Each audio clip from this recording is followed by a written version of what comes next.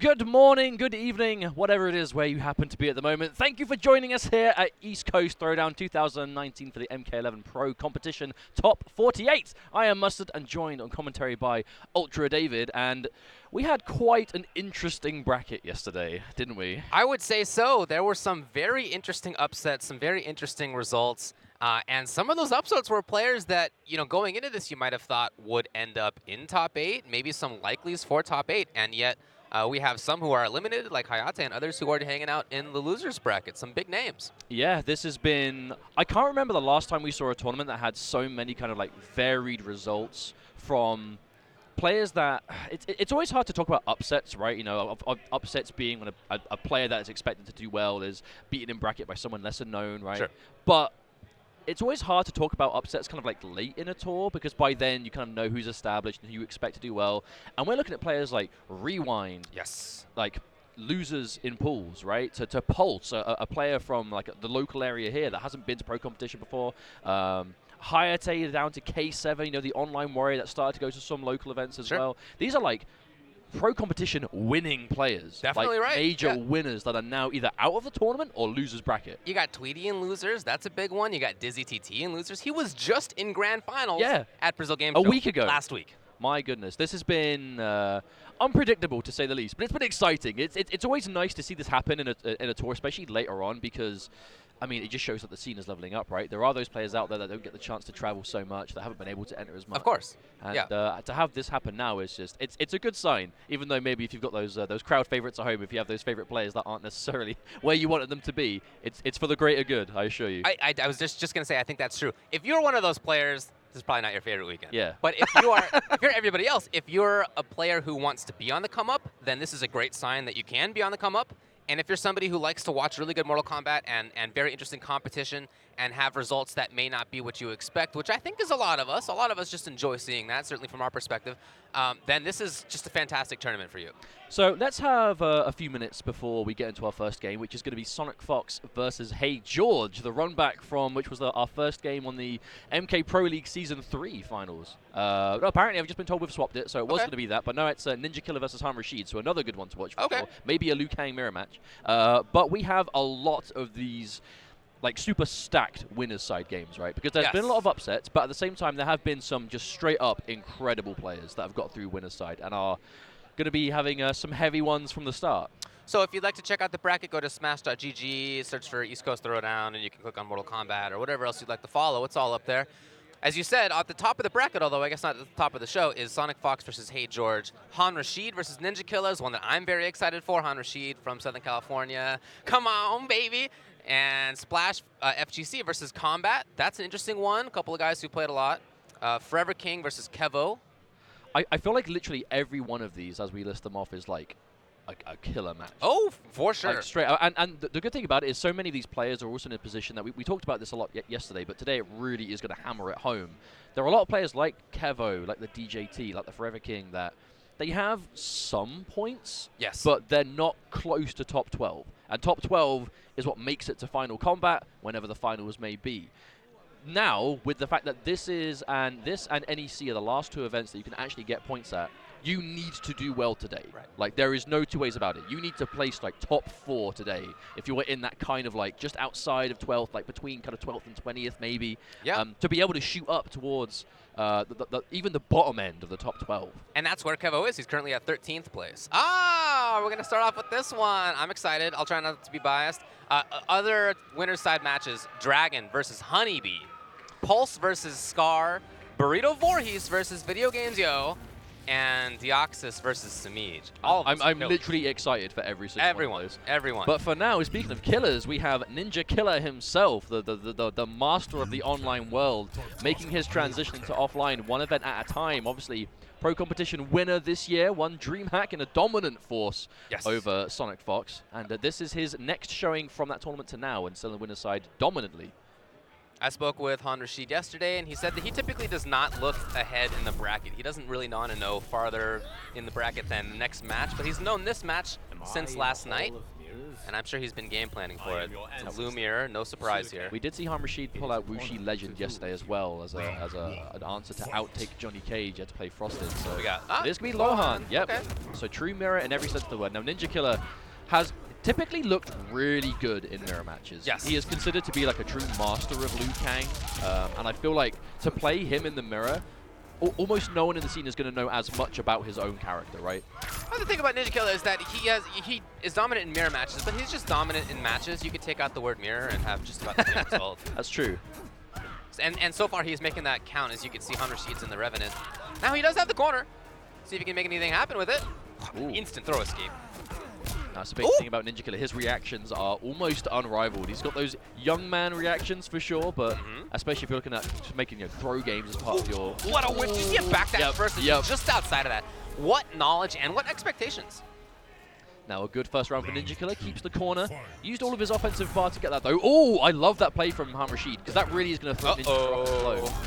Okay, not a ton of bar there.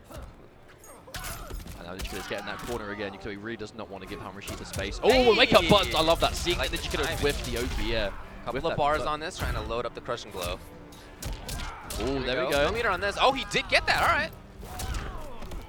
Didn't have the bar to get anything more, but at the same time, corner carry. Wow. All of a sudden, after a couple of mids, he nevertheless ducked. It's hard to do that against Liu Kang as well. Character with that many mids, just holding down is a big decision. That fatal blow is there for Rashid. It will do it. Oh, okay. Caught just a preemptive Ninjakilla on the way up of a jump. It's very rare that you see a jump get hit on the way up. It's actually right on the margins right here. You can see where it started. Is it going to kill? I don't know. Just enough, just enough. Oh my God. I think that may have came down to the little mini game. I think it was. I think it was. We did see both a shield and a skull. That's a good win for Rashid though. Oh yeah. Lining things up. Loses the fatal blow, but absolutely worth it. Oh, max range anti-air. Good stuff from Rashid. Yeah, surprised to see that jump actually from Ninjakilla at that range. I don't know what he was looking for specifically. Ooh, the okay, let's go, Han. Oh, Rashid losing a lot of damage there with the crushing blow. Hasn't got much resources to fall back on, but the longer he blocks his pressure, the more it will come back.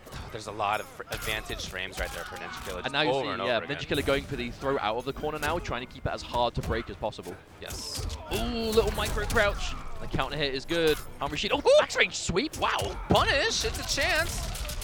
And he now has the crushing blow loaded. He was making a big read right there. That would have won the game, actually. I think it would he had the bicycle kick crushing blow, so if he got that, he had the bar to launch. Obviously, the good thing about parrying a wake-up with Liu Kang for the crushing blow is it's a guaranteed combo, because the wake-up costs spar, right?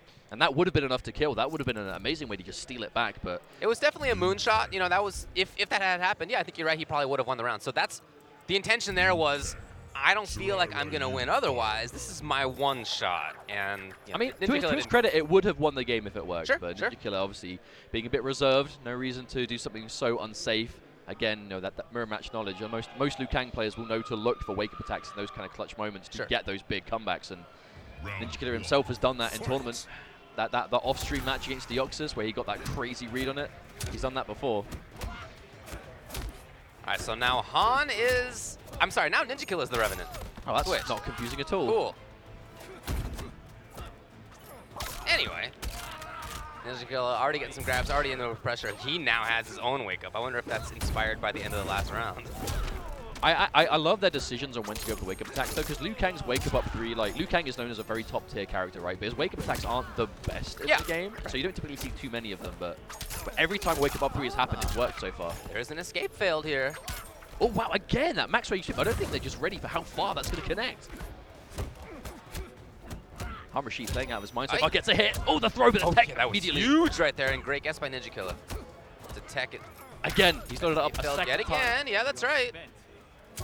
Oh, wake up buttons, and instantly into the fatal blow. Now, this, too, is going to be pretty close. I'm seeing some shields. I actually don't know if this is enough to kill. Yeah, this doesn't scale that heavily, but I don't, that's definitely not enough. Definitely not enough. Okay, so Ninjakilla's fatal's gone. Already blow Rashid. Oh! It wasn't! No! Oh, man! Oh! The calculations from Ninjakilla just keeping himself alive. Rashid now back to the wall. Doesn't have safety. There's match point for Ninjakilla. He does have the throw crushing blow ready, but Ninjakilla is going to know that. Yeah, Ninjakilla's already teched. Ooh, he tried to go for that late anti-air, but the wake-up buttons once more. That's standing. 1, 2. Oh, punish! Yes, he's there. Opting not to use the crushing blow either. Wanted to save that before he's got no breakaway. Ooh. Beautiful. He's going to load up here as well. Okay, this is a big fan Rashid. He has the bicycle kick, crushing blow. The throw one going to be used. Bang! That's a huge amount of damage gone. Great round by Rashid right here. Ooh, but that said, Ninjakilla's got the corner. He doesn't have fatal blow though. That instant comeback mechanic is kind of gone now. There's going to be quite an honest comeback. Oh, the wake up jump is big. No, it wasn't enough, and that's not good. Uh-oh. Oh, he's in trouble. There's there a bicycle kick on this? No, he's out. He's out. The grab, it's not enough to kill though, and there's Ninjakilla's grab immediately after, and he sends Rashid to losers right off the bat today. I mean, that was a 2-0, but that was close, dude. That was absolutely by the wire. Rashid, he had so much resources ready to go. That crushing, as soon as I saw that crushing blow throw connect, I was like, right, that's probably his round, but can't count out Ninjakilla, man. He just has that X factor to him. Moving on in the winner's bracket. Yeah, he's somebody that, you know, we all expect to go very far. Yeah, I would argue a favorite to win for a lot of the fans at home. You know, he has a lot of supporters. I'm sure you're out there in Twitch chat wanting to see Ninjakilla do well. Of course, you know, he has newly sponsored as well. I say newly sponsored over the last couple of months, I suppose. But of course, CGL, they've picked up a lot of players at the moment. Obviously, Dizzy TT. I don't believe he's CGL particularly. I think they're kind of like linked together. But Dizzy and Video Games Yo, of course, getting the same kind of support. Tweedy, Gambler. Yeah, Gambler, Slayer. You know, and the list goes on. They really have kind of invested into the scene quite a lot right now for these younger players that want more opportunities to kind of compete. And the proof is in what you see, right? They get far in tournament, they win, they get grand finals, top 8, all the in between. Well, Ninjakilla's on his way to top 16, so he needs to win one more. He'll be in top 8. So that means we'll be seeing Ninjakilla again in a few hours' time when we start that block. So we'll be getting through these winners' matches. Of course, there'll be losers' matches getting played off stream as well, so we won't be able to see all of them, unfortunately. But as is the way. But for now, we go on to, yes, this is a match that a lot of people have been excited for, as I do believe these actually two players do play together a lot. They do. Like training partners. It's going to be Splash versus Combat. Splash, one of the more local boys to the East Coast, doesn't really get the opportunity to travel too much, but really makes it count when he can. Bringing that really strong Lotus Fist. Kung Lao yesterday against Dizzy TT, winning his pool in dominant fashion by defeating Dizzy, and Combat winning his pool by beating Biohazard, playing a lot of variation 3s. Combat really, he's been known for a wide character pool for a long time, but this tournament I feel like he's really just having fun with third variations, you know, really catching people off guard, doing some genuinely cool stuff. We've seen variation 3, you know, Shang Tsung, Geras. We saw him play Outtake Johnny against Bio. Like, he has been definitely grinding these third variations and seemingly really enjoying them. Before he went up against Bio, I was sitting with him in the crowd, and I asked him which character he intended to use. And he just looked at me, and he shook his head and smiled, and he was like, I don't know.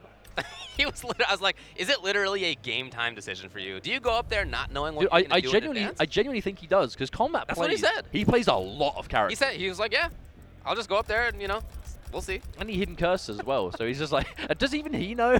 Does he like just random? He's hidden cursor and then he just like lets fate decide. Right, yeah. We did see him with that third variation Shang Tsung. It did take the first game. Bai was playing Ratbag Kano as well, so variation 3 Kano was on display.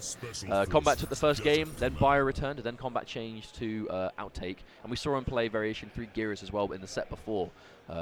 As to what he'll play now, I have genuinely no idea. Yeah, I don't know either. Again, these guys do play a lot. This is just a button check, I'm sure. Yeah, absolutely. So for Splash, it's going to be Kung Lao. That's the only character that I've seen him play in top-level competition. I know he dabbled with Collector once upon a time, but I think he really has settled on Kung Lao. I saw him at like an NLDC playing that or something, but in terms of the serious time, I've only ever seen Kung Lao. But he was like looking really good yesterday. It wasn't just like, it's Kung Lao. Like, Splash really is one of those pioneers of Lotus Fist. You know, has been playing it early on. We saw him have a really good performance at a regional event earlier this year. And he's kind of gone from strength to strength, really. Like I said, he hasn't really had a chance to compete too often, but whenever he does, he seems to be looking really solid. Wasn't really considered like a really top-level player in the Injustice 2 days, where he kind of first came into the scene, but has really gone from just point to point with MK11. That's how it happens every game. Every game that comes out, there's somebody who pops in from the online scene into the offline scene. That's happened every time, and he is one of the guys. I feel like ECT has been doing that a lot this year. Like this entire tournament, there's so many of these like known for online players or lesser known players that are just coming into this tournament and just having an amazing performance. But of course, it's going to be a hidden cursor from Combat. We saw him do this a lot yesterday, which I think is underutilized. And it's going to be Geras. Which one though? There's 3. Eternal. It is Eternal. 3 Geras, so he's got the statue in this one. He has the reverse time as well. We'll see if that makes any usage. He didn't use it a single time yesterday, but it seems like one of those moves that's like super situation. Yeah, I would say it's like a longer term thing. We'll sort of figure out how to use it later, maybe. Yeah, for sure. But the whole point of this variation really is that sand simulacrum, the esports teleport. There's the 2 uppercuts, big damage in the corner. Just ending it. Simple combo, universal stuff, but decent damage. Yeah, I'll say. There it is. So you can explode that whenever you want, or you can teleport to it. There's a lot of utility in it. Oh, wow, all right. So there's the utility is movement, the utility is pressure. There's a lot of frame advantage when that gets blocked. We might actually Big see it used here. Yep, that's So here's the mix-up. Okay, yes. And the hit confirm. Oh, no! Yep, if you disrespect, you can hit confirm it into the explosion, and on block, you could be plus. On block, you can just do forward 2 into command grab. Yep, there's so many layers to that. You cut your damage with the temporal stun, but your options off of it are terrifying. Ooh, okay. He's really nailed that a couple of times. Curious. And this does prevent. Now you have to spend a bar to explode it, but it does control a lot of stage. Ooh, patience there by Splash. But this is where it gets scary because you realize that you have this crazy sand simulacrum option with the universal stuff that Geras has, right? Like his universal buttons. Oh, choose up the up 2. Oh no! Splash. Oh, okay. There's the counter poke. Here we go. Splash has been so good at hit confirming those orbiting hats. It's really not easy to do that. Dashing. Wow. Okay. Some of these things that are happening on screen, I feel like are the things that happen when 2 players play a lot. Yeah, for sure. Some of these jump timings. I wonder if they're even playing the matchup here. It's more so that's just Splash playing combat, right? For sure. Oh, okay. Oh no! Ooh, that was not imagine that was on purpose. Big call out if it was, but not going to work. That's going to be a full combo. This does scale quite hard, but the question is, will it be enough? You can kind of tell from the first couple hits. No, it's not even close. But it will keep him the lead at least. Obviously, Combat sitting on one. He got the round 1. Now he's got to worry about this fatal blow. Oh, this is probably it. Yeah, it goes directly into fatal blow. I like it. That's definitely going to take the round. Fatal blow, pretty much. So they're going to be same resources. Combat had an advantage most of that round. Yeah, definitely. I think that's also why he went for the fatal blow too, knowing it wasn't going to kill, just to be like, well, you know, I'm doing well here, going to keep the ball rolling, you know, do a decent amount of damage here, huge chunk. But then lost the round, unfortunately. Big read on that instant jump. Splash. Will he set it up again? Yes. Will. Oh, the read right there. That's actually the second time that Splash has done that. That's the second time that Combat has enforced that mix-up, and the second time Splash has done something. First time he got tagged by the 4-2 trying to jump and made the same read this time. But that's it, right? You have to call it out sometimes. Splash, big combo here. Didn't have the bar to extend. Gonna go for a neutral jump. Trying to get that pressure going. And just out of there's Combat. No buttons even. No, Splash went for, you saw him unblock and reblock. I think he went for a flawless block. Combat with the empty jump, trying to call it out, I think. Now, this is a comeback that Combat needs to make, but throw, pressure. Oh, okay. Oh, would have been weird to convert. I like how Combat is backing off here. He's really trying to anticipate. Yeah, this variation, I don't know that you would call it zoning, but it does control space in some ways. Especially when, like, this isn't a mammoth amount of health. Bring back. Wow. Yes, jumped right on over. A clean jump in. Combat went for the sand at the wrong time, and Splash with that just clean jump too. Going to make him pay the price. Now, Combat almost certainly to switch. It's very uncommon to see him stick with the same character over and over again. One of the benefits of knowing so many characters is being unpredictable, but in a 2 out of 3 setting, yeah. I mean, Johnny wouldn't be a bad shout, but oh no, he's actually going back to Eternal. Well, yeah, he is. I guess. It's hard to call, right, with Combat, because he plays so many, not only characters, but like multiple variations per character as well. I feel like it's to come up against him, it's really hard to prepare for, well, who is he going to play? You know, if he's in my path. There's a benefit to the player of that. On the other hand, there's the downside of always second-guessing yourself and not being sure which character to go in with. Especially in a 2 out of 3, too, when you don't have a huge amount of wiggle room to make what could be a big mistake. For sure. If it's the wrong character or the wrong variation. There's so much to take into account, which is, I think, why we're seeing Combat take his time, you know, in between Splash as well, giving himself a moment. Splash looking good, but 2 out of 3, Combat just needs 1 game to tie it up. Towards the end of that round, I really liked the movement that we started seeing out of Splash. Just a little bit of walking and then a dive kick, right? Nothing that was too committal, but it was stuff that would get over Sand Trap. And ultimately, that's how he took the game. Also mixing up, like, sometimes it's going to be an empty jump, sometimes it's jump attack, and then it's like instant dive kick, right? Yeah. That's the benefit of Kung Lao. Whenever he leaves the ground, you kind of have to guess, well, what is he going to do up there? Depending on how much life he's got left, how much can he afford to take the risk. Now we're going to see Splash. Use the deep jumping advantage, go for the throw. Ooh. Ooh. Oh, nice. And there it is. Shout out to the hitbox on that. Low-key, one of the better things that Kung Lao could do in this matchup is Body Splash almost doesn't work because of that down 2. You can do it really late and still anti-air, anti-cross-up. It's one of the better uppercuts in the game. But this has been a huge round. Here. Yeah, and ready for the tech even there in that situation. Punish. Okay, the knowledge. Yeah. Setting out the dude. Here as he's posing for his player Explode? photo. No, not quite there. Oh, teleporting. The movement. It's so rare you actually see that used for the teleporting feature. Mainly used for the pressure. Yeah, right there. And again, that is big frame advantage. He's just threatening. Splash playing patiently. I like this from Splash. Look, he's got a life lead. A little bit of chip is not that big of a deal for him. And a punish! There is no breakaway here either. This is going to be the round. Splash, the patience. I feel like Splash spent like 20 seconds doing nothing. Well, just jumping around to avoid chip damage and just waiting. I think you're absolutely right. And I think that for combat, he started to get the feeling that he needed to escape. That slow approach was causing him issues, mentally at least. Oh, wow. That was a cute juggle. Catching the explosion. Just wants to cut off the screen. No, it was way too late. And now no defensive bar. This is problems for combat as he's in the corner. Oh, that's a huge amount of damage as well. 350 into the neutral jump. Escape failed. Uh-oh.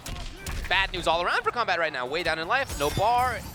Crushing blow throw ready and waiting for combat. He Yeah, sees it coming. Big damage on the way. Oh no, dropped the ender. I mean, but still, most just like damage. that, combat's back in this thing. Wow, that was 2 combos back to back, and you can't break away this. They're not even going to try. I mean, could have there, but decided not to. Yeah, well, if he had broken away, he might have survived. He had the fatal blow, so maybe, but the safer bet was to keep it for sure. Of course, yeah. Obviously, he has It's up still on the match game, point. so yeah, for sure. Does have the breathing room, doesn't have to make too much of a big decision there if he doesn't want to. Combat again, trying to... Oh, that was but so again, good. It's that movement from Splash that gets him back in. Oh, okay, there we go, the counter poke. The hit confirm on the spin, or the orbiting hat, I should say. Yes. Combat taking his turn back. Okay, set up. What's the mix-up here? Again, that's big plus frames, but a jump must have expected a grab. Speaking of which, body splash, out of nowhere, combat, didn't have the bar, so just going to take the backbreaker. Decent damage for what it is. Now Splash still trying to make it happen here, and he's there on the punish. He still has the crushing blow throw as well. We saw combat beat it with a neutral crouch, it wasn't a tech. Where's combat going? He has the fatal blow, so this is very He's really moving in there. Yeah, you can see Splash does not want to move errantly right now. Dude, Splash has just held block for like 10 seconds. He hasn't done anything at all. Finally, his Oh! he steals a turn after 20 seconds of no buttons at all. All of a sudden, the flurry, and it's exactly what he needed. He sends combat to losers. Now, that was so good because not only did Splash do that after doing literally pressing nothing for like 10 seconds, the orbiting hat costs a bar of offense and defense. Yeah. If you amplify the orbiting hat, it costs everything. Right. He spent the farm, and then because you're safe but minus, counter poke with the fatal blow. That was the most expensive single read I think Kung Lao can possibly do. It costs all of your bar, both sides, and fatal blow, and it worked. That was so... I don't think we'll ever see that again. That was definitely something that happens when two people play each other. Yeah, 1000%. That For was, sure. oh my god. Oh, man. Oh my god, that was a perfect end for Splash. Woo, yeah, a little error there. But in general, I really liked Splash's movement. I loved his read on those mix-ups with the statue, right after temporal advantage. That is a strong mix-up. It's just that we saw Splash guess right, I think almost every time. There might have been one time he got hit. Other than that, The very first time he got hit by a mid trying to move out, but then the second time he jumped a throw. Third time he jumped the plus frames and won. So he was right on the money. Again, when you do play someone as many times as these guys play, those kind of mix-ups become, you know what players will favor. Maybe they'll prefer one option over the other. And I definitely got the vibe that's what we were seeing there. Yes. But oh my god, I still can't get over how that the ended. way this ended here. Yeah, and you know, at the same time, combat was making some good reads here. Oh, and for there. sure, that was a good set. Another one of those 2-0s, but not really, because like it was close enough that you would never have guessed it would have been a 2-0. Right. My goodness, I can't believe it. Splash, I mean, you have to commend this man's patience. There were so many situations in those two games where he would just be content. Here we go. He's blocking it out. He's blocking it out. Uh-oh, Oh, uh-oh. that was a counter hit too. Yo, combat was definitely doing something after my that. goodness. Of course. That was, of course. Oh, that was. I literally don't think we are ever going to see that again.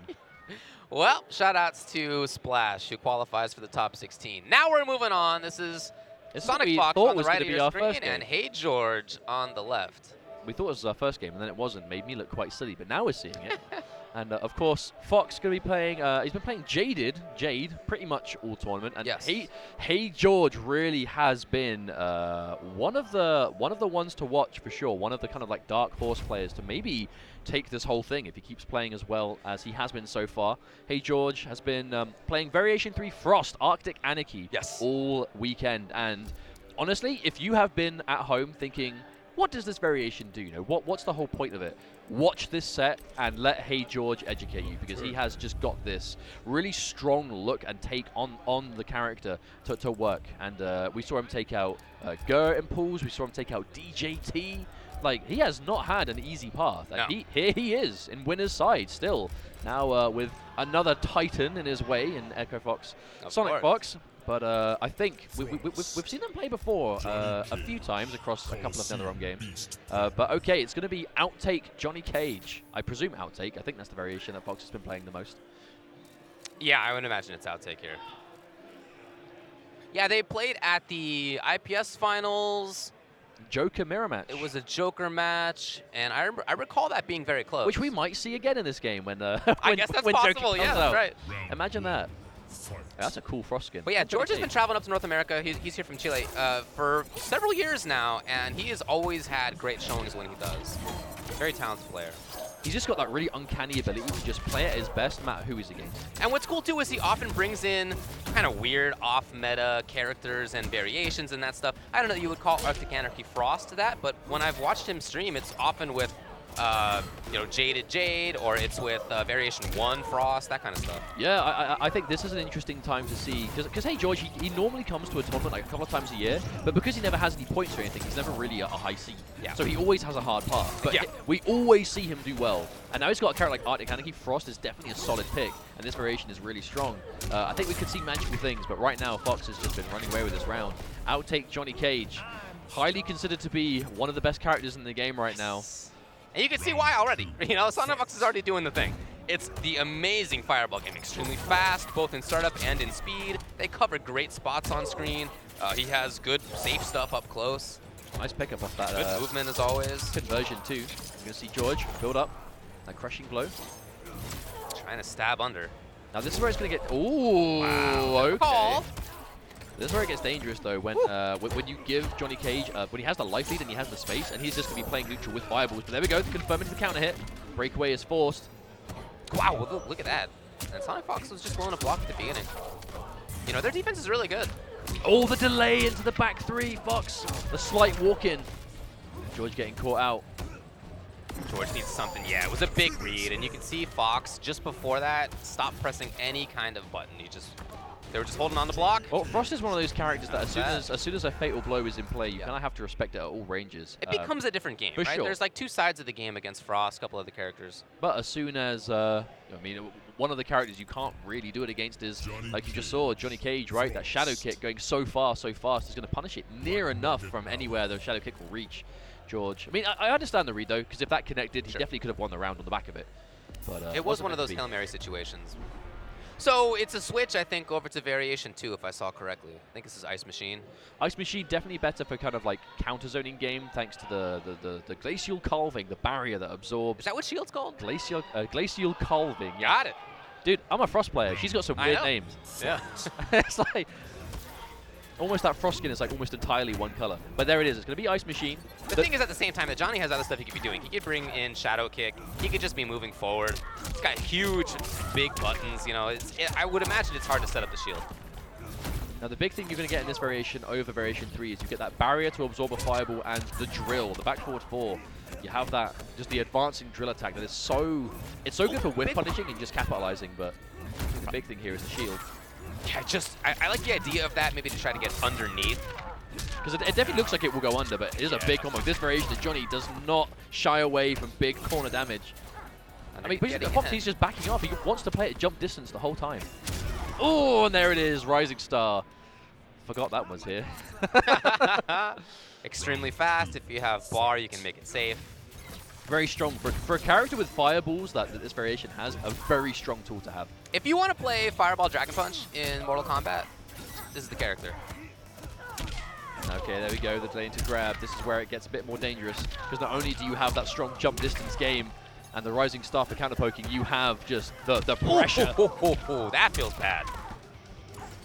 Oh! Aye, Fox absolutely ready, and George gets out, but for how long? Not very, and Fox immediately takes it, I think, with an F. Maybe not. We Maybe see the this- mercy. Oh, Come no! on! Oh, no. Didn't miss I the can hear beat. the crowd murmuring. Hey! No! Oh, And the first chance game. was there. I don't know how big of a chance that would have amounted to. Okay, anti-air. Okay, plus frames. Okay, another grab. Okay, is George going to make this comeback? I mean, he's got the fail blow. It's possible. You see Fox know that and is just blocking it out right here. Oh, and Fox, the second he sees the barrier, we're going to be getting that Rising Star counter poke. Had the bar to make it safe, why not? And credit where it's due, George. I mean, if we saw Sonic Fox Mercy and lose a round, that would have been one of the stories of the weekend. Oh, yeah. Well, of course, not the first Mercy we've seen this weekend. No. We did see Kerbalicious yesterday against Silvereye.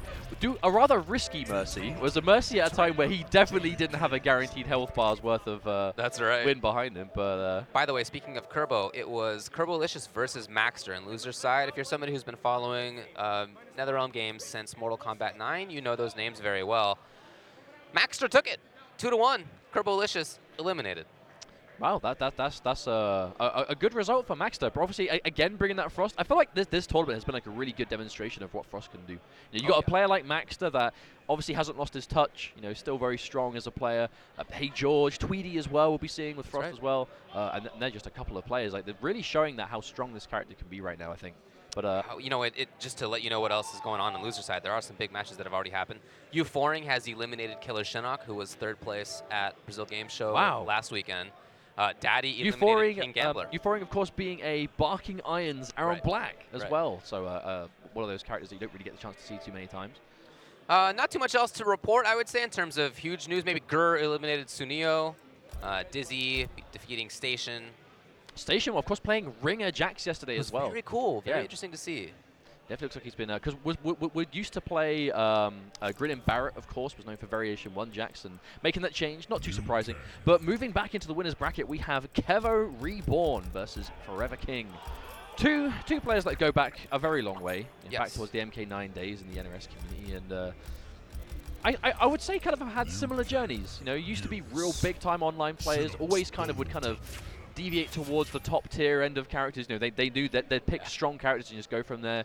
Very similar play styles as well, Kevo and Forever King. They just have slightly different character choices now, whereas Kevo known really for kind of Sonya, we've seen him play Jackie, Liu Kang now as well. He definitely continues to do the top tier style of play. Not that King's not. I mean, he's been playing Gira since the game came out. But that's actually quite uncharacteristic for King, though. Normally, by now in a game's life, King has a couple of characters to go to. But in this game, he's pretty much only been Infinite Ward and Geras, and that's it. That's true. That's true. In the past, I mean, he's rarely played weak characters, you know, but he does oftentimes have characters that he likes that are good. He would like to play Shao, and though I don't think Shao is bad, I'm not sure that it fits King's playstyle. Yeah, that's the big thing about Shao Kahn, right? Shao Kahn has a very, I don't want to say one-dimensional, but a very set way that makes him work competitively. You know, when you're talking about tournament play, the style that we see, for example, you know, VGY, Video Games Year, really is the one that we see, and we'll be seeing him later on, I'm sure. Yep. But for now, it is going to be Geras for Forever King. It's going to be Geras versus Liu Kang. Kevo. Two very strong characters, no doubt about it. Absolutely. Both are look at them. Both definitely nerfed in the most recent patch as well, of course. Liu Kang getting that nerf forward 4. Geras not having the charge gauntlet stuff anymore. I mean, literally 2 frames slower on forward 4. It hurt some of his combos, and the forward 4 isn't quite as good, but it definitely still works. Once they've blocked it, the mix-up isn't the same for the most part. Right.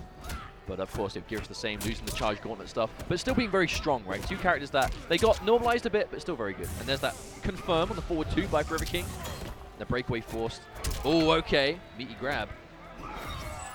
King still got the corner here. Ooh, yeah, loops it. That's the thing about Geras. Doesn't matter where he throws you, he's in your face afterward. There's 1000% the Forever King style, right? Like, he just walks you down, reacts to whether you've delayed your wake up or not, and it's going to be mid or grab. I love that basic mix-up. It's just very basic, you know? But and it works. It's good, yeah. And if you decide to block the forward 2, I mean, he has the flawless block potential. He's safe, of course. Yeah. Technically, the only version of it that's unsafe is the grab, but to just hold the grab and crouch at Geras, like, you're putting life on the line. He does. He had just built the crushing blow and immediately uses it. So important round to win now for Kevo. Do not want to give up resource like that without it counting. That fatal blow there for Forever King. Forever King has definitely been one to kind of. You know what's interesting though is that Kevo is still just throwing fireballs. If King uses it right now, I think Kevo would consider that fine. No, a huge chance. Now, still a small chance here for Forever King. It certainly can be done. Yeah, and he's beginning it. One throw at a time, dude. What's the mix-up? Fatal blow is there for King. The So throw escape. looking for the jump. Very nice read by Kevo. definitely one of those anti-airs that you kind of have to preemptively do with the body splash. Unless you have like the Frost-esque down 3, right? You kind of need to know the body splash is coming and then just down 2 instead. No hit confirm. Unusual there for Kevo. That forward 4 quite confirmable by itself. Here it is though. I love that. Empty jump into buttons, knowing that Forever King was likely to move in Punish. very late. And just like that, where is Forever King's health bar gone? Right, I know. It's just disappeared. Blink of an That eye. can happen. Trying to find those. Oh, I think that was probably supposed to have been a dragon kick. Yeah, definitely seemed it. Okay. Got him though, and now as a result, Forever King is right back in there. That's infinite warding Geras. Oh no! Now this is gonna be King in big trouble. Even Chip. Oh, we went under Forever King. The knowledge, the patience to just crouch under. Oh boy. King cannot get touched. Oh, and there it is, the standing one. Kevo sticking it out. I mean, he had the bar. I don't think that was killable health yet, even if Forever King went for the fatal blow. Wasn't meant to be yet. But Kevo going to be taking a good game 1. One of the things we're seeing from like every Liu Kang player though this weekend is just wake up stand 1, because the whole string moves him so far forward. It's so fast. If you are even remotely off the ball with your meaty pressure, with your empty jumps, with anything at all, Liu Kang can just stick that string out. He's got a billion years to hit confirm it, does decent damage, builds towards that bicycle kick, and Kevo is really making the most of it. Unfortunate error. Oh, nice. That was a flawless block attempt if ever I've seen one. Yep. Trying to load up that crushing blow as soon as he can. You need 3 of those before you can use it. Whoa! Ooh, Kind of a read right there, yeah, I'll say. Kevo actually didn't have the bar to launch off it either. That was like the lowest possible reward for that parry there. Ooh, a chance. Hold it down 1. He does keep There's going. the third. Another one spent, yeah. So next time that bicycle kick hits, it's for big damage. We'll see though if that even comes this round. King is going to get one more chance here to try to seal it. Well, string into fatal blow will take it, so I wonder if Kevo's going to opt to go for the read here. Oh, crush! Oh, that kill? Nah, not quite. Oh, he was fishing for it. Yes, absolutely. And down to hoping that King would come in with a high or a grab, and none of that happened. It feels like whenever we see a Geras player opt to go for the the forward 1 grab 4 crushing blow, that changed to be that you have to do it near the corner. Whenever we see a Geras player go for it, I feel like it doesn't really add that much damage. It tends to be at the end of combos, yeah. When it's done early and you get that big, meaty payout, for sure, but at the end it doesn't seem to add too much. Oh, there's a noise again! Yep, that's the second time. King has been consistent about that, yeah, very nice to see. If there's one thing King is always good at in NetherRealm games, it's matchup knowledge for the best characters. He knows he's going to fight them, and wow, Kevo with a big read! We've seen him try that a few times. And there we go again, the throw. Kevo, he's looking to claw this one back. Forever King starved on resources. Now, if he finds a hit confirm, he's definitely going to take it here, so King blocks it out. Oh, confirmed fatal blow. I feel like that would have worked. Yeah, for sure. And he did not do it. Oh, wow. Speaking of fatal blows. Yikes. Kevo with the wake-up attempt, but the body splash too good. Gets out of the way, and that's going to be an easy whiff punish. Forever King with a slight misplay, not confirming into the fatal blow earlier, but still won the game on it. I think it's important to be able to do that, to recognize that you've not done something exactly right. It wasn't like he made a, he did something bad because he still got the hit. He's still like got a the small knockdown. brain fart, right? Yeah, for sure. But obviously, in that situation, the loss could have very easily have been Kevo stealing the round back. But to be able to stabilize it and go like, oh, never mind, I'm still good. Especially now we've tied things up here. Forever King playing clean. Obviously, didn't have the showing he wanted at Brazil last week. Right. And the kind of player that King is, he's going to come back immediately a week later and be like, nope, back on top form. He did not make it out of pools in that. Extremely strong event, though. Oh, for sure. Latin America, no slouch when it comes to Mortal Kombat. There's the grab again. The mix-up is enforced straight away. What a jump. Hang on a minute, though. Gutsy move by Kevo, and he's got the corner. And he's very patient with it, just in case maybe up 2 or 3. Forever King safe on that, of course. And now you see Kevo trying to take advantage of the situation for himself. He's got a lot of frame advantage and moving around. Yes, again. Wow, even the down 1 there. But that's it, right? That's the read. Liu Kang is standing 1-2. It's plus, but If you read another high, you can poke. Ooh. Jumped out. Now there's a fatal blow. Kevo, very He might be dead. the He's dead. He's going to go for the better spikes and fatal blow. He's probably dead on this. I would think. We'll see if he does it. Yes. Yes. That has to be enough. I'm sure it does, yeah. Kevo not having the breakaway It kind of is stealed his over. fate Yeah, there. all right, Yep. so it's match point king. Despite the shield. Doesn't even matter there. And this is a big match because both King and Kevo, they're in a position that a good placing here will get them in the top 12 if they do well enough in this tournament. Yeah, it's very important for Kevo, who's in 13th place overall. As you said before, you need to be in top 12. Yeah, for sure. Like to knock the other into losers now just makes your chances of doing it all the better. This is a crucial match for both these players, more so for Kevo being closer. Oh, what a call out! Out of there is Kevo, and yet Forever King still in his face. Oh, yeah. Keep it up. These are two characters. Unfortunately. These are two characters that it is not easy to neutral crouch them. They have so many hit confirmable mids, but there is just a testament to the reads that these players are making. Getting close here. Kevo does that fatal blow, of course, but King, will he go in here? Oh! He went in for the grab. What a call, and that's going to do it. He sends Kevo to loser's side. That's a big loss for Kevo to take, being that close to top 12. He needs points, and he needs as many as he can get. King giving us that cheesy smile. Forever a showman. But, I mean, what a perfect way for that game to end, right? The Forever King, the basic Gearus mix-up, throw on mid. And he went for it the whole game. He has this uncanny ability to just force you to deal with it no matter what. Even if, like, for example, what did we see at the start there? We saw King get a knockdown, went for a meaty grab, and Kevo jumped out and took, like, what, 300 damage from him? Right. But King is just like, he understands that that's the mix-up. Sometimes it's going to work, sometimes it's not. So the confidence to just enforce it is admirable. But moving forward, we have, unfortunately, a Beast Coast team kill incoming. Both between Dragon and Honeybee. Honeybee having quite the performance yesterday, taking out Nikki and then Killa Shinnok to win his pool with that noob Cybot. Honeybee forever looking like he gets better and better every tournament. Dragon, of course, needs no introduction. One of the absolute best players in the world, but historically Dragon has had the better showing when they've faced off in events. Yeah, most recently they played at EVO 2019. That was in top 32 winners, which is where we are here as well, and it was 2-0 for Dragon. These are two guys who have had a lot of success in the past. Dragon took off most of the end of Injustice 2's life, was doing other stuff, and came back for MK, and to nobody's surprise at all, was immediately one of the best again. I feel like it's a blend of Dragon kind of feeling that fire that made him want to compete in the first place. Because Dragon has had a very public kind of journey with fighting games, where he started in MKX, of course, kind of came out of nowhere, wasn't a threat straight away, but very quickly became a huge force to be reckoned with. Injustice 2, of course, won EVO, won E-League, had these huge accolades that he hadn't quite been able to achieve in MKX. Of course, was known for a lot of success, but not quite that level. Yeah. But then decided to take near enough like a year-long hiatus. Was just like, I've achieved what I wanted to achieve. I'm going to take a break. Maybe play some other things. Dabbled in like a bit of Soul Calibur. He did. And had a good time there as well, and some other games. But decided that he was going to come back in full force for MK11. Went straight to Cetrion.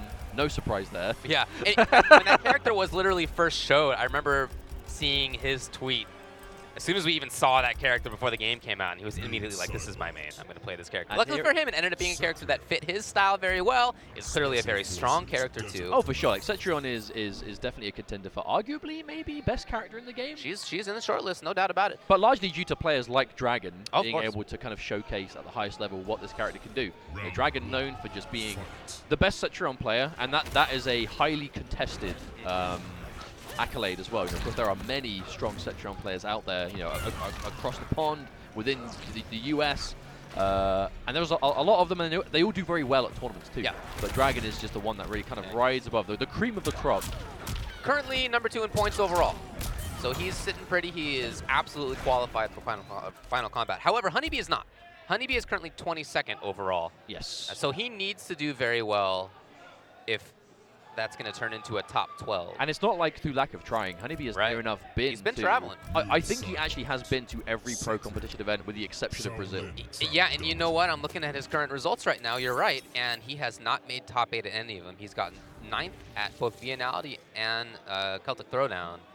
Other than that, 33rd, 17th, 25th, etc. So for him, this year has not been quite as strong as his years have been in the past. Part of that was him searching for a character, not really knowing which one he wanted to play. I was talking with him yesterday, and he said he felt very confident today, or this weekend, I should say, and that it's mostly going to be noob. And I think that's a big thing to do with his success this weekend. You know, normally we typically have seen Honeybee go for a Devora pick when he's against the ropes, where he starts off with it, and I don't think we've actually seen him play Devora and have the success. Like, he has won a couple of sets on stream here and there, but with the amount of tournaments he's picked her at, it hasn't been a good ratio for him. So this weekend to just be like, no, I'm going to play Noob Cybot, it's going to work out. He has looked more, he has looked more confident with this Noob Cybot now than I think he ever has. And I don't think Noob Cybot does terribly against Cetrion either, especially seeing double. Ooh, nice. Getting a couple of those clones stocked for that crushing blow later on. And especially in this kind of matchup, that crushing blow is going to be make or break. Dragon, oh, was not quite there. Great bait. Dragon actually just perfectly timed jump. Oh! Not a counter hit, and God, no, it didn't actually track. That was wild. Honeybee now on the pressure. Got it. Intending to duck was Dragon. No. Honeybee there. That was like a hair's length away from being in that, yeah, too. I respect the attempt from Honeybee. One of the slower fatal blows that does track no matter what, so can be used. Also really easy to get the armored portion of that too, because it's usually done at a range. You're almost certainly going to have the armor. Honeybee taken. Oh, the teleport out. All that work undone in an instant. That does mean that she can't break for a while, although I guess that's not that big of a deal against seeing double. Yeah, because he's not that gonna, damage not really okay. breakable anyway. Catches the second bit. Blocking, not quite there. Yeah, he thought he might have been in range now. Noob's turn. Oh, flawless block, but didn't quite get a punish. It's very solid from Honeybee. I mean, Honeybee's flawless block game this weekend has just been incredible. He really stepped it up, absolutely. I was talking to him about that. He was like, so recently the flawless block change happened in the patch. Oh, a little bit late. Not quite there, yeah. And right as Dragon's breakaway has come back too, so it will be there. But if you can get breakaway out of Cetrion, she can't teleport, and then she can't breakaway again. It's huge. Ooh, there it is, the punish reactions from Honeybee. Yeah. Oh, the flawless block! Exactly what we're talking about. And she does come off the 2 bars. Oh, big read, and here's the crushing blow on the string. I think anyone is quite as good at reading throws as Dragon, man. It's just ridiculous. Restand. Oh, that could have been it, and that's going to be hit confirm. The bar spent, and that's going to be the round. Honeybee was so close to being able to close that one out. But I was talking to Honeybee about his flawless blocks yesterday after the tournament, and the recent change to flawless blocks, he said he just has, the way he did flawless blocks, this has made it easier for him to do. Oh, wow. So there could have been the chance that he was always trying to, and it just wasn't working out, and now it just is. Now, okay, this is a much better start for Dragon, having Honeybee to the wall. And ooh, that screw behind him. There have been wake-up jumps from Honeybee. I get the read. Speaking of which, jumping off the interactable. Dragon ready and patient. Yeah, great call on the timing. The jump over as well from B. And all of a sudden, after round 1 being so good for Honeybee, even most of round 2, now it's Dragon totally in control of the stage. He's out of there as well. What range? Oh. No offensive bar on forge. Oh my God. Oh, Honeybee was convinced, yeah. Yeah, that is a high. You can crush it. He definitely thought that was going to chase it down, but one of the good things about going... He went just out of there. I mean, but honestly, that's one of the better things about having strings that you can use on Oki that move you forward. Because if they do roll forward, you have a good chance to get out and not be punishable. Makes sense. Again, I'm very impressed by Dragon, who was... not down exactly, but Honeybee, I felt, had a big advantage at the beginning of that game, and the longer it went on, it was more and more Dragon. I mean, Dragon took the game, but he had to fight for it. Oh, Maybe he keeps this up. You have to see it tied. A little slower of an approach for B. Oh, escape failed. That's escape huge. Failed. Yeah, versus Noob. Now, the scary thing is, though, Dragon is just, again, like I've said before, one of the best players, if not the best, at dealing with throws in this game. So having a throw crushing blow almost makes him more eager to be able to read it. Look at this offense as well. I mean, he oh, no! The right read, offensively and defensively, both within succession there for Dragon. And now he's got the corner. He has been going in. Well, he does. Yeah, he tried it. Way too far. And that should be the round on this. It is. Even if it was close enough, Dragon was still crouching. I feel like having a crushing blow throw is almost a detriment when you're playing against him. Because he knows you have it, and he just has this like psychic ability to just know, right, now you're going to go for the throw. Like yesterday when he was against Deadly Rebel and crouched like 3 mids on hit, and still crouched the throw. Tried it right there. Putting up the wall. Here's a chance. No, not quite there. Oh, okay, preemptive uppercut from Honeybee. Oh, okay, he got opened up as Dragon. Got it yet again. Quarter life every time. Now that time Honeybee was catching Dragon out. Not quite. Go for the crouch. That's the adaptation the Honeybee needs. The Dragon wants to sit there and just duck the throw! And the crush comes again. He's so good with the punishes. Down 2 first time, then the crushing glow string second. And we're back to the zoning game here for Dragon, just totally in control, as you can see. Just regenerating that defensive bar too, so teleport is now back into play. At least the best version of it. Safe from that range. And look at that spacing. You see where Dragon was? Just outside of that clone. Oh my god, the spacing is actually wild right now for Dragon. Comes back in. Not enough. He didn't have offensive bar. Ooh. Ah, big read for B. Oh, again the duck! How many times in the set was there the duck under the grab? Dragon had the right read every time. I legitimately think he did it 5 times. I think there was like 5 opportunities, and one of them was a down 2 crushing blow. The other one was the other counter hit crushing blow. 3, yeah. It was like exactly. it was absolute optimal way of dealing with the grab, right? Like He did get hit a couple of times. I mean, it wasn't that he guessed right 100%, but he did duck, something like 4 or 5 different throws, and that damage he got out of it ended up really mattering. Like so, this was probably a duck that he got punished for. But overall, exactly like this. That's just madness. But it takes a lot of confidence to have that kind of play, right? Against a character like Noob Saibot, doesn't have the best mids in the world, but definitely enough to kind of like stop someone from just holding down the entire time. But even if that's the case, like I feel like even if Noob Saibot could do it, it wouldn't stop Dragon from trying. Because the thing is, Dragon's got this real... one of the best things about Dragon as a player is his decision making. He is so good at calculating the risks that he takes. In those situations, right, it's a huge it's a huge risk to crouch in most situations. But think about it, against Seeing Double, I mean, what does more damage? Like a hit into the clone or the throw, right? The throw is usually his way back into the game. It's usually his way back into the round or taking it down. His ability to just recognize when it is and isn't a bad time to go for it is really commendable. But moving on, we're going to be seeing... Okay, though, this is a match that a lot of people have been looking forward to because not only is it Scar looking like he's back to top form. Scar has had a bit of an up and down journey in the pro competition this year. Obviously, starting off as good as one can start off with a victory at Combo Breaker, which is one of, if not, the most stacked Combo Breakers that we've had as a community. The highest entered game in Combo Breaker history was MK11 this year, and Scar was the winner over Fox in the finals. But Pulse really is a player that Darth Armour was talking about a lot yesterday. One of the local boys to Darth Armour's neck of the woods here on the East Coast. Very confident, Aaron Black through and through, and that really has been the message. So Pulse is one of those players that we haven't really had a chance to see him in a pro competition. This is like his first real debut pro competition event, but he is taking top scalps like left, right, and center. Yeah, and what's interesting is that even looking at his results when it comes to non-pro competition events, we're seeing like 17th at Defend the North, 25th at Summer Jam. Those are not the placings that would lead you to believe that he'd be here in the top 48 of winner's side at this event. But those were already a while ago, and he's already clearly put in a ton more work and leveled really up is the game hugely. Yeah, he's been going to a lot of the according to Darth Armour, he's been playing in the local areas of the East Coast, and has been kind of just gradually getting better and better. Apparently he's a regular at LBC as well. Yep, so I've seen him there. Not at all surprising. But the big thing about him is the confidence. He went into yesterday, of course, pretty much dismantling Rewind. That was the big win. Like, that was a one-sided game, and that's Rewind we're talking about. Celtic Throwdown champion. Of course, up against Scar. Yeah, you mentioned Scar's path. He did win Combo Breaker. He got second at DreamHack Dallas right after that. Since then, he has not actually made a top 8. Which is uncharacteristic for someone like Scar. That's right, but he's been playing Lotus Fist this weekend. We haven't seen, at least not on stream, we haven't seen Sonya, we haven't seen a couple of other characters. I think he's been playing almost only just pretty much Lotus Fist. Okay. The big thing about his Lotus Fist is I've never seen someone use the amplified orbiting hat as much as he does. He double amplified. Yeah, right. The one that uses one that all the parts that uses everything. He did that a couple of times yesterday on stream. Whereas we saw Splash use it when like absolute push came to at shove. The very end, yeah. We see Scar go for it regularly.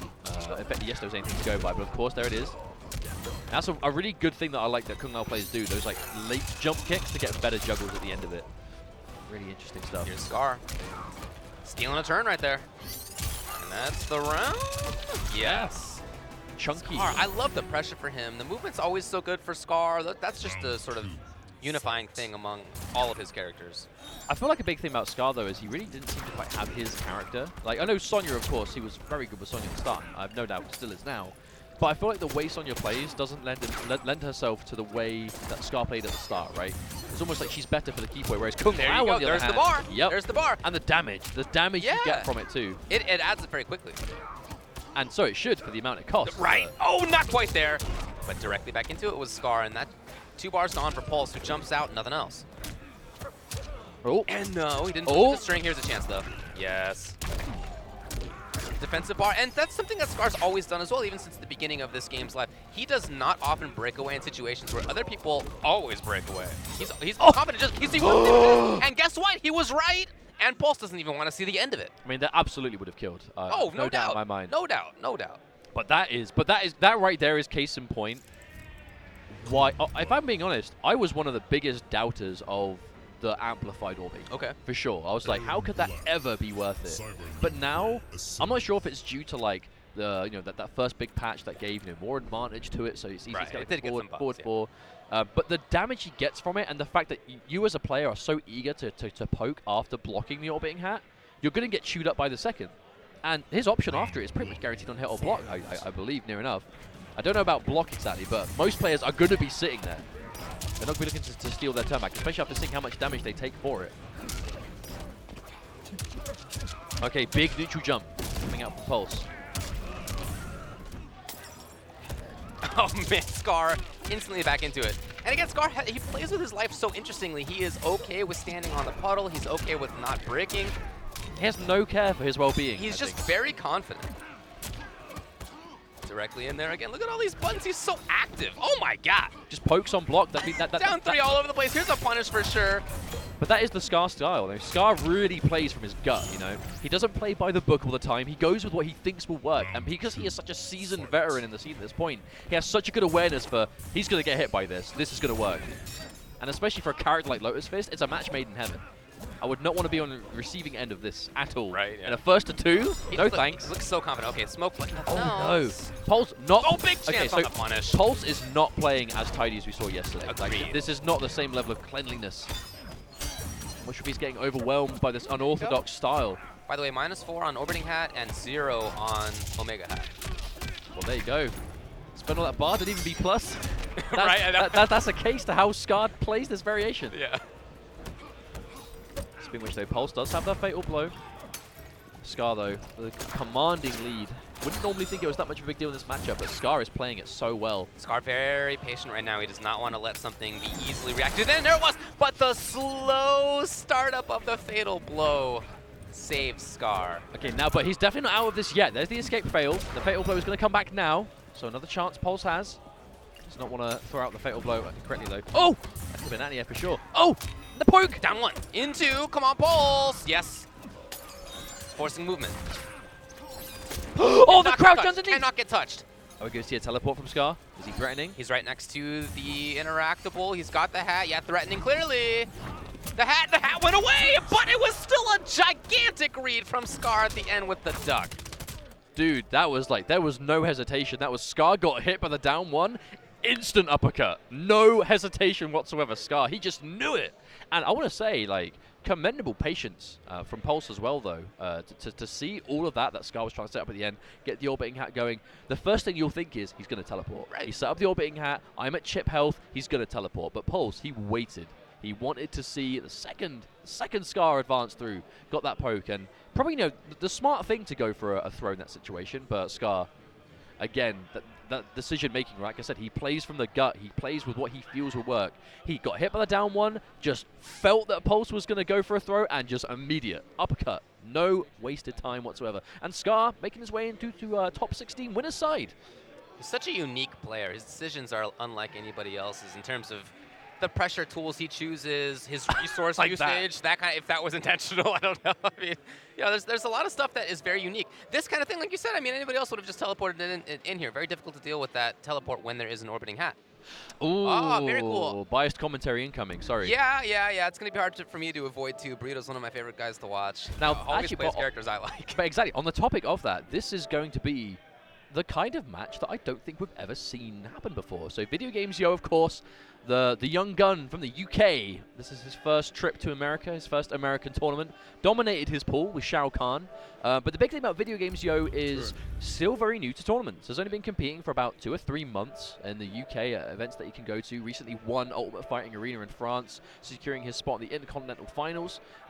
Various successes in the online stuff, be it online Intercontinental or online Pro Competition, where he got his first batch of points, which has actually led him to being in the situation now where, despite only being in a couple of Pro Competition events, being Celtic Throwdown, where he got 4th, and the online Pro Competition event, he is actually in the runnings for being able to get into the top 12 if he does well this weekend.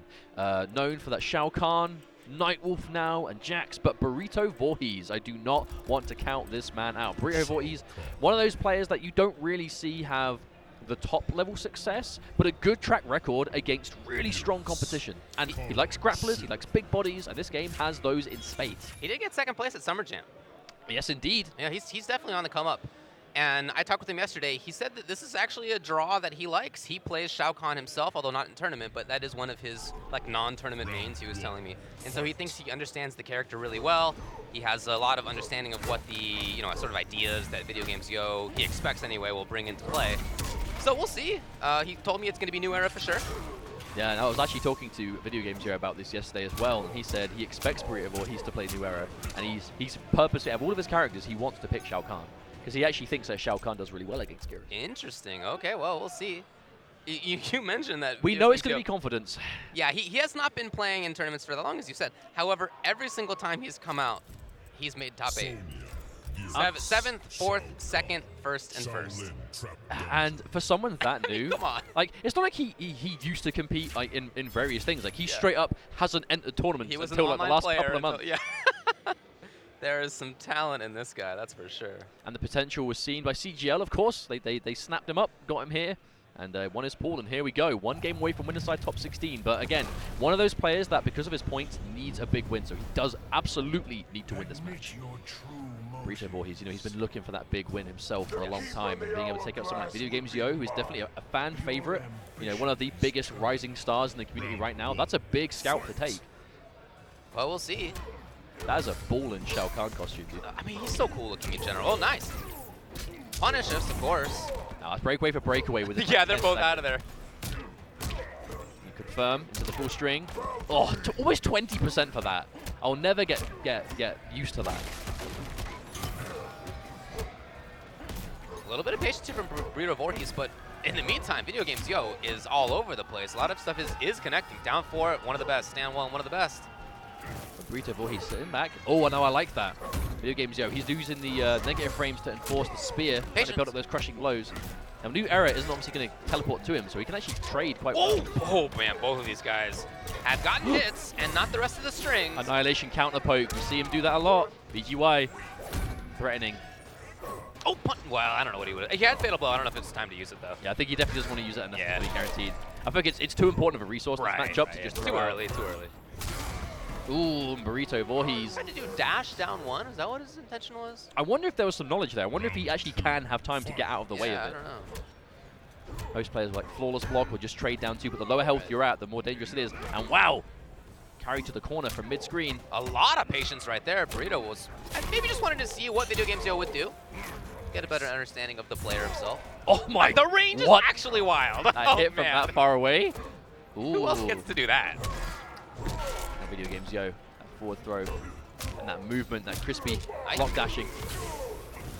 Oh, that was cute. Quite a juggle, about quarter life. A little less on Shao, I guess. And as Video Games Yo, he was doing almost exclusively jump kicks, and now he's mixing it up with those jump 2s, those swinging hammers in the air. Kind of throw off that anti-air timing. Ooh, there's that pressure. Standing 1 down 4, sweep, mid-screen. Individual hits. It's basic, but it's very annoying to deal with. The range. Yeah, Burrito told me he knew that's what was coming. Okay. And yeah, it still seems pretty good. But now, this is dangerous, though, because Video Games Yo, he has Fatal Blow. And there it is. Enough help! Immediately afterward, he waited for it to come out and then instantly into his own stand 1. Again, one of the best, extremely far. This does. He might actually be dead. This does huge damage. Hit here. Yep. Oh my god. Oh my god. I'm never gonna get bored of seeing that. He hit. That's how he beat me at versus fight. A little bit of PTSD here. Yep. Suppressed memories. Thanks for reminding me, VGY. But you see the smirk on his face. It's like, yep. But that's the thing. Like, Burrito Vorhees, he played that well, but again, it's just the comfort. You know, Video Games Yo, the way he plays Shao Kahn, he doesn't overextend, he doesn't overcommit. The most dangerous thing he'll do every now and then is maybe a Hail Mary shoulder charge if he feels you're going to press a button, like MK2 boss style. But like, that's few and far between, and I don't think this is the matchup where you're going to see it. In general, very footsies based. Absolutely. I'm still thinking about the fact that his wake up 3 actually hits Garrus after the command grab range. Wow. Wow. But that's the matchup knowledge, right? Right. A character like this, you know, any variation of Garrus now that has the command grab, you have to know what your options are. You know, you don't just give him free reign. For sure. We're trading pokes for pokes. You see down 4, the range, the stand 1 yet again. 2 extremely important tools for the character. Burrito's still stuck. Safe on block.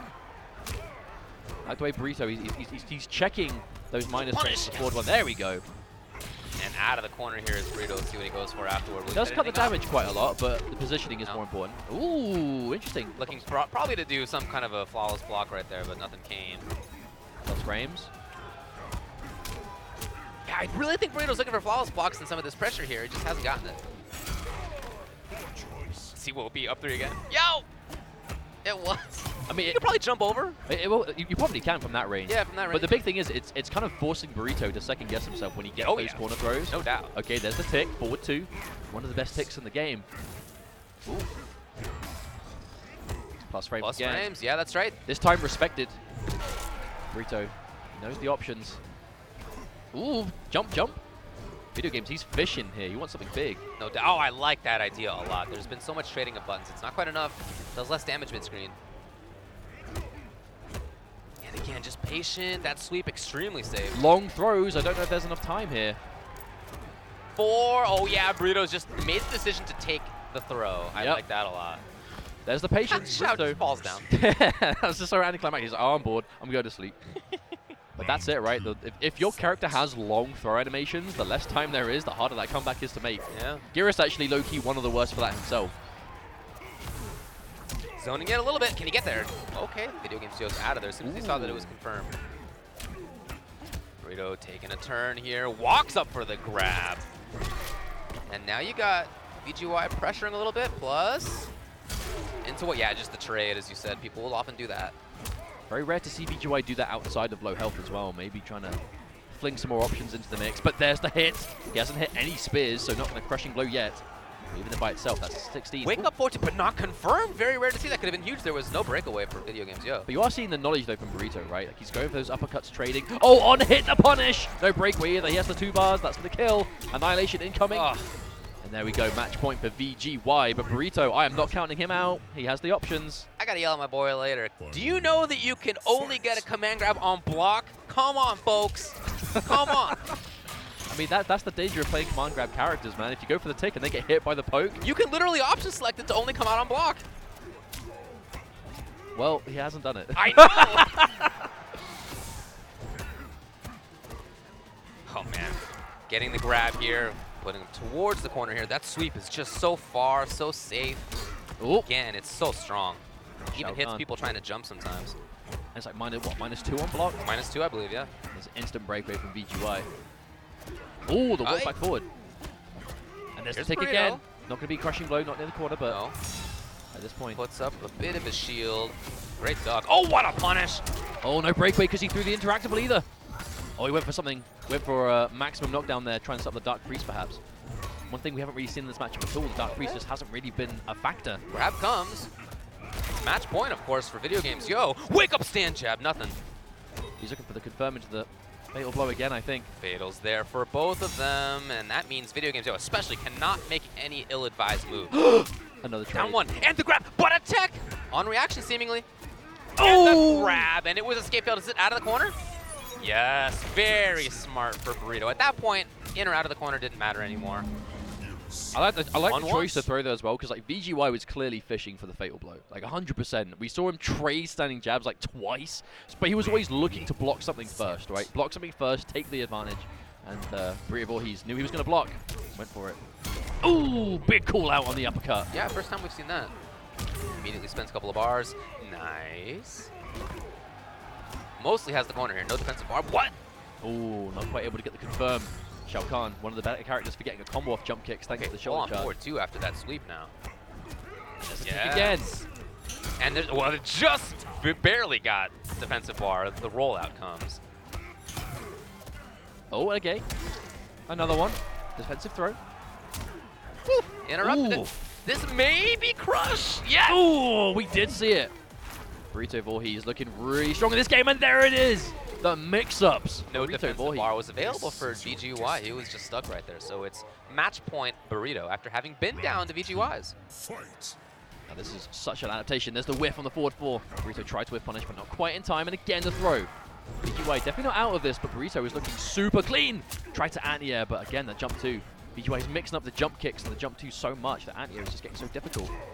Speaking of which, we haven't actually seen VGY be able to anti-air too much either. No. Burrito is not. Oh, here's a punish. Ooh, okay. That is quite a risk. That You have was to be such fast a good about combo. punishing it, though. I mean, it's quite unsafe, but you got to be quick. Wow, nice! That was so good. The flawless block. Okay, this is dangerous for VGY now. Oh, yeah, he's in a bad shape. The hit! Oh, buddy! Makes me sad. And there's the throw again. One piece at a time. VGY wants to bring this back, but the second Burrito gets his own fatal blow. This is going to be dangerous. Trying to dance in here is VGY. Down fours, stand ones, and that's the counter. Oh, that's it. That is. Yes! Wow! VGY goes down. You gotta say, for somebody who has made top 8 every time he's been out to a big event, to be sent to losers here, I think is an upset. No, absolutely. I feel like it's an upset on paper, but considering again when you weigh out like Burrito Vorhees, we know he's a strong player. He's been looking for this big win for a while, but at the same time, he hasn't quite had the same level of success that VGY has in his short space of time.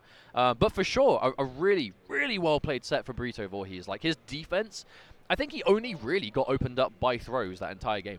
Like, he wasn't extending any buttons. He wasn't trying to anti-air often, which is normally where you see Shao Kahn or, like, VGY in particular be able to kind of get those big hits, is those, you know, jump kicks to beat anti-air attempts or, like, those long-range, you know, forward twos, like, things that players will kind of squirm and end up getting hit by. But also credit to the fact that Burrito went for the 4-2-2 crushing blow once. And that whole string once in that entire set. And the one time he pressed it was, like, the perfect time because he knew. He knew that VGY was going to come in, press a button, try and establish again, look for that fatal blow, and he was fishing for the counter hit, and he got exactly that. Oh, those are two of my absolute favorite players to watch in the scene. That was a treat. But Burrito Vorhees moves on in winner's side. VGY sent down. And there it is. Losers. Oh, that was so good. Burrito That's Vorhees. a gnarly one right there. So for VGY, if I can just take a look, I guess they haven't updated it yet. We'll let you know who he's playing in losers. But for now, we're moving on to, I think, the final of the winner's side.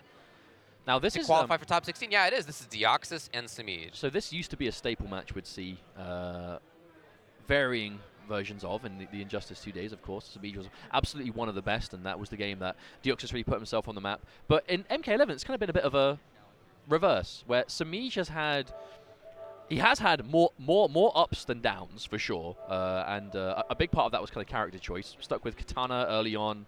When everyone's kind of learning the game, was able to do some serious stuff, but as the game kind of developed and Katana's weaknesses became more apparent, he started to have some issues competitively, but made the switch to Cassie straight away, and has pretty much been playing her mainly in tournament, almost exclusively in tournament, from then to now, and his Cassie is looking like it might be one of the very best out there.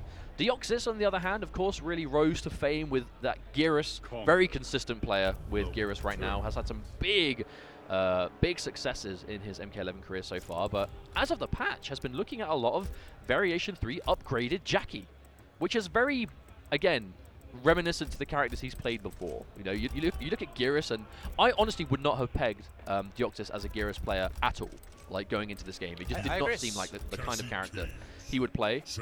And I know he plays a ton of characters and casuals, but when it comes to the major events, it's been Geras every time. You even mentioned upgraded Jackie. On Twitter, in public, he's been talking about, oh, he's got the sickest. He told me yesterday. He was like, oh, I am going to be playing. I'm definitely going to be playing upgraded. There you go. Every time he's on stream, he's picking Geras Geras. Again. Yeah. Now, in terms of points, Deoxys is pretty good. He's in 7th place overall. He'd like to get more, of course, but he'll probably make it into the top 12. Whereas for Samage, he is right on the bubble, 12th place overall currently. He needs to do well to shore up that spot. Well, that's the scary thing, right? Samage is 12th place, and that's including his massive amount of points he got at EVO. He got 7th at EVO, he got 4th at Combo Breaker. Other than that, he hasn't made top 8s. He needs to do well this time. And that's the again a testament to how scary the competition is right now. Oh, yeah. He is in the top 12, and he's not safe. Like, he could be knocked out on a whim, depending on of course, you know, who does well at these last couple of events. Samage needs to be one of them. Of course, he's in points territory still right now, but where he's at currently isn't enough to really secure it. You know, we almost need these players to do what Dizzy was able to do last week, where Dizzy was 12th almost the entire season, got 2nd in Brazil, and that's kind of, you know, given him the safety net of he's like right up there, 5th place. These players need exactly that to happen to them. Could be big. Infinite Warden, Digital Soldier. Ooh, Deoxys. The very first jump in, he micro-crouched. Like, what a read. Yeah, he'll do that stuff. Deoxys really one of the forefathers of the Gyros flawless block stuff that we now see so frequently. And he's been strong with that really since the game was new. Immediately picked it up. Here comes Samage. Yeah, out of there. Deoxys trying to keep his spacing. Probably wanted down one as the anti-air didn't come. Just trading hits. There's a safe one. We haven't seen anything super substantial yet. No. Of course, Deoxys had that breakaway used as well, so he's definitely not in a great situation. Got him. Punish. Time to get up close. It's going to be one of those matchups that as soon as that Sand Trap Crushing Blow is loaded, it's going to be like almost impossible for Samage to use the kneecapping. But not yet. It's going to be quite hard for him to whiff it against her, considering every time he whiffs it, he's just going to get shot for his troubles. But that's going to be the first round, going to Deoxys. Quite a read from Samage, dude. Wake up, stand one. Maybe on an anti-air, I don't know. Yeah, wake-up buttons are always quite a Here's a question mark in this game, it seems. Especially against certain characters. Gear is typically one of them, due to his really quite simple to enforce, like, meaty forward two. Okay, big hit, confirm. A nice confirm. Catching speed jumping, so can't go for you know, the normal stuff here. But the breakaway, no answer. Ooh, big hit Back confirm. I love that. Seeing players move backwards and then get the whiff punish, that makes me happy. This is like Footsie's 101. Uh-huh. There's the restand. Block, patience. Deoxys can't afford to get hit here at all. Oh, gets a big body splash. This could be the start of something big. Yeah, after this, he literally needs one hit depending on the max here. Oh, he's going to charge it up. Yeah, next hit is going to be Gigantor if it comes. Oh, but not going to get the chance as the unbreakable stuff comes through. Gunshots. Samage. Now, Deoxys, you know, still going to have that charged gauntlet. Big nerf came to it, but it's definitely not useless. Does make his down 2 crushing blow a bit stronger. Does make his any combos into the stun. Oh, but he's actually going to go for it.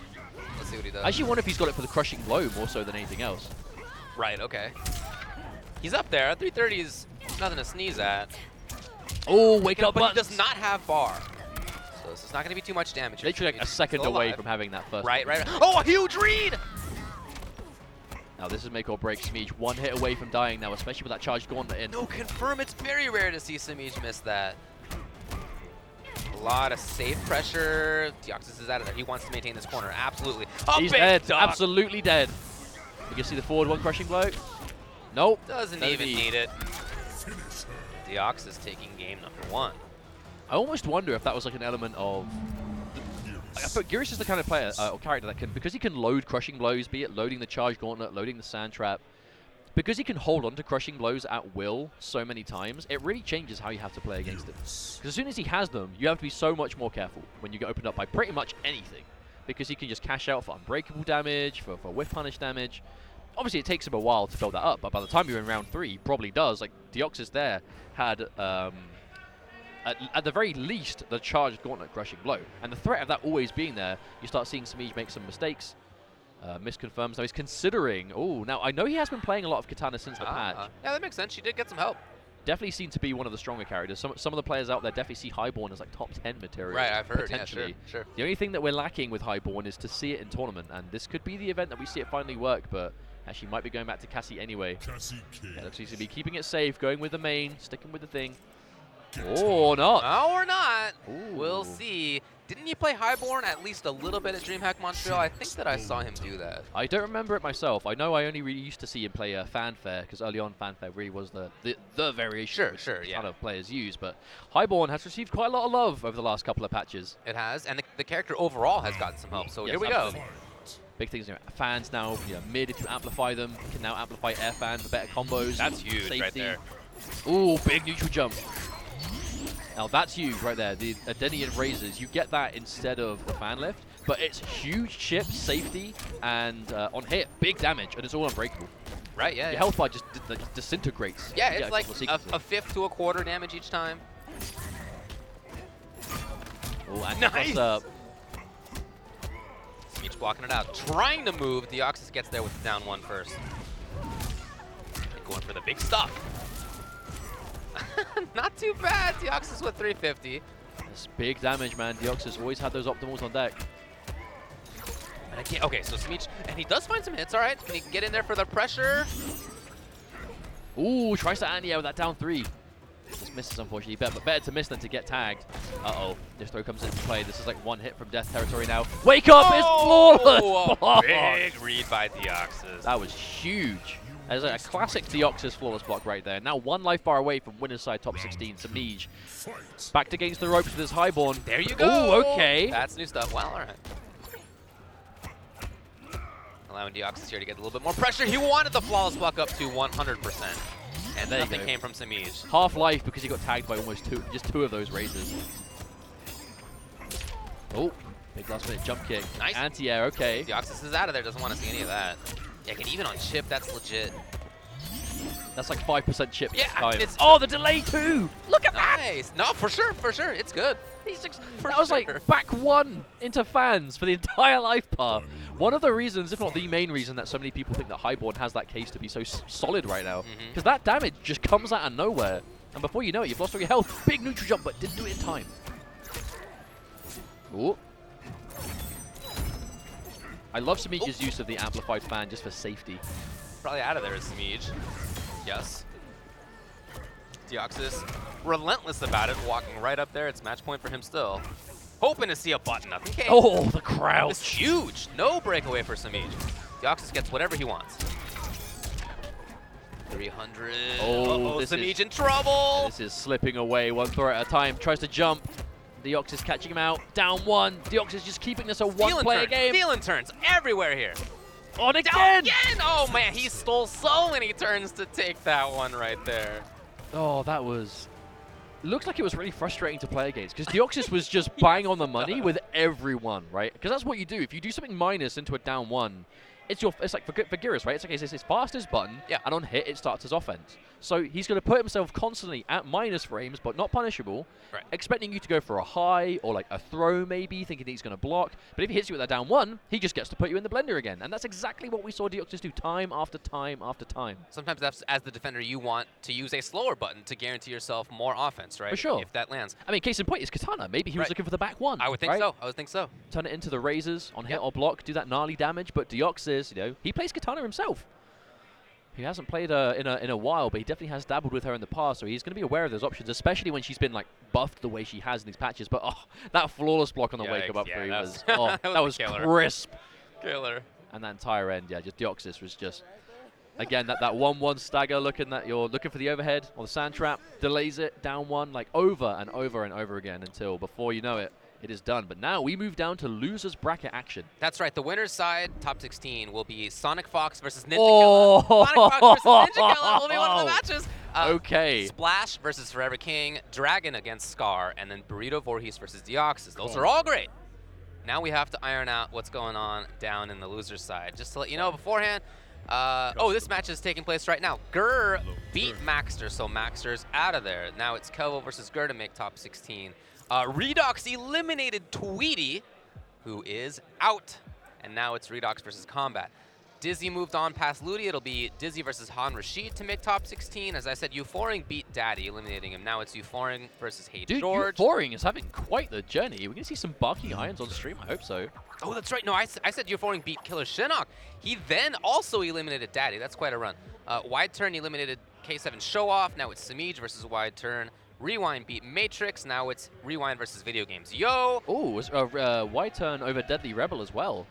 Wow. Oh, that's right. And K7 Show Off versus Perfect Legend eliminating him. Rewind eliminated Biohazard.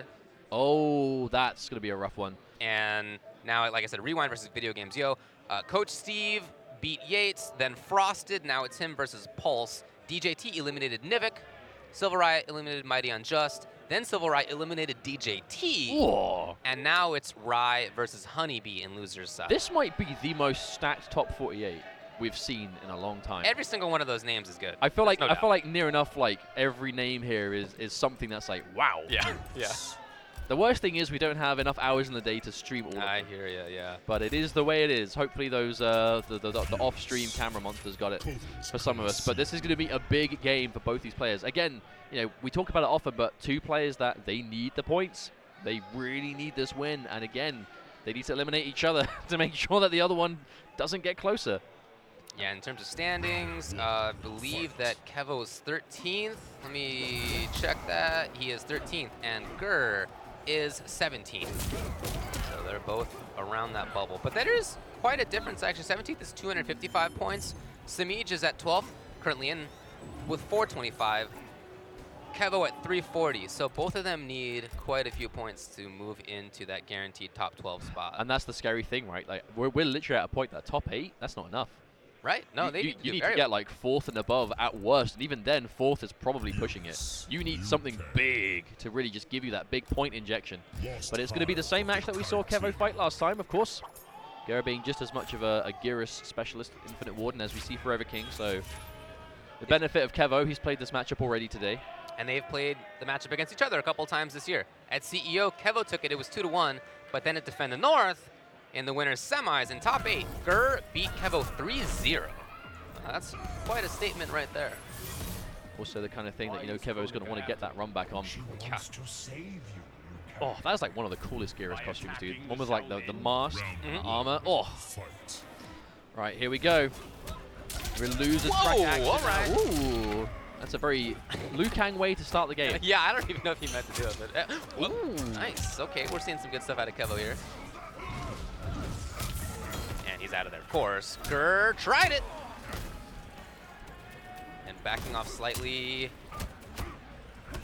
Kevo turning some. Oh, tried to turn the offense on. Gur just denied it with that 6-frame down one, the fastest.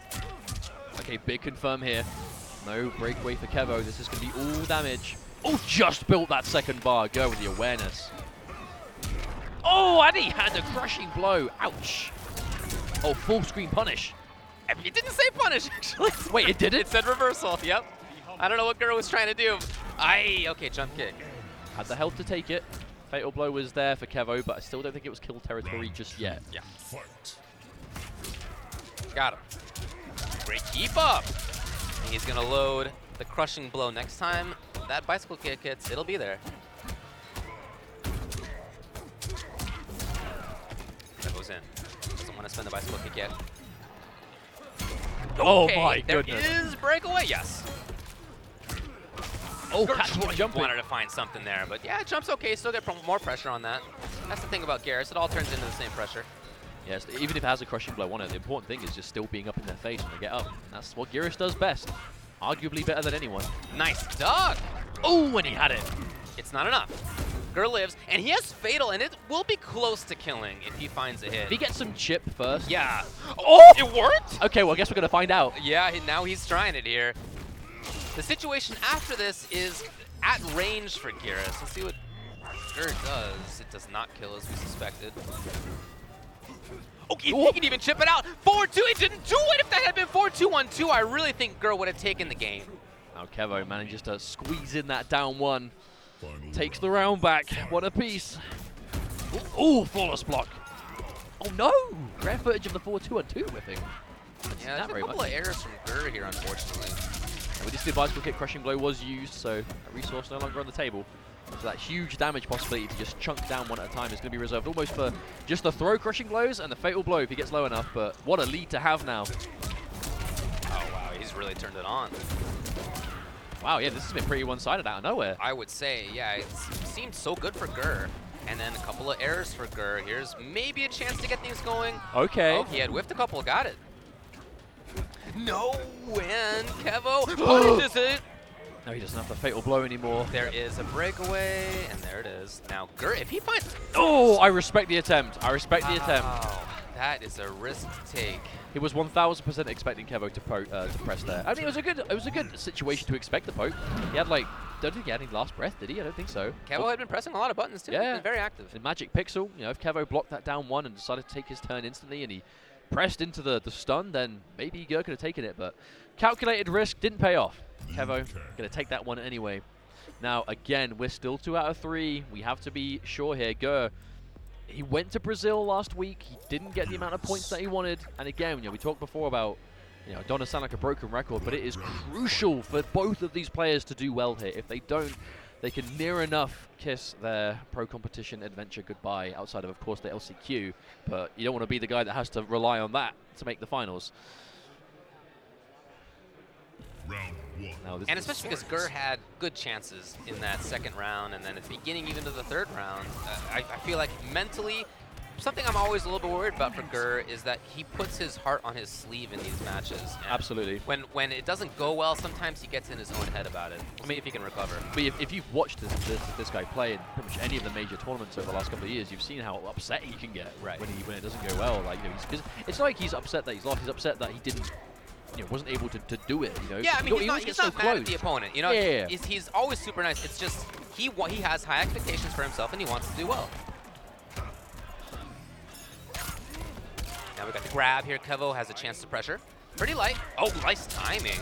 He waited long enough that he convinced Gur to press the button. Didn't want to use the crushing blow either. Oh, I don't know about that. That's a big read. He didn't even have meter there afterward. No, I guess that's not the first time I've seen Kevo do that today. That's true. I think maybe he just wants to kind of establish that dominance. Back in the corner. I'm going to be willing to. Ooh. Great patience. And excellent punish as well. Okay, so for Gur, I'm no longer worried about the mental state. The way that round went, in sealing it that way, I think that gives him some mental strength. He didn't even flinch. Like, he was expecting exactly that. to do. Yeah, he was expecting it the whole time. Hang on, though. Kevo finds that big uppercut. Trading the uppercut for the breakaway. Definitely worth it for the defender. Breakaway will come back. That down 2 won't. Yeah. Oh, there it is. Got it lined up. Oh, another opportunity from Gur. That one wouldn't even have a chance to crushing blow, I don't think. Breaks out, of course, and now Gur's got a chance to pressure. He wanted to see buttons, and again, there have been lots of buttons from Kevo, but that was not the right moment. That's so dangerous when Liu Kang players opt to go for those, like the little micro crouch just to get under, and then immediate standing one. And Kevo finds himself on match point. No bar, but no sweat. Again, we're in losers for 2 players who really need to do well. This is arguably the most important life bar of Gur's MK11 career. Ooh. Almost there. Good trade for Kevo, actually, because on the back of it ended up getting a punish on the whiff button. Ooh, the knowledge. But dangerous stuff for Gur to enforce that, but he's willing to do it. Oh, the sled! Of course, it's Gur who brings it out. Always had a favor for interactables. Too fast on the button there was Gur, and now it's Kevo pressuring. Wait, that was jump. Can he get there in time? He huge. cannot. Kevo now, Gur gets the hit. There is a breakaway. He has to. Down 2 to get the damage. Yep. Oh! Of course, it's a breakaway as well. It's tense. That fatal blow. Oh boy, he gets really hit. wants to convince Gur to press the button. Oh, Gur oh! finally. No, it could have been it. That could have hit. That could have hit. They definitely could have. Kevo's here. Down to the wire on both sides. Ooh! Down 1. The grab comes for Gur, and he stays alive. Oh my! Look at the both. Look at both of them, dude. The left Go side with of your his. screen right there. Jesus. Oh, they both had a little bit of face action. I can feel the stress. Yeah. I can feel it. I'm stressed out, and I'm just sitting here watching. Jeez. I mean, that's what happens when you're at the end of a year and you're like nearing the end of like a long kind of 6-month grind of tournament after tournament, and it literally boils down to one play on one life bar. Oh, to be the guy to win it, to be like, oh, I can't believe it, and to be the guy to lose it and be like, oh, I can't believe it. Yeah. Yeah. When both players have the same response to winning. Oh and my losing. God. Oh, I would not want to boy. be in their position right now. Let me just leave it at that. Oh, but this is what it boils down to. One more game. Just, oh, the pressure they must be feeling right now. Yes. I can only imagine. All right, Gur gets a grab to get things going for himself. Out of there's Kevo. I think that might be the first back roll we've seen. Yeah, we're not really seeing much wake-up rolls at all. Would have been cool. No offensive bar, of course. All right. And now pressure. God, both these characters snowball so well. Huge read. Regular jump too, funky. And there's the retaliation. Standing one again. One again. But that's why on hit you have so much time to hit confirm it into the bicycle kick. Now Kevo using all the resources, but he wants that crushing blow. He knows it's important, but Gur, oh, okay, cashing out the fatal blow immediately. Taking the life lead. He knows that Kevo has no bar, so he's not got a huge chance outside of fatal blow to kill him instantly. Well, this is definitely good damage. Gur, ooh, he was almost there, absolutely very close. I mean, the only thing that would have beat was a stagger, but the stagger was so unlikely to be there. I agree with you. I'm very surprised. I do wonder if Kevo is almost, I don't want to say panicking, because I don't want to discredit him, but... Oh, this is a counter. Oh, dearie me. Oh, Kevo. In just the same way as I was worried about Gur when he lost the second round in the first game, now I'm a little worried about Kevo. So at the same time, though, Kevo, this is 1,000% stabilized offense. He is now feeling it again. He has, I think he spent this entire game with like barely any meter though. Yeah, it does feel that way. Although he does. Oh, escape failed. Oh! Yeah. And Grab again. man, right back in there. Be humble. Gur, yet alive. Oh my goodness. Grin. I mean, Kevo hasn't really gone for any throws at all in this set, and now.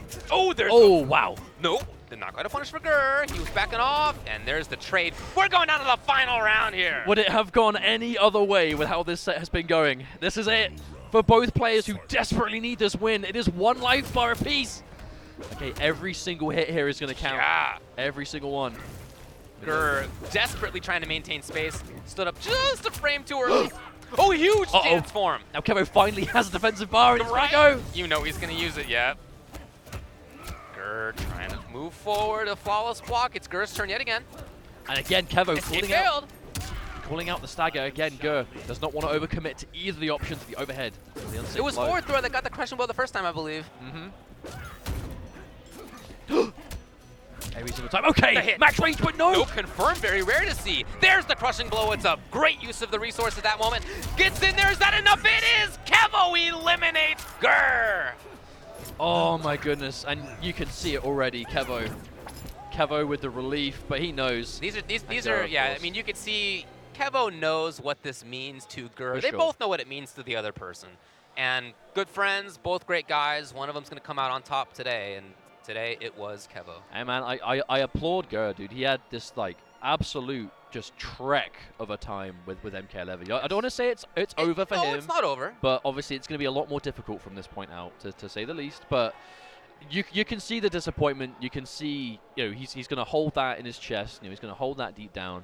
But the good thing about Gur is, you know, he's one of the most humble guys in the community. So after a bit of time, after he's had time to kind of like sit on it, you know, he's going to be all smiles again. He's going to be supporting his boys that are still in the tournament. But yeah, that's the thing about Gur. I mean, you know, if you're in the crowd here, I'm sure you're seeing him walk off the stage now already kind of smiling. Like he has that initial sort of flood of emotion, and you can really tell how much he feels it.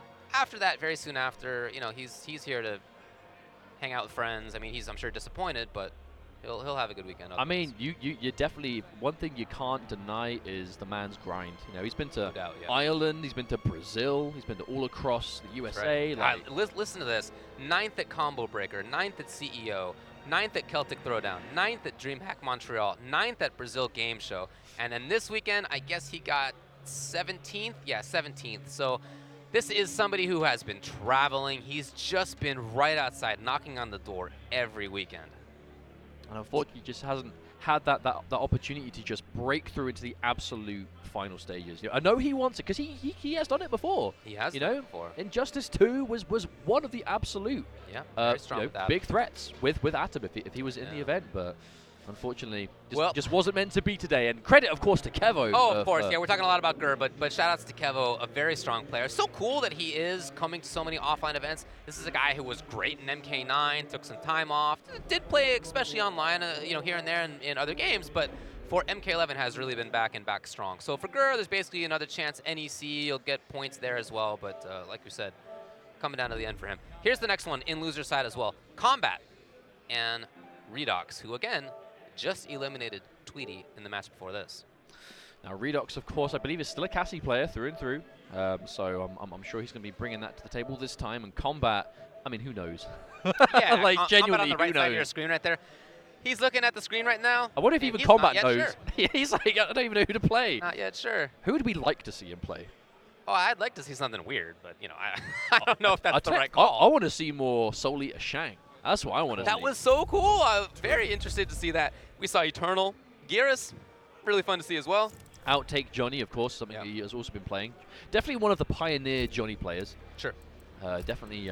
The big thing about Combat's Johnny Cage is he would only pick it in matchups that he knows that Johnny Cage would at very least go even in. You know, because there are a number of matchups in the game where Johnny Cage couldn't really establish his offense and still can't in those variations because of the force balls whiffing in certain situations. But the good thing about Outtake is that Outtake isn't played that way. Nope. So it doesn't matter. And then all of a sudden you have the option, but won't even be a thing you see right now. It's going to be most likely Eternal. He has been playing almost, I think, only Eternal this entire tournament with Gearus. We've been trying to drum into you how important this tournament is for points, and Combat's the same way. He's currently 14th for sure. overall. So he's also right on the bubble. We were talking about for Kevo and for Gur, Combat is in the same position. Redux, however, not really. No. Very far away from being able to make it in the top 12. But again, you know, should he like win this event and then maybe win NEC as well, that by itself could do enough. But that's a tall order to ask. Yeah. So I would argue that the pressure is definitely more on Combat here than Redux. But Redux, that's not gonna be the only reason you compete, right? Just make fun of. Of course. You want to win the tournament. You want to enter. You want to play. You want to do well. And Redux has had quite the journey so far. Yo, that was a punish. Ooh. That's what I'm talking about. Let's see the movement. Of course, Redux going into this on the back of beating Tweety, which is a big name to take. That's huge. Yeah, Tweety did not have the weekend he wanted, no doubt. Trying to get something there, too far away. Wow! Very well punished. And that forward 3 is the way to get in there and punish. That was maybe the only tool that he could have had at that range. From full screen, knee first. Ooh, okay. Already seen from Burrito Vorhees how strong the tick game can be from that command grab. Ooh, okay. It's still there. Alright, we'll see what we can get. Just goes for the damage. Knockdown, here he goes. Aye, alright. On wake up too, that was big. Again, puts it out. Plus frames incoming. Load, yep, right back into the game. This variation looks really fun to play. Dude, I 100% agree. I've been playing it, it's so sick. Like, if you know Gearus as well, and it's just like, ooh, wow, this is a cool move to have. And we know Combat was a big Infinite Warden guy before for certain matchups. Ooh, late. Immediately into it, he's gone for stand 2 in that situation every time. This time, the mix. Trying to explode his opponent as she is moving forward. Great reaction by Redux. Okay, the bar is gone. There is a fatal blow here. And it's not going to end up mattering. Game 1 goes to Combat. Solid play all around, really. I don't think he looked phased at all. Look, he was actually really happy to play from the range that Cassie normally dominates. You know, Digital Soldier Cassie is mainly known for just kind of that kind of jump distance control, kneecapping. Can't jump because she's got some of the best anti-airs, some of the best advancing mids, but Combat is kind of just dancing just outside of that range most of the time, looking for those forward 3s, looking for those advancing whiff punishes, and just setting up the sand clone, like, all the time. Because as soon as the sand clone's out, you have to be careful. Oh, yeah. You can teleport to it, you can explode it, you can juggle from it. Man has options. And the second he goes in, command grab mix-ups. Ooh! There you go, right on cue. Or just like right in the neutral. And there it is. It's actually still there. Yeah, that's it. Plus frames. Oh, and this time, knowing that Redux blocked last time, goes for the grab. The awareness that you have to have, I think, to play this variation well is really fun. A little demanding, but very fun. It's almost like a one-move variation as well. Like we get to see the rewind be used, but Sand Clone, on the other hand, all the time. And it's so good. Like, it's worth picking for that alone. I agree. I agree.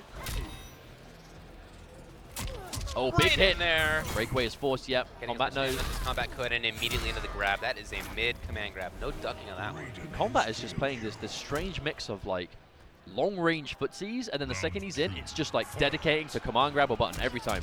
In there. Look at that. There's no breakaway now. Whatever Combat wants is what he gets. Jump back splash. Yep. Big damage for what that was. Almost 360. Ooh.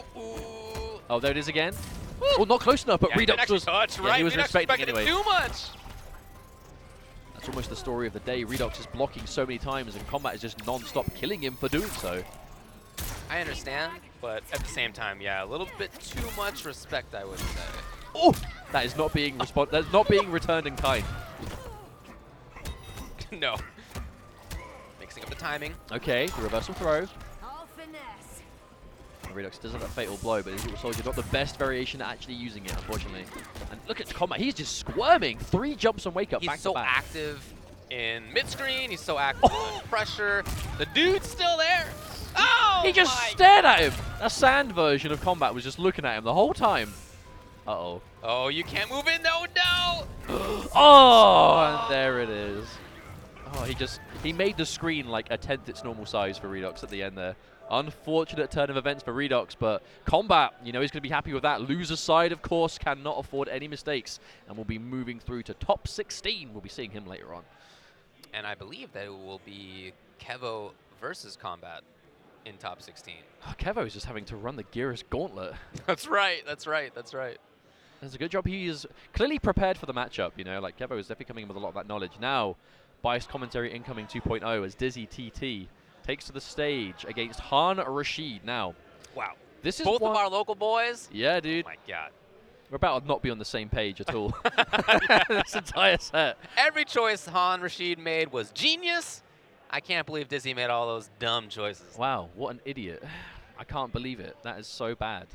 What a bad player he is I know. at this fighting for top 16 in this pro competition stacked Yeah. event. This was so cool. This is exactly what you want as Eternal Gearus. You want that stage control. You want them Combat made scared, it work. dude. When you have them scared to the point that they're just not moving, they're Yep. blocking from full screen, Yep. and you're just like making a man posing for his Twitter header version of himself right in front of him, just like that. Now Dizzy, I want to say from here, shout outs to Dizzy. I'm not saying this as a biased UK fanboy. I promise. I know most of you don't believe me, but Dizzy has pretty much been to as many pro competition events as he can. I think he may have attended every pro competition event this year to try and get points because he's always been 12th place in the leaderboard.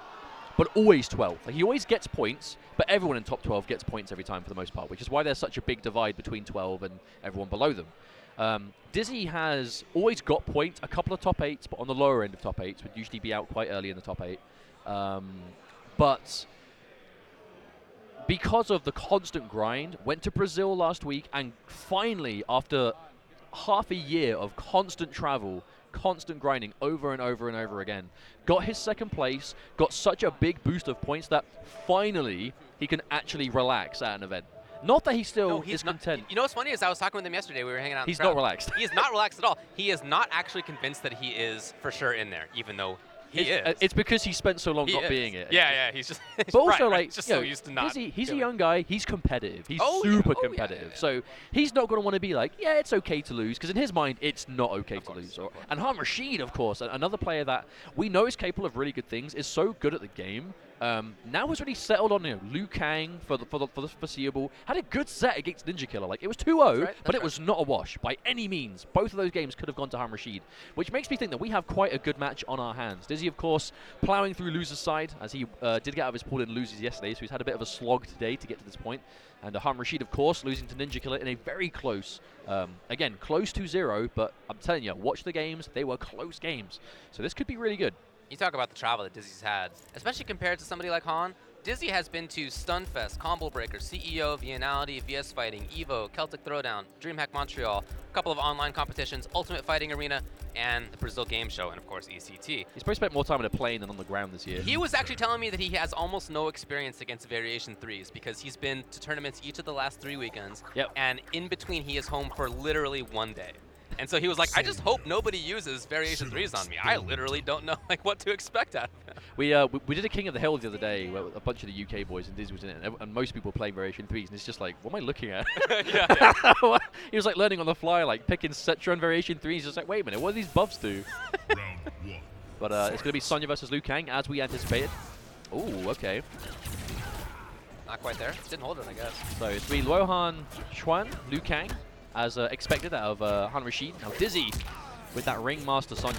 Now Dizzy was talking to me yesterday, and he is actually considering changing characters at some point.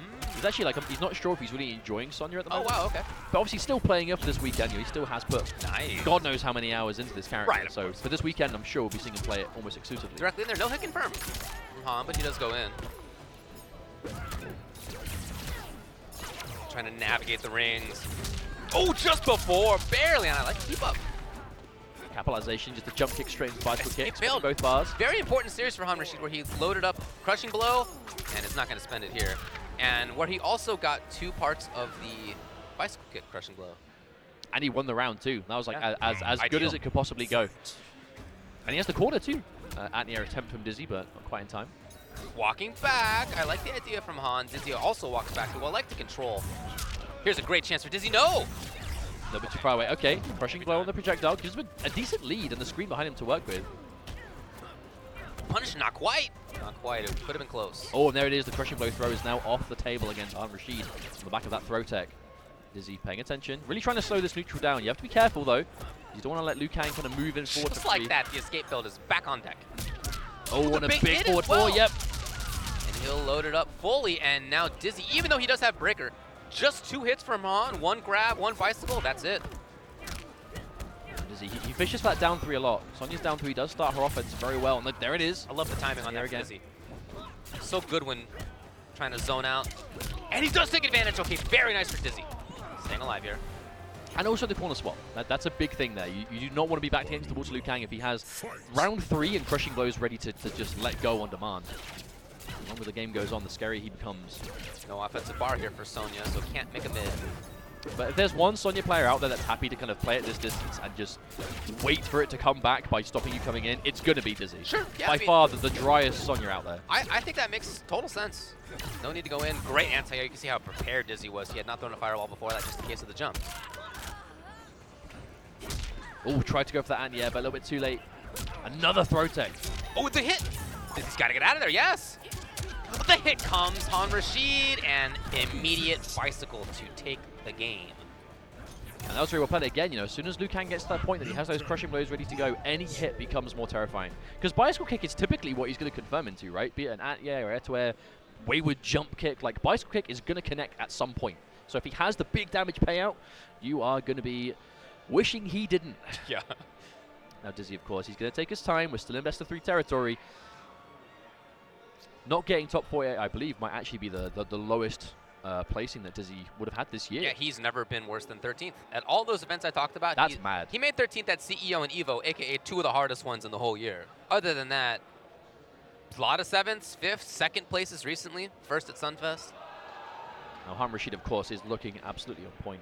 Just absolutely dominant with Liu Kang. You know, I think it really is Yeah. It's good for someone like Rashid that he usually plays a lot of characters early on as well. He kind of experiments a lot, you know, finds his kind of footing with the game, but settled on Liu Kang a while ago. And it's not just this variation either. We saw him play Legend yesterday. I have no doubt he's been dabbling with Variation 3, but it's just a true knowledge of the character. Sure, he played Liu in MKX. Yeah, he's a big fan of the character. Okay, Dizzy maybe trying to move forward more often here. Let's see how he approaches this. Getting clipped by a couple of hits here and there, though. Rashid really mixing up it's those. definitely much more approach heavy, at least so far here for Dizzy. No more bar. Also, the flawless blocks. Rashid nullifying this chip damage. Han does take a turn. Wow, and it's with the grab because he did not expect it. Here comes Han now. Look at the walk down. patience. Ah, yes. Very nice for Dizzy. Ooh, raw dragon kick. Okay. Taking some advantage of that situation. Dizzy gets space between himself and the corner now. Oh, the punish. Dizzy opted not to spend the bar, and he is going to pay dearly. Another Great throw throw tech. escape. Yeah, so many coming for Dizzy. Han not willing to throw back, I guess. Or maybe he is, and he's just Dizzy's a genius. I don't know. Oh, Not there! She ducked under it! oh, the counter poke. Tried to catch him pressing, but Rashid is too patient. Wow, and it's actually Rashid at match point right now versus Dizzy. Dizzy sent to losers yesterday by Splash. He had a close one versus Doom as well that he barely made through. It's been a tough weekend for Dizzy. No, he's not out yet, but it's looking rough. Rashid. Ooh. Escape failed. Even his defense, Rashid, is barely getting opened up by anything. And even when he does, it's usually like because he was expecting something else. Again! Dizzy's Okay. still prepared. The Lanzy's punish comes. And again, you see him just trying to squeeze in that down 3 wherever he can. As soon as Sonya hits that down 3, it's her turn, but For the first time in a while, Dizzy finds himself with a decent life lead. No bar for Rashid on the defense, so all damage is going to be good for now. And instantly he spends, let's just say Dizzy spends the offensive bar. He's spent all of it, I think, literally every bar on Rain. Oh, wow. Yeah, it's a bit of a risk. And the flawless block, and he crossed Out up. of there, now it's in trouble is Dizzy. And there it is, another throw, Dizzy. He's teched so many, but there's only so Once many you're to be ready mid-string, for. it's less clear whether it's going to be forward or back. And sweep. Oh, Dizzy, he does land it. He does land it. Okay. I am impressed and Let me disgusted see at the those same time. souls. Let me see that shield. I think he's still alive. He's definitely still alive. Might be. Yes. Dizzy going for chip at this point. Oh my God! Dizzy barely stays alive. Oh, Dizzy by the skin of his teeth and then some. Still alive in this set. Use the fatal blow though. That's a big resource to go, but the important thing is still alive. Rashid wasn't quite able to close it out. He had the right idea. There's the whip punish. No bar to amplify, but he gets the corner swap at least. Patience again for Dizzy. Oh, and they got low crush attempts. Yep, there had been a grab in that situation last time. Dizzy under it. Another grab. Escape failed. Oh, this is big. boy. This is big for Rashid.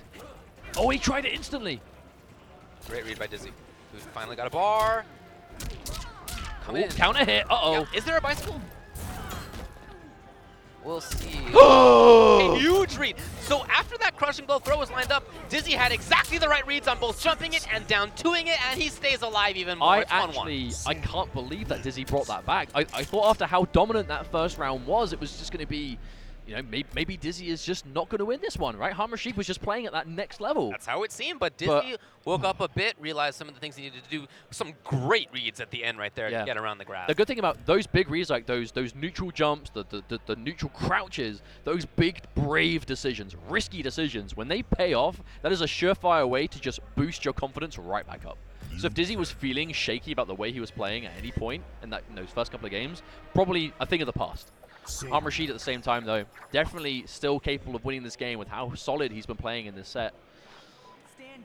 But the big thing is, like, really enforcing the throw game, right? Like, forcing Dizzy to constantly tech. Even though Dizzy is teching way more than he's getting hit by, with a crushing blow throw character, you kind of don't need that. Like, it doesn't matter. You just need them to get a one escape failed, and then the one grab, and that's it. You know, all the tech before then is balanced out. You're also doing a little bit of damage each time on the throw. You know what I mean? That adds up.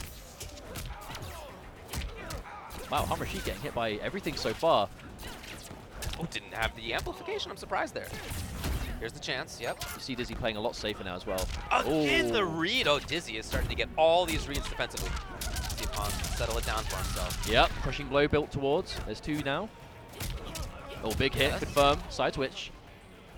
Another thing I think Dizzy's... Again, the read! Oh my God! Defensively, Dizzy is on fire. And there we go, the meaty forward 4. Maybe to catch another wake-up jump, perhaps?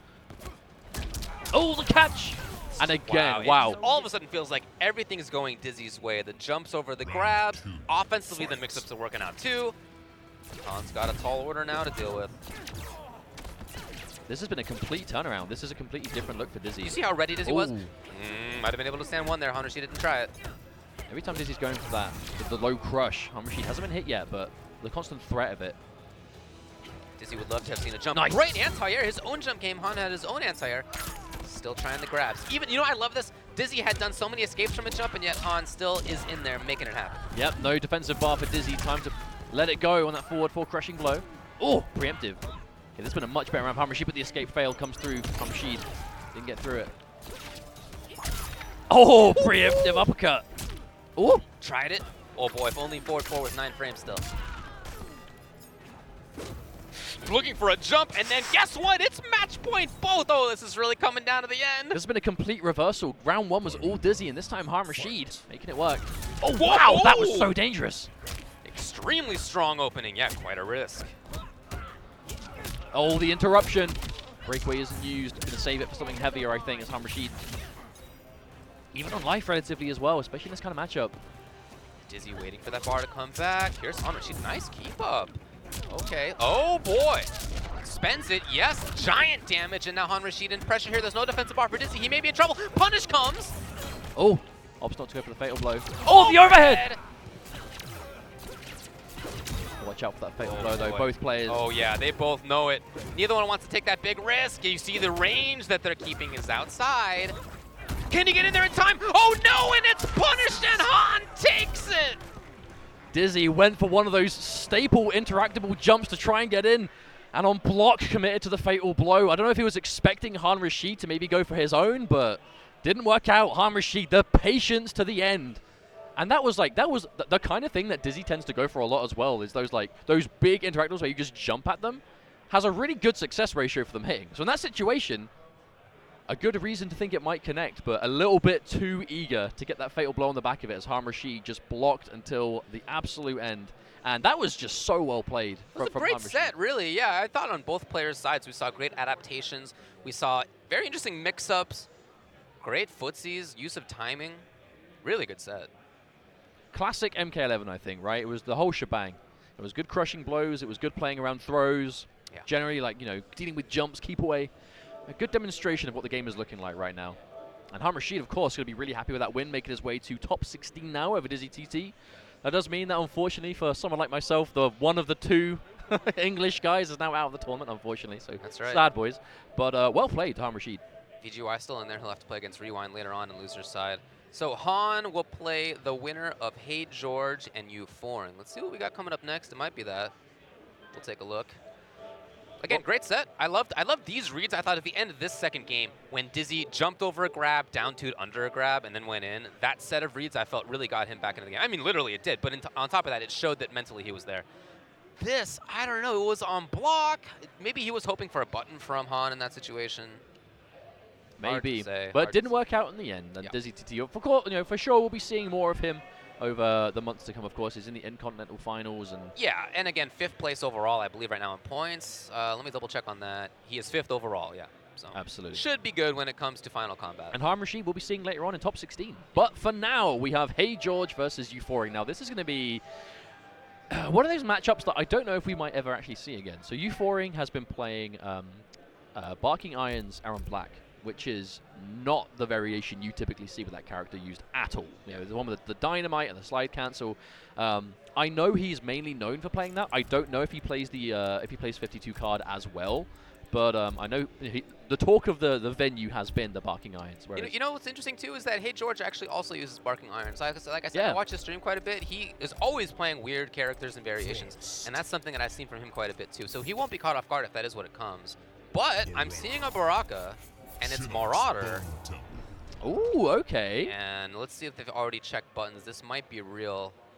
By the way, there. Nope, never mind. He's putting his stick up. It is definitely not. Oh, or we'll see. I don't know. We'll see. We will find out. Round 1, fight. No. Okay, button check. It is. Oh, a button check with the crushing blow drill.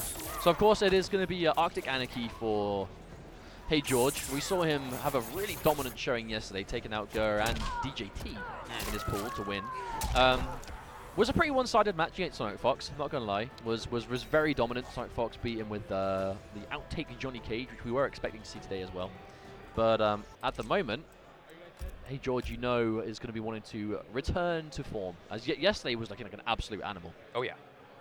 And again with that Arctic Anarchy, Variation 3 Frost, right? Variation 3s are here, and they must be labbed because they are very strong. Aaron Black. And which? Shinnok's Bone Temple. I believe he picked Barking Irons. Yeah, okay. Pretty sure. I'm going to assume he did because he's known for it, and I think I saw it. So I'm going to assume that he did. Alrighty. Right, now this is going to be an interesting one for sure, though, because a character like Barking Irons has been... The variation's been in the game since day one, but, I mean, let's be real. No one really uses it. Right. It is one of the least used variations in the game, I would say. Yeah, and these are two of the only players who I've seen use it. Absolutely. But so he's got a command grab in there. He does not have the stance. He has the grab, the dynamite, and the ability to cancel the slide. Is what it is. Yeah, and the slide cancel, of course, right? So a little different combos as well. It pretty much changes his offense completely because it all becomes a mind game around the slide cancel. Like, will he slide? Will he not? Because as far as I'm aware... Oh, hold on. Uh-oh. Something went wrong. Oh, no. We'll find out for you. That's not what we want to see at this point in the tournament. No. Again, this is to qualify into top 16 losers. Well, Brendan up to the stage. Admins are discussing it right now, regardless. Yes. Uh-oh. Uh-oh. Oh, please say it ain't so. Say it ain't so! Oh, no. What happened? Maybe his buttons are just wrong. Could be, but they were just checking it. Well, that Are is they- a bummer. The question is, what are they actually going to restart? Oh, look. Hey, I mean, George. is the nicest guy in the Yeah, world. dude. It's not supposed to be up to the players.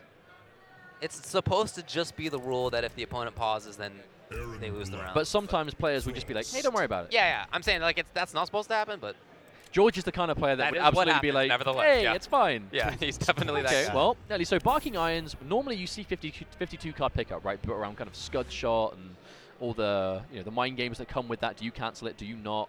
Try to make safe things safe by amplifying it, or they think you're going to amp it and you don't. Barking Irons, not having Scud Shot changes the character as you know it completely. Thanks to the cancel slide, the command grab mix-ups on the back of it too. Dynamite, not the most practical thing in the world, but it's there. But it's mainly the command grab and the slide that you'll see utilized. Of course, he keeps all the universal Aaron stuff. So you have the normal slide, you can let it rock. You have the advancing overhead, the drop kick. You got the acid, so you still have decent tools.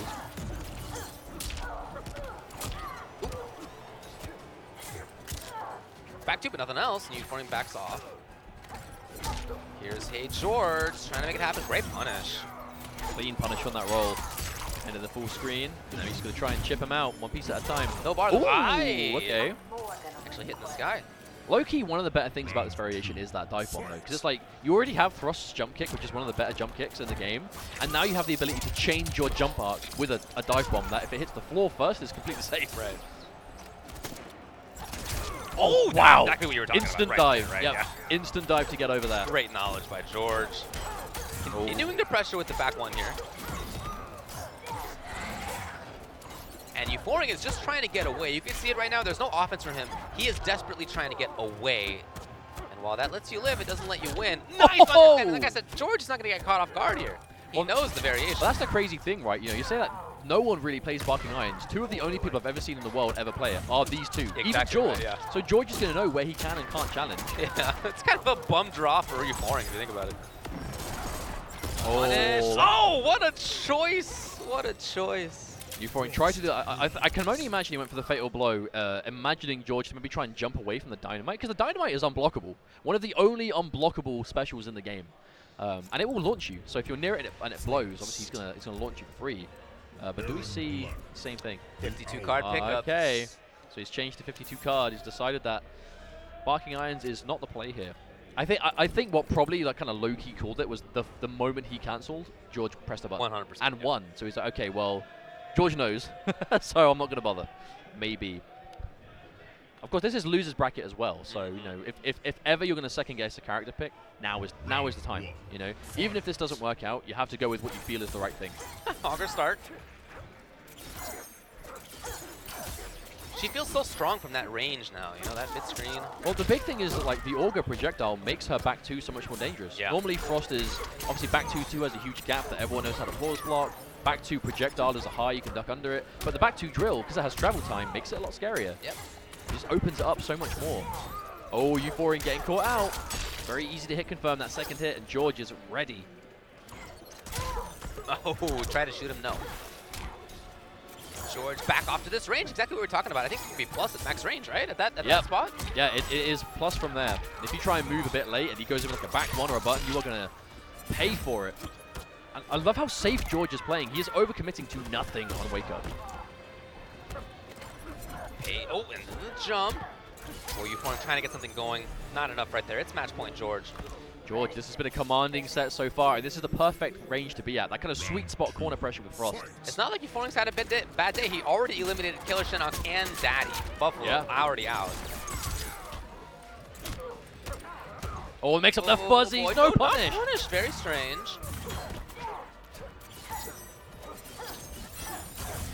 And again, that's completely safe on block, and there's the counter hit. Big damage incoming. She is such a terror at that spot. Ooh, optimals. No bar. 322. Very clean stuff from HeeyGeorge. Eupforing in big trouble. Oh, just yeah. Never got anything going. It was entirely George, and he moves into top 16 losers. That was a dominant performance. really good demonstration of Arctic Anarchy Frost. I'm really happy to see George. So normally when you see George play another game, he typically goes towards characters that are kind of on the lower end of the spectrum. The weirdos. Yeah, or good characters, but the kind of less used or seem to be less strong variations of those characters. Uncommon stuff. It's really good to see him not limit himself with character choice, right? Because like Frost is definitely not this like overpowered, like super duper top tier character, but she's definitely like a really solid pick, a strong character, especially in this variation. And to see a player with his skill use a character like this, with his mindset to how to approach them, how to use them, especially with like his limited world-class experience. Again, a couple of times a year is like max you'll see him at these kind of events. The proof is how good he can be when he doesn't hold himself back like that. This is a guy who's come up here from Chile, and when he does, he tends to do well. It's just, of course, that's a very far trip, and you can't do that too often. And it's expensive. And it's very expensive, yeah. All right, so losers again. This is going to be Samage versus Wide Turn. Now, Wide Turn has had an interesting weekend. In losers, he beat Deadly Rebel and K7 Show Off, but before that, he beat Punk from Street Fighter and stuff. He then beat Charbok and lost to Kevo in pools. Of course, thereby getting into top 48 losers. But I liked what we saw when we saw him on stream. No, good. What Whiteturn really has just got that just crispy variation 3 Jackie. It is 1000% just a really good demonstration of how strong she can be in the hands of someone that knows how to use it, because that's not an easy variation to play. No, very difficult execution. Yep, execution heavy, tricky. Your hit confirms are unorthodox because you have to hit confirm like point blank jump in normals at like last minute. But the reward is obviously the fact that she's very dangerous. Yeah. You have good pressure, you have good mix-ups with the air ground pound or the overhead air attacks. Of course, the shrapnel blast, jump kicks, or plus frames. Like the options just go on and on and on and on and on. But before we get into this match, my friends, if you do enjoy what you're watching with competitive Mortal Kombat, make sure to follow NRS Esports on Twitter. Keep up to date with all things tournaments for the game, and keep up to date with what's going on. All of it is on that Twitter account, so make sure you're following it. But we're getting quite deep into the losers side of top 48 right now. Top 16 will be beginning, I should say, soon. But of course, we do have a handful of games to get through. Samage, of course, here on the back of a defeat to Deoxys earlier on in winner's side. Deoxys looking really good as ever, but as is Samage. Now, what I want to know is how is what I would say more of a traditional slow-paced footsie style of Samage Cassie gonna match up against this pretty wacky character in upgraded Jackie. Yeah. Especially like Whiteturn is looking like really impressive. He's the only person in this top 48 who I think is using the character in tournament. We talked about Deoxys playing the character. He hasn't really been using her, yeah. Not here anyway. Not at this event, you're right. Just checking buttons here. Yeah, how does Cassie do against Hellboy? I don't know. We'll see. Or Blue Beetle and Hellboy mixed together. Yeah. But that's it, right? You take her universal buttons, the mids, the roots kick. Jackie just has so many tools. I really think she is one of the premier characters when it comes to 3 different variations that are all legit. Absolutely, absolutely. First round KO, of course, has done major damage in tournaments. Next gen, the one with the goop, I've always thought it's good, and it's way slower. People have made top 16 with that at majors. Now you have upgraded, different take on it as well. And each of those has that base Jackie that's very good and puts really different styles on it. Like, you can play that character in very different ways depending on the variation that you pick. The big thing, though, is upgraded is the only one that really kind of has that dangerous full screen presence, right? The ever-present threat of the super jump. I know it's not, you can't just throw it out and just bam, you're in. Like, you can be anti-air, people can stop you, but if you're like playing a set and you're kind of conditioning people slowly one at a time. Miss. Ooh. We mentioned the difficulty of the execution. Actually, that's the first time I've seen him miss it all tournament as well, at least on stream anyway. You have to do the, oh my god. All right, nice range. Jumping in, that's something nice. Other Jackies don't get that. You're not right in there after that crushing blow with the other ones. Absolutely. And it doesn't cost anything either, that super jump. It doesn't cost any resources. There's the low. It's quite a risk. Very unsafe on block. Oh, absolutely. But that's the mix-up, right? Because all of your air attacks are overheads on the way down, they stand up because you're in the air, and then bam, a low out of nowhere. That's one of the reasons why a lot of people call her like the Hellboy of the game. Right. Hellboy's Leap had a very similar mix-up. Very similar. Can he solve it? Okay. Oh, another drop. Expected breakaway, and Samage did not bring it out. I'm pretty sure that was just a forward 2, like the non-rapid punch. I think he may just have. You want to just punch instead of maybe, yeah. I don't know. Patient, and then exactly at the right moment, Samage presses the Oh, button. corner switch as well. Yep, tried to duck, no dice. Unfortunate drop. Can you get there in time? No. Lovely Ooh, backdash perfect. first for Samage. Perfect with punish. Crushing blow. Yeah, great understanding of what Wide Turn wanted to do. Just like that, it is a complete dominant performance by Samage. And Oh, he wow. gains a round. Look, just like that. That was just an uppercut. That was just no messing around. Whack. Two 950 health characters as well, so that life bar is going to go down a lot faster than you might think. Woo! Shut down. Wide Turn trying to get out of there. Ooh. And another uppercut, Samage. I think Samage is really trying to make it as dangerous as possible for Wide Turn to establish any of this super jump shenanigans. Can he get there? If he messes up anything, he's just going to eat 14% Well, of his he did bar. mess up there. Ooh. Continues the string. I find it quite rare to see Samage go in like this. I think he realizes that he can't really play from a distance against this variation. Very difficult character to zone against, no doubt. Ooh, flawless block. Okay, into the grab. This is good for Wide Turn. What can Wide Turn make happen? Oh, wake up buttons. And butt. Jeez. And the reset. Wide Turn's in trouble. Oh, punish not quite Ooh. there. Chip is an issue as well. Oh, yeah. I really like that as a way to cut off the screen. The most obvious way, the easiest way for Upgraded to get back in that situation, go to the sky. So, Also cut it off. important for Samage to instant air it as well to make sure that the bullet wasn't like max jump height either. Because the lower down the gunshot was, the more likely it would catch the startup of the super jump. And that's going to be one clean game for Samage. Being a lot more aggressive than you normally see, but again, he's playing the matchup, right? That's why Samage is such a threat. Oh, okay. You saw the full string last time, blow it up now. Ooh, okay. Ooh, all right. Oh. All right, that is a little tricky. That is a Yeah, little tricky. I like it. I Yeah. like it. Unsafe either way, but Right. dangerous. Oh, he knows. Samage, you've seen that one before. Will Wide Turn keep going to the low? Oh, with hey. punish. Okay, this is a slobber knocker of a game. He was beating the crap out of each other. She actually whiffed. That was funky. Samage gets the hit, takes a little bit of a turn, trying to make something happen. Oh, the amplified. I think Samage was ready. Oh, that crouch could have been it. Anti-air was there. Beautiful stuff. Is that enough to? He didn't have to kill here. No, not quite. Oh, he tried. Wake up fatal blow, but didn't have the health to absorb the jump kick. Match point, Samage. Already, this has been a really quick game. I normally expect a fast set when you have upgraded, but this wasn't the result I thought we would see if that was the case. You expected in Upgraded's favor, but it's not. Oh, another drop. Wide Turn. He's definitely not playing as clean as I've seen all weekend. Unfortunately, stepping away from him, you can't afford to make these kind of execution errors against Samage at this level of competition. One game away from top 16. There we go. There's the hit. Samage. Yep, Okay. okay, this is actually very nice to see for Wide Turn here. That he got the combo. Well, most of it anyway. Okay. Well, he's still got the life lead, so that wasn't the end of the world. That combo got. Turning it on here. Okay, blocked by Samage. Ooh, the duck and the punish does come. Wide Clean Turn side waits till he's switch. in the corner. Oh, only down 3. Oh, I like that one. Using yeah, the super that's jump cool, just to get out of the corner. Oh, he tried fishing for the counter hit there.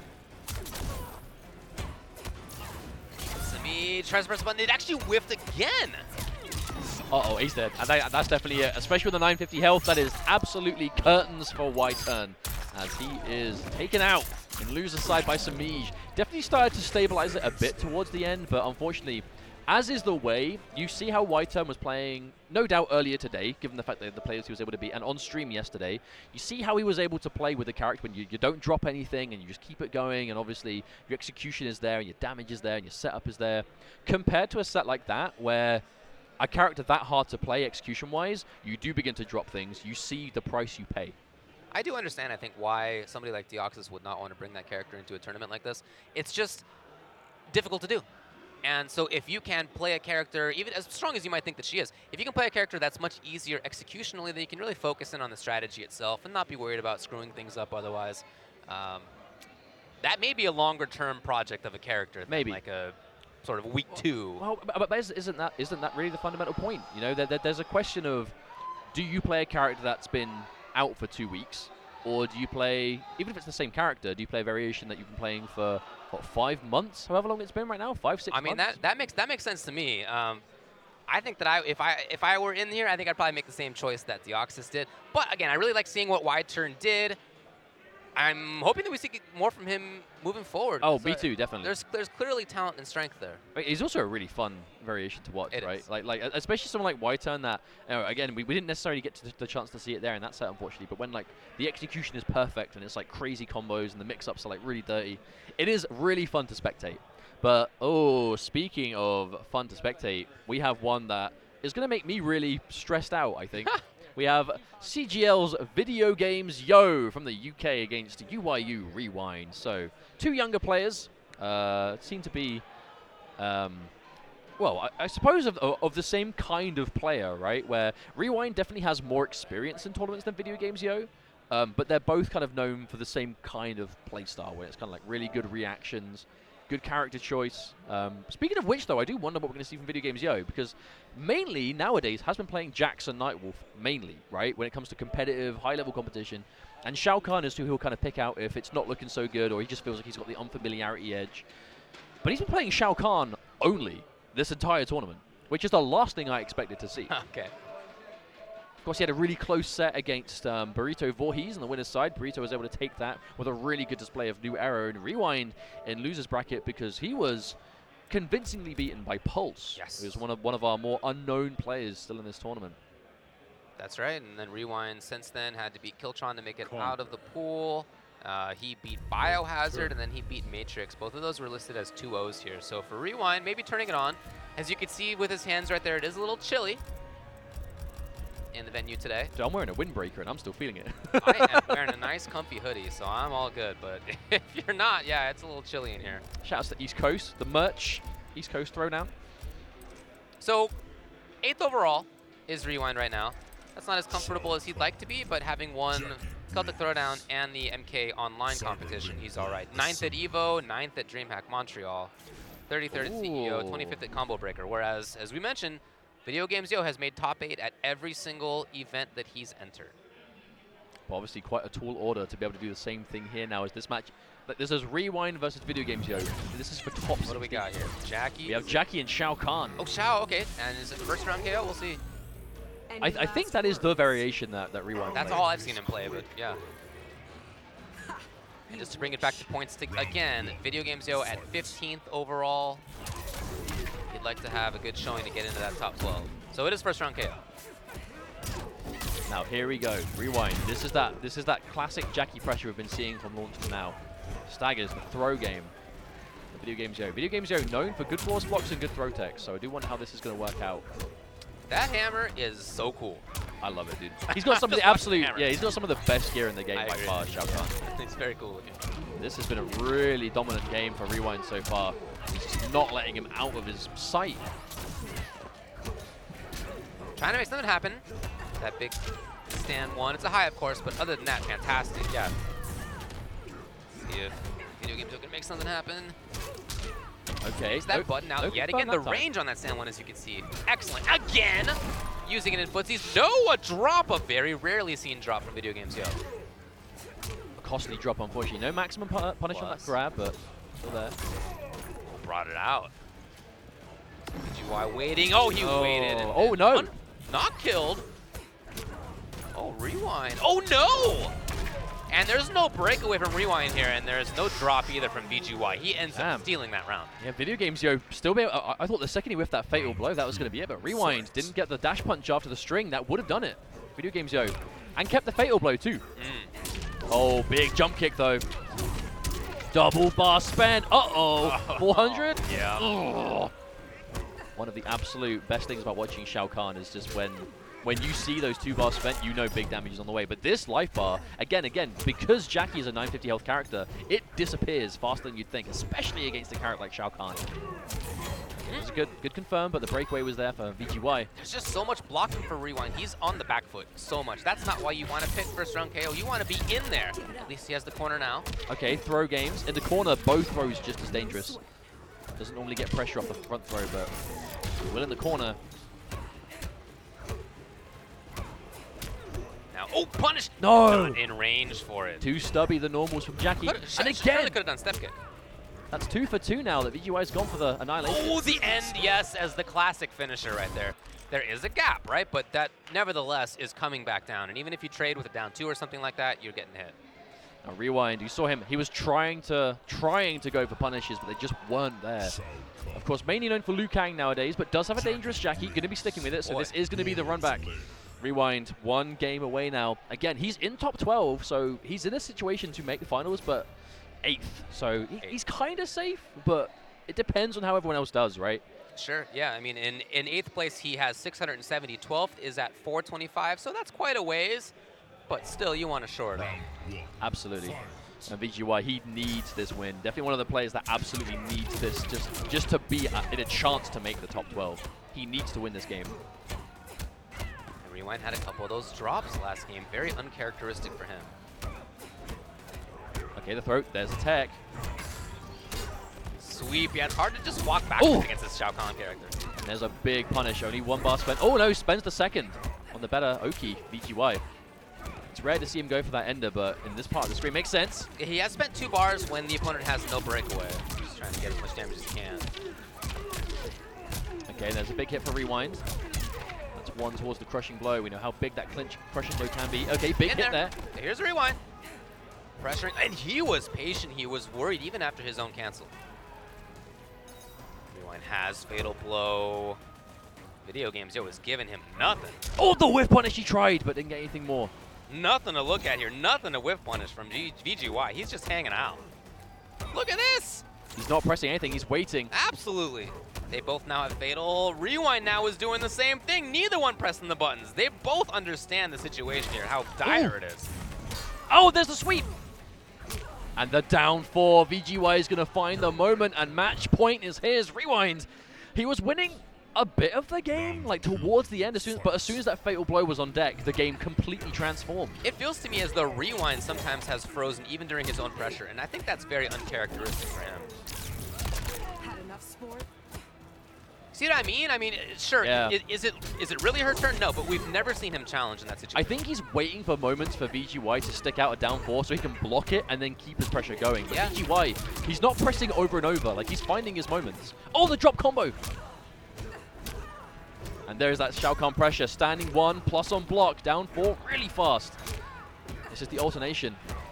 And then every now and then, as soon as he knows you're blocking, 4-4, plus frames still. Uh-oh. I love that grab right there. It's such an understanding of Rewind not pressing buttons there. Very consistently so. So Rewind now has fatal. He can be dangerous, certainly. He's so talented. If he turns it on now, it's still available to him. He is running out of time. Plus frames again. Respect. Rewind does not want to stick anything out. Uh-oh. 1 hit at a time. This is getting away. He might be dead. That's 950. No, not quite. Oh. But, so that was VGY still willing to challenge, right? That's -2 on the sweep right there. It's not actually Shao's turn, but he saw so much from Rewind, of Rewind just hanging out, being frozen, not taking advantage of situations. He definitely seemed to catch on at how visibly uncomfortable Rewind was, right? Like a big part, and the thing is, when you're playing first round KO, it's kind of rough to let that happen because first round KO thrives on, again, you know, the kind of the fake outs. She's got the fast mids, she has the fast buttons. You wanna make them press so you can press and chew them up, right? That's how the variation works. But VGY, even though he was pressing a lot of down 4s, a lot of standing 1s, because that's what Shao Kahn has to do, he wasn't doing it at times where it was too obvious, right? And like you said, when Shao Kahn goes for those sweeps, it's -2 on block, but his down 1s really fast with how locked up Rewind was playing that whole time. Maybe that's why he just got away with a lot of it. I think you're right. But a really good result and desperately needed for VGY, of course. Now, I cannot stress enough. He's only been playing for a few tournaments for a few months. So he came into this year's pro competition quite late. Right. So in order to be able to catch up to the rest, even to be able to have a chance to do that is really difficult. But he has a better chance to do it now. He's made that top 16 spot. But moving on. Okay, another match that I know a lot of us are looking forward to watching. Coach Steve, who has been a staple in the NetherRealm community for a number of years now. Another person really thriving on that first round KO, Jackie Briggs, for the most part.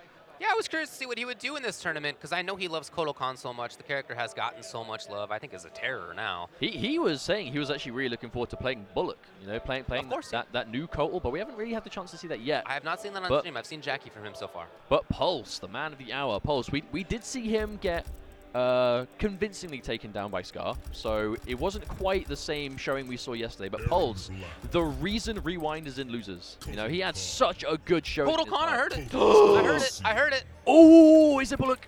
Is it Bullock or is it Ascension? We'll see. I know there's a certain Mr. Aquaman watching from home right now. Either way, oh my god, the character is so cool to watch. He's gotten some buffs, the new variations, very interesting. The new one is a wall. It's a brick wall with a a sword on it. Character, honestly. You ever like super glued a sword to a brick wall? That's He what Bullock. feels like such a boss character. Yeah, it is Bullock. So he has the damage totem. There you see. He has the defense totem. Now this is what? This is classic Kotal Khan. This is Blood God reincarnated. Yes. Blood God with a wake-up attack. Right. It's all about the totems. Get the hit, get the totem, Get stack killed them up. well. There's the disc, -1 on block. Very dangerous. Ooh, okay. There's the hit. Even that by itself, 2 hits into special, 24%. That's with no totems either. Right. Just coasting around. Here's Pulse trying to make something happen here in pressure, keeping himself safe, not taking any big risks. Yep. And there's the reduction. Get in there. Yeah, this is defense totem. Oh, another one. Oh, the Ooh, what a unblockable. call.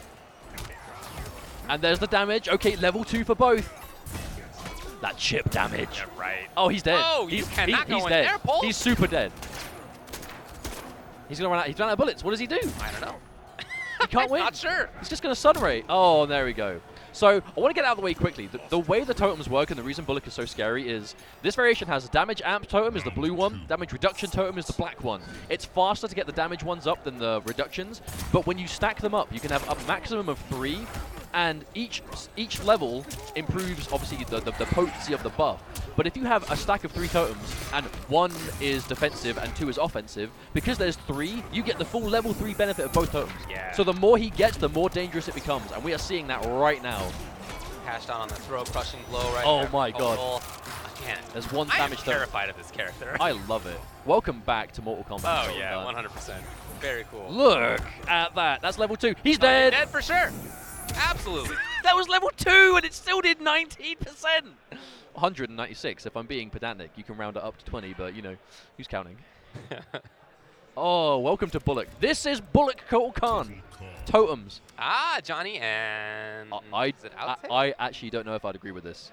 Outtakes projectiles do not do a lot of damage, I and was just he gonna can tank up. Yeah, that's right. I was watching you play in the same matchup where Johnny was throwing all the force balls in the world, and you were just there with the sun ray and the damage totem. And that was hanging out. my terrible like day 1, maybe day 2 Kotal. This is Yeah. Coach Steve. Right. Coach Steve has been grinding this character, Right. dude. Okay, so on paper, Did he actually even get the Blood God colors? I'm sorry. Go ahead. then that'd be sick. Can you imagine anything more fitting? It's Yeah. just like, oh, okay. Round 1. Yes, no, he has, he has. He did. But it is outtake.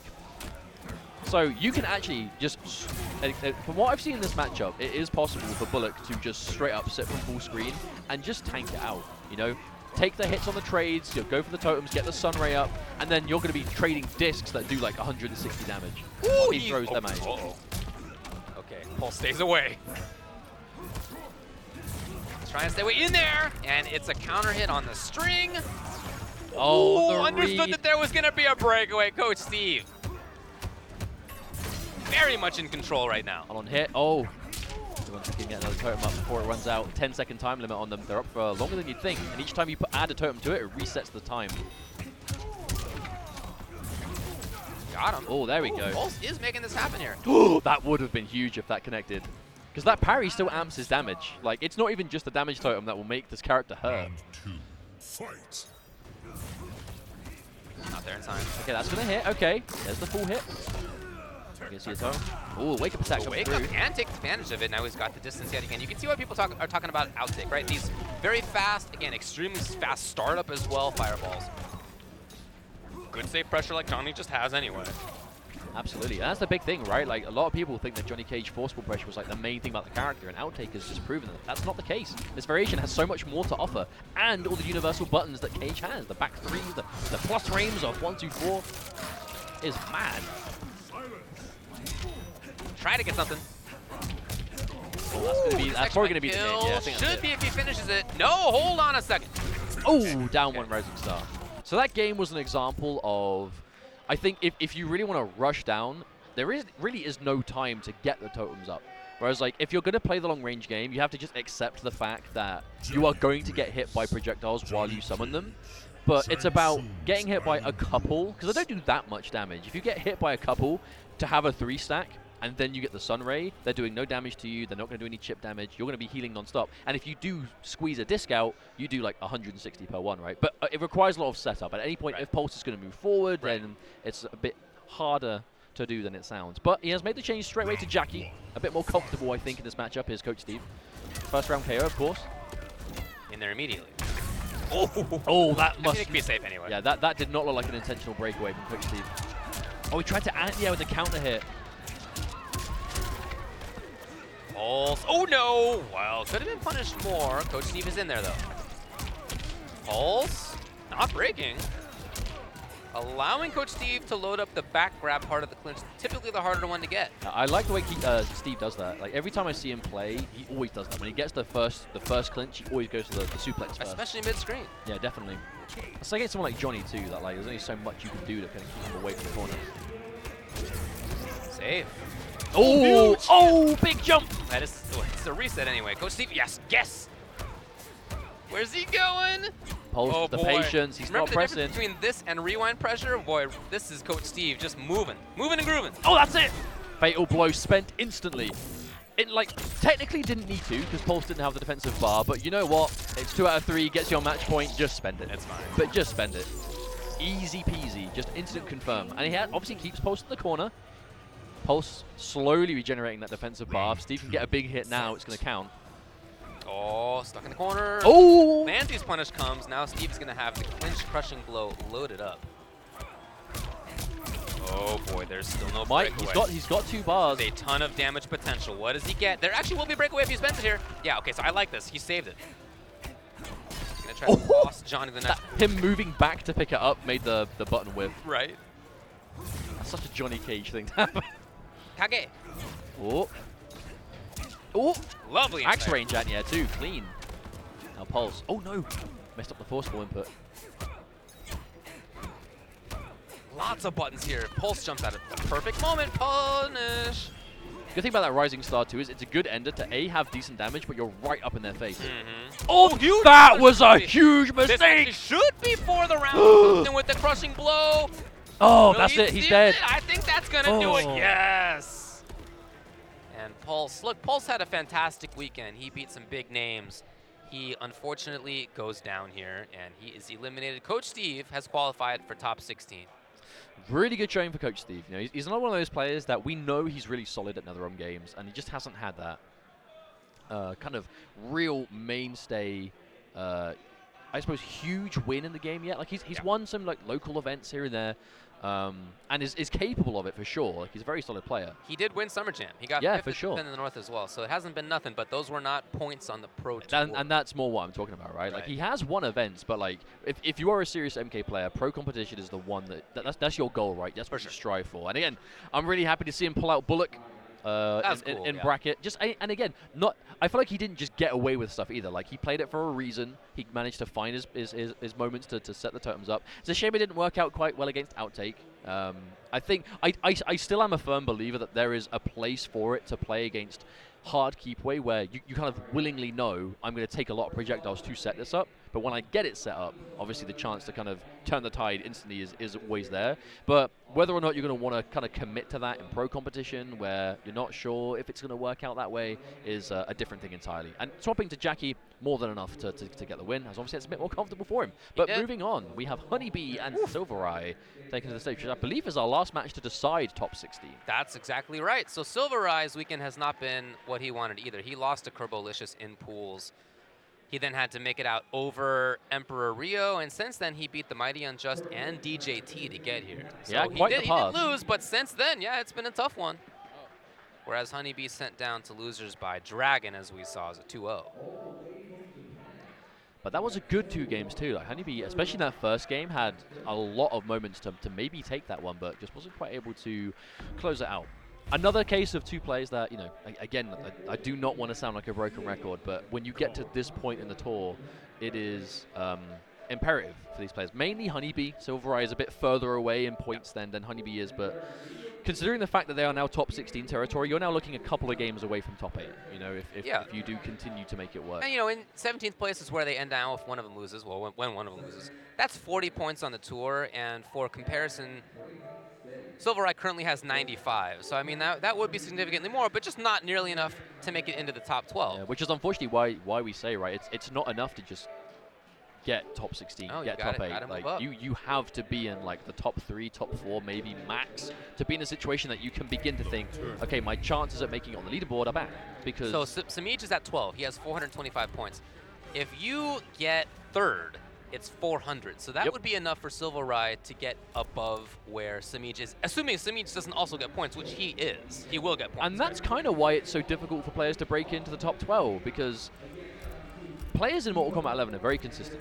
You know, the absolute, like, if you look at the top 12 leaderboard players, most of that top 12 is usually in the top 8 for any pro competition event. So not only is the top 12 always getting points, they're at most of the events too. That's right. So they're constantly just adding to the point count over and over and over again. So if you're outside of the top 12, you every event have to watch the top 12, you know, build that gap even bigger, more and more and more, which does make it seem like a bit more of a mammoth task to kind of break into it. But we are going to be seeing Noob Saibot versus Liu Kang, two characters these players are very much known for. I feel like Honeybee really is kind of deviating away from the Devora train and is kind of just focusing on, okay, no, it's Noob Saibot. Plain noob, yeah. And he's great with that mid-range control that you'd like to have with noob. Whereas Silver Eye just very strong with the character overall, with Liu Kang overall, great pressure. He has a unique style of Liu Kang as well. He plays Liu Kang in a way that not a lot of other people do. I don't think he relies too much on standing one as a string. Obviously he does use it, but usually when I see his Liu Kang, it's more around. Oh, but it is actually set it up, but Honeybee knew exactly what was coming. Yeah, it's Wuxi Legend actually as well. I didn't even realize. Set it up the buff first, which is gone. Ooh, that was a down 2, and it got blown up. Right into the grab here, Honeybee. He's where he wants to be. This is the spot on screen he'd like to have. Oh, just the grab afterward, huh? Not a punish, just went for it. Took his turn in that way. You see Rai really prioritizing getting that buff up. Gonna spend the crushing blow instantly. Honeybee force breakaway, decides not to. Big damage coming through. Rai the lead. Can he get that heat? Wow! Wow! The knowledge from Silver Eye. Wow, that was from so far. I don't know that any other character could have done that. I can only imagine that. Or maybe Cassie now, a third variation. Maybe, yeah. Kick, but aside from that, no idea.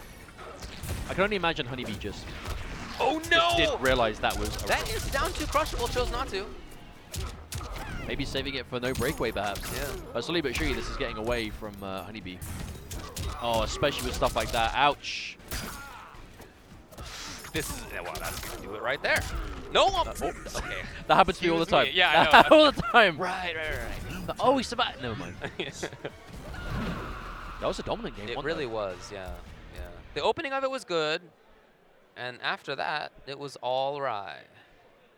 The second that fatal blow was blocked, that was pretty much sealed the deal. That Silver Eye was just like, right, now it's my turn. Well, and that was 370 damage right before that. That was not broken away from as well by Honeybee. Setting up the buff and the teleport, as you can see, happened before. Now B's got the corner. Let's see what he makes of this.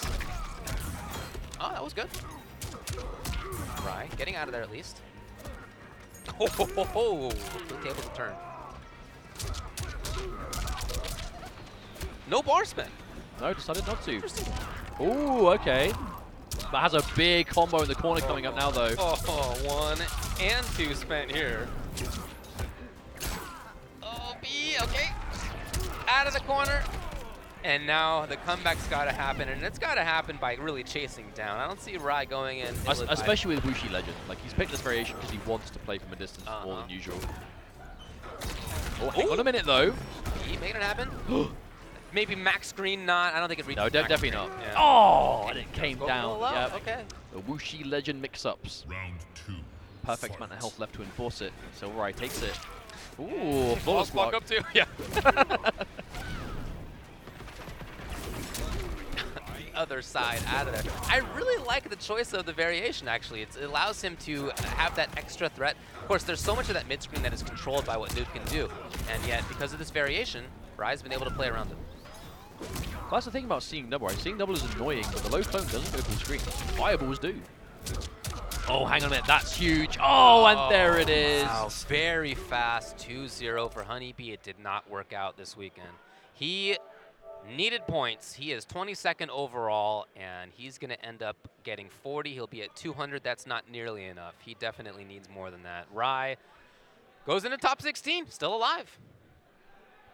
That's definitely a case of, you know, Rai is going to be happy with that, because Rai has kind of been somewhat up and down about the game as of late. You know, I don't think he's quite as, I don't want to say committed, because obviously he puts on the grind, but I don't think his heart's quite in the game the way it has been at times. Maximum range. And I think a big part of that comes from the fact that he knows that, of course, he is not really in the runnings for top 12 at the moment. Yeah. But getting this top 16 and getting that bit closer with big wins like this, you know, is going to be something he is going to use to kind of fuel him to get back up to where he knows he can be. Because Rai is a very, very strong player in the NRS community. Very talented, and this guy's got a lot of stuff going on as well. You know, he's a father. He has a lot on his plate.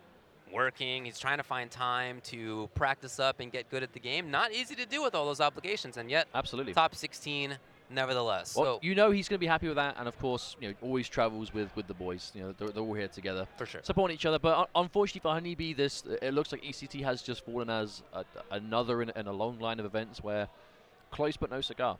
You know, it sucks to see it happen, because he is such a strong player, and he even this weekend alone, you know, over Killa Shinnok, he had a big win. Like, he gets big wins at every event. It's just when it comes down to the final moments and it's top 16 onwards, because he's had so many top 16s, top 32s.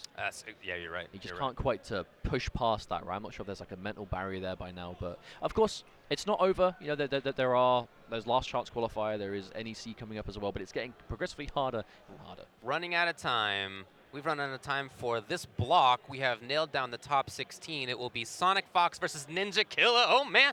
Splash versus Forever King. Dragon versus Scar, and Burrito versus Deoxys, and loser side, HeeyGeorge versus Rashid. Combat versus Kevo. Coach Steve versus Silverai, and Video Games Yo against Samage. So this is going to be a block you do not want to miss. Do not go anywhere. But before we do get that set up, we're going to go for a quick break. But of course, I want to take this moment to shout out to Roadrunner Records for their support of the pro competition.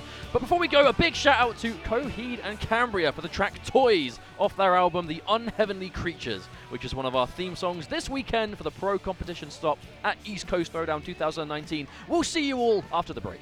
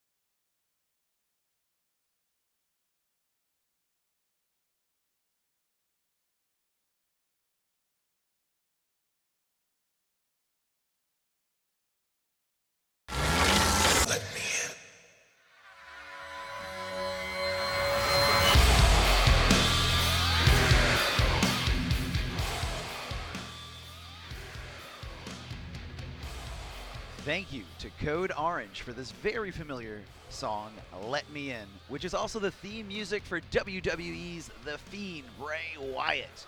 One of our theme songs here at ECT 2019 Pro Competition Stop.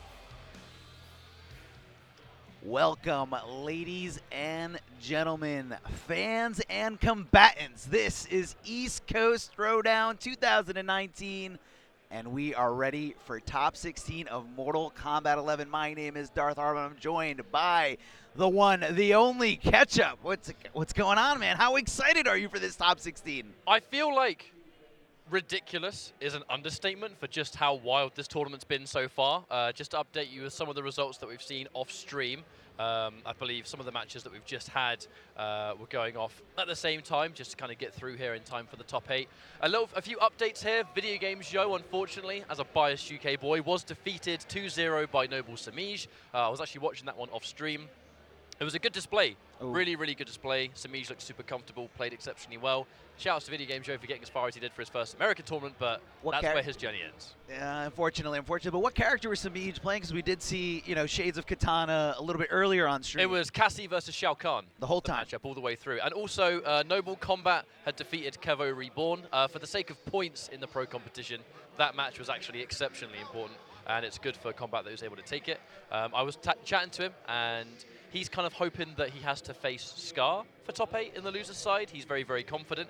But while we have the players sitting up to play, the two most popular players in the business for Mortal Kombat 11, the champ Sonic Fox and the up-and-coming god of the online world, Ninjakilla, are going to be our first matchup for top 8. After that will be Splash versus Forever King, Dragon versus Scar, and then Burrito Vorhees versus Deoxys.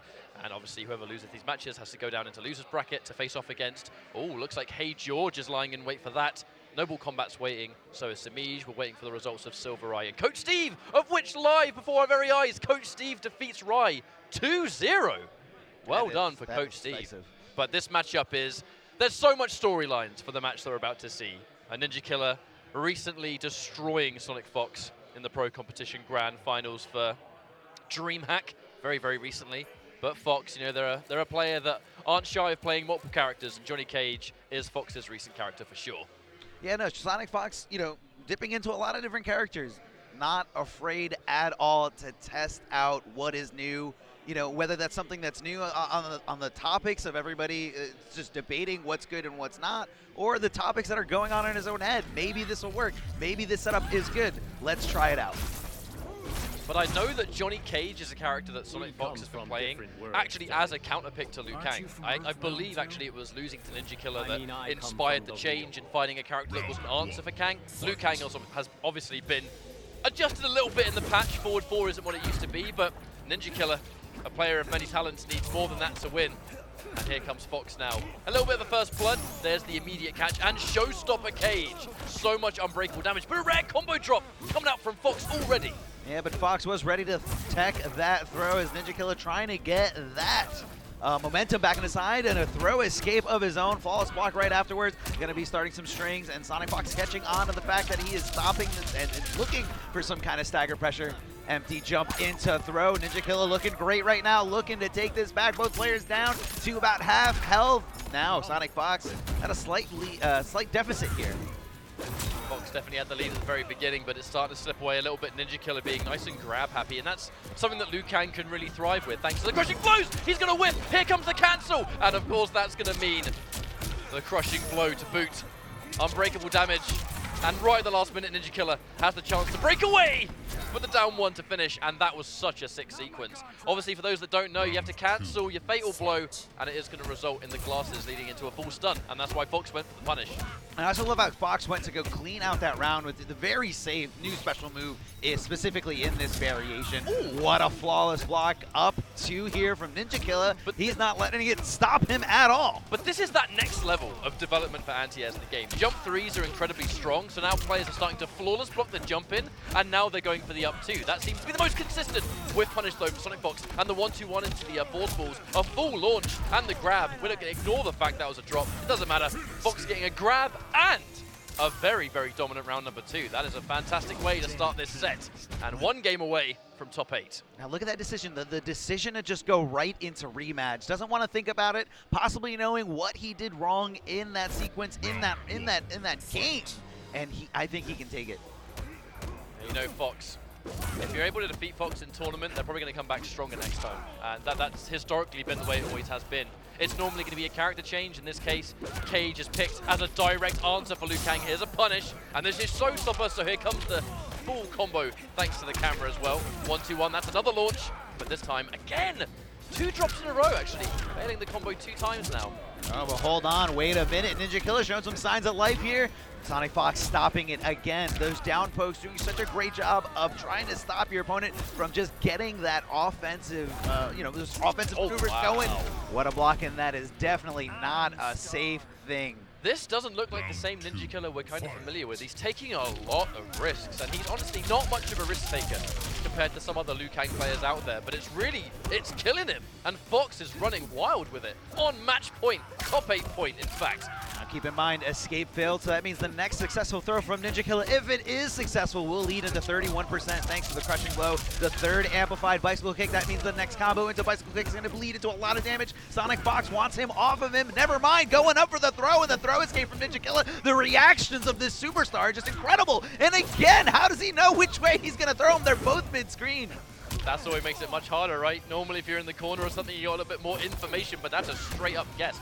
Fox was trying to kind of face just within close to jump distance, thanks to Johnny Cage's advancing low. The whip! Oh no! Here comes a full combo. Glasses, thank you very much. Into the finish. This is actually going to be all unbreakable. Ninjakilla is dead. Sonic Fox is going to take it, and they'll be our first player in the top 8 here at East Coast Throwdown. Incredible, incredible. And it was all about the situational awareness. What Sonic Fox knew, that he knew that they were down to less than 31%. So Ninjakilla, of course he was looking for the throw. Of course he was going to dash up and not hit forward 4, but instead reaching to go for that crushing blow, and that was pretty much the demise and the nail in the coffin of Ninjakilla. Now, that does mean that Ninjakilla is going to drop down into loser's bracket, has to play 1 more match for top 8, and his opponent's going to be Samage. So that'll be an interesting one. We'll be seeing that a little bit later on. But congratulations to Sonic Fox. Every single time we watch Fox lose in tournament, I kind of think that, Fox takes it a certain way. I feel like they've gotten better at losing as the years go on, I think it can be quite difficult being the undisputed for the longest time, and then, here comes a player that can beat you in the fashion Ninjakilla was able to at DreamHack. Yeah. But what champions do is they lose, be emo about it for a few seconds, but then you reflect. Yeah. That's exactly what you do, is you go away and you kind of think, right, what went wrong? What's your losses? Think about what it was. In Fox's case, they must have felt like it was a matchup thing. Sure, Let's just pick a new character, and Johnny Cage was that answer. And clearly, Johnny Cage was the right pick. I mean, can we talk about the unbreakable damage? Oh, it's so much. It just leaves you standing, and you can't. So in this game, when you're left standing, you have no access to breakaway. You have no access because you're not being juggled, and you're technically still on your feet, dying slowly on your feet. And that's just, it's oppressive. I'm really excited for our next matchup. It should be Splash versus Forever King. This is Splash's first proper major tournament in Mortal Kombat 11. I know he's got a lot of local presence, and he's mentioned this is his first, proper pro comp event he mentioned. And he's been, doing well for himself. I guess that's pretty easy to digest. Oh, yeah. That Lotus Fist putting in a ton of work, and I actually think he totally could take this against King. I think he can too. I think Forever King is making a great debut here where, Forever King, if you look at his resume, you can even look at his resume as far back as MK9. Very successful. Justice 1, of course, very successful. MKX, part of the Yomi gang, and just able to dominate in so many different ways, where I feel like Forever King hasn't really found that strong footing that everyone was expecting him to have here in Mortal Kombat 11 just yet. But hey, this could be a great, great set of results for Forever King. And of course, guys, follow NRS Esports on Twitter if you guys want a one-stop shop for everything Mortal Kombat 11 esports related. You want to make sure you're following them. And if you guys want to follow along with the bracket today and see what upsets happened yesterday, what upsets happened earlier today, all you got to do is go to smash.gg, look for East Coast Throwdown 2019, and click on the Mortal Kombat 11 event. I want to say shout out to the ECT staff, honestly. This has been a fantastic tournament so far. I'm really excited for Mortal Kombat 11, the main event of the day. You know, this is the home of classic Mortal Kombat, is the East Coast. You know, so many stories and players actually started their journey here, around this area. And a lot of people associate Mortal Kombat's birth as the revival that Mortal Kombat 9 introduced to the table. But there were players that were playing the PS2 games, you know, Deadly Alliance, Deception, Armageddon, even before then, Ultimate MK3 being the really big one that was played around the East Coast in the later stages. And you know, the Combat Network team and everyone else making the magic things happen. Players like Rio starting their journey there and still around, you know. But Mortal Kombat 9 was where everything was reinvented. But it's the East Coast where it all started. Yeah. And it's finally, you know, magical to be here. But this matchup, I think it's hard to call any predictions. You know, Forever King, that there's one thing that he's got, it's just experience, right? And he plays Geras, such a good pick for him because you can really play with your heart on your sleeve with this character. Whereas Splash, very, very technical. That Lotus Fist Kung Lao, lots of swag, but fundamentally it's just a fantastic understanding of this character. And Kung Lao being a character where you can't even compare Hat Tricks and Lotus Fist as two variations because they allow, no pun intended, this character to be played in two different ways. Yeah. You know, Hat Trick is a little bit more less is more thanks to the jailing of the Z-Hat and then, you know, the classic strike and grab mix-up. But Lotus Fist kind of unlocks the usefulness of so many other combo strings that are normally way too unsafe to use, but then we have Orbiting Hat. Yeah, we definitely have Orbiting Hat, and it costs a lot of resources, especially not just offensive resources, but also defensive resources. So when you don't have those defensive resources ready to go, you know, the whole game, the whole match, you lose access to those wake-up attacks, you lose access to the breakaway, and one of my favorite wake-up tools is the forward or back roll, trying to catch your opponent whiffing something for a full combo punish. So you always got to keep that in mind, and it just, when you're fighting against this variation of Kung Lao, you're always kind of, you kind of have to meter manage and understand, like, on this knockdown, he's got less options, or on this knockdown, he's got a few more, but always keep in the back of your mind the fact that he wants that defensive meter. He wants to rely on that bar. I want to mention, by the way, that Splash getting a top 8 here would take the bottom end of the pro competition leaderboards and completely screw them up. Because the amount of points he'll get from a top 8, and if he does well in said top 8 as well, and the fact that I would assume after this he's going to be going to NEC, you would assume. I would say that's a safe assumption. Yeah. This is a good opportunity for him to sneak in at the very last second and maybe snap up one of those spots. Players such as Kevo, who fell to Noble Combat. You know, Kevo was on the lower end of that as well, along with players like DJT and, you know, and others. Them falling short here and Splash ascending. Let's see how well he does on the top 8 if he makes it that far.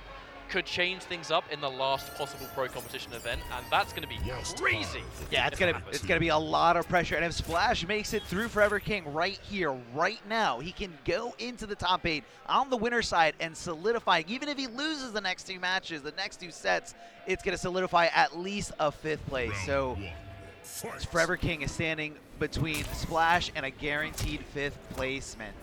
Now already, the forward one stagger so real for Lotus Fist. Forward run has loads of extensions, Orbiting Hat making it worse, but tripped up by the sand trap. Forever King, first blood here. Oh, just jumping in here is Splash. One of the toughest things to really know. You know, sometimes if you know Kung Lao is going to be going for those dive kicks, you want to block and, you know, just punish. But when you're scared of it and Kung Lao knows that you're just going to sit there and block, that kind of gives him free reign to just keep jumping, keep applying pressure. And we all know how tough jump-ins are to deal with in this game. And Splash has so many optimized corner combos with Kung Lao that if he hits you with a clean opening, it's about 40%. Lotus Fist did get a lot more damage passing, I suppose, in the recent balance patch. Orbiting Hand to forward 4, yes please, here comes some more. Oh my word, like you knockdown. said, just about 40%, just around 3% shy of that call out. But hold on, Forever King with the anti-air conversion here. Going to be doing some good damage, ending it here with a choke slam onto the spikes. And now Splash is in the corner, an early grab there by Forever King, but doesn't get punished. Splash wasn't ready for it. But now we're going back to a little bit of a reset situation. It's going to benefit Splash as long as he's got meter for Orbiting Hat. A short hop. I assume that might have been a flawless block attempt from Forever King. Splash isn't going to take the bait. The down 1 turns to down 3 with the 4-2-1-2. Oh no, the whip! Just on the magic frames. That should be the end of the game, and Splash in record time. The whiffed fatal blow, catching the end of the frames on the end there, and a full combo. good stuff there. But man, 1 game away, and Splash gets top 8 winner's side. What a result for him it would be. And what a rare instance for that fatal blow, because the hitbox on that fatal blow is huge. Splash must have just been in the right, it must have just jumped in that right exact moment and just caught Forever King by surprise, still recovering from the recovery frames from that fatal blow. Just got full combo punish. Splash, I think feeling Splash, himself. To be honest, I kind of think no one is more aware than Splash of how close top 8 that he is. So not confirming that forward one there, I mean, I can't say I'm really surprised for it, because look, if you're 1 game away from top 8, you can't tell anyone how you feel you would play in that situation. But now, he's been able to stop the bleeding a little bit, the 1-2-1 shimmy, and now he's going to get a knockdown, looking for that jump kick. And if you eat a jump kick there, that's where the 40% comes from. Splash has some fantastic corner combos in this variation. Forever King fighting back with the mid, but getting caught by the down 3. Opting to just sit there and grab, but now Splash hasn't gone for many grabs, I have to say. No, he definitely hasn't, and I feel like that's not really Splash's style. He wants to kind of get you in the corner, and like you said, just demolish you once you decide to eat a jump-in kick. Goes for the throw! He finally did it! Finally did it, and Forever King was ready. Wow! Forever King made the read that he's going to grab a 2nd time in a row. He's wrong. We get the confirm now into fatal blow. This is going to hurt, and just like that, puts Splash straight back into the round. That said, he's exceptionally weak. We'll look at his bars. Has no defensive bars, so he has to watch out. Can't block anything, and that should be game over. Yeah. The finishing out the string there, guaranteed 3rd hit after the 1-1-1. Fight. And now, taking the patience. Instant whiff dive kick. I really like that, because if you whiff the dive kick at just the right height, some like characters, they will whiff their projectile or whatever it may be, and Lau just gets a free punish. Great tech here from Splash, completely aware of the fact that Forever King wanted to throw him in either direction. Converting some damage. What's going to be the mix-up? Going for the mid, but stopping to keep safe away from the roll. Wake up and hold on. Neutral jump punch. Gonna leave him in a standing position and keep him guessing. Forever King keep guessing wrong, and now Splash just 1 round away from winner's top 8. There's wonderful awareness there from Splash 2. He knows that he was ever so slightly not point blank, so the meterless spin was never going to work. You can only amp right to go in. Goes in for the restand situation of the straight hat. Splash in this next round is just mauling Forever King.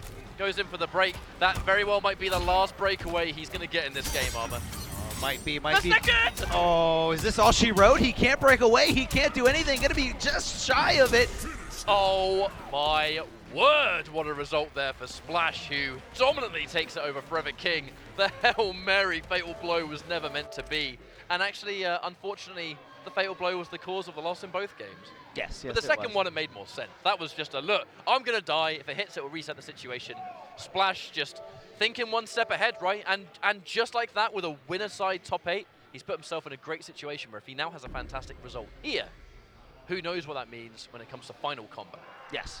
I mean, again, it all plans out where you're seated, who you're going up against first, and it's all about bracketology. And of course, you want to get seated as high as possible to get the best path. But man, pure dominance from Splash. Aside from the 1 round that Forever King did win in the 2nd game, I mean, I feel like this was all Splash in control, knowing when he was going to block, when he was going to look for throw. Incredible player who's just getting better and better every time I see him play. I just really love watching the way Splash approaches Kung Lao, because the character is just so immensely varied. Not necessarily in, you know, night and day differences of how you can play, but the 2 variations, and we haven't really seen V3 explored all that much yet, which is why I'm only mainly talking about, hat tricks and Lotus Fist. But there you go. You can see the distinct 2 styles, and now Lotus Fist is more than capable. This matchup, though, I definitely think Dragon's going in as the favorite, but Scar, he really needs this top 8. He does. He had a great start of the season, winning Combo Breaker over Sonic Fox, but then since then, just hasn't been able to get back on that main stage. And someone who has been there a lot throughout this whole season. Not a winner, usually always, taking 2nd, 3rd, or very close to that, is Dragon. Oh, absolutely. I think it's quite fitting that we have Scar and Dragon now. By the end of Mortal Kombat X in its prime, these were 2 of the North American top 3. Oh, yeah. Scar, Dragon, and Sonic Fox, some say in that order. I think it was always a bit up in the air who had the better results down the end of the line, Scar and Dragon. But they were of the absolute highest level, both skill-wise and just results, competitive results. You'd see Scar, Dragon, and Fox in almost every single top 3, or top 4, or top 8, or whatever it may be. They're mainstay players. And MK11, 2 of the 3 are being consistent in the top 8, and unfortunately Scar just isn't. But that early win at Combo Breaker always put him in a secure position where he just needs to do well at a few more, right?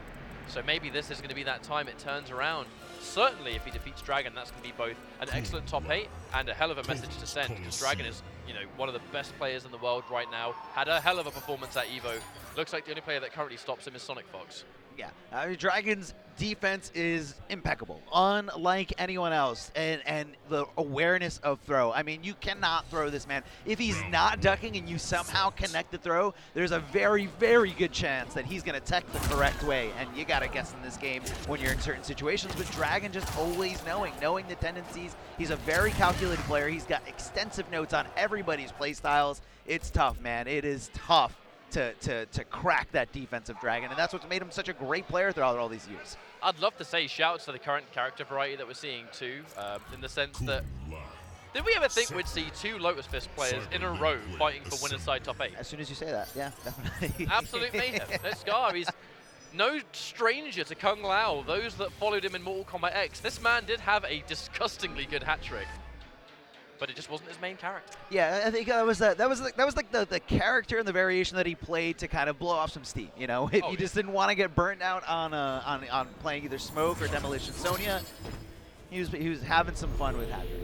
But foreshadowing, I suppose. As now we're going into MK11, where it's his main character currently. Cetrion and Lao. I always thought that Lao could definitely fight this character if he makes a good read. The whiff dive kick closing in space makes a huge difference. But there's Cetrion, and then there's Dragon. And the only way to get this level of Cetrion experience in the pro competition seems to be fighting Dragon, because his defense is just so hard to crack into. Scar spending a couple of his resources there for the orbiting hat. Immediately clipped though as Dragon is going to open things off, get a full combo and a knockdown. Not a lot of damage, but it's the positioning that matters here. Yeah, it's the positioning. You're going to be seeing Dragon looking for a lot of those full screen options. The laser he tried to do, but got interrupted here by the projectile of Kung Lao. But now we're going to be doing a little bit more damage, forcing Array the breakaway. Now Scar not going to have any options for forward rolling or waking up at all. And there is the, oh man, the crushing blow here from Cetrion. And Dragon looking great this first round. It's always when the crushing blow does just enough damage to kill, it's like, oh, baby. But round number 2 now is Dragon.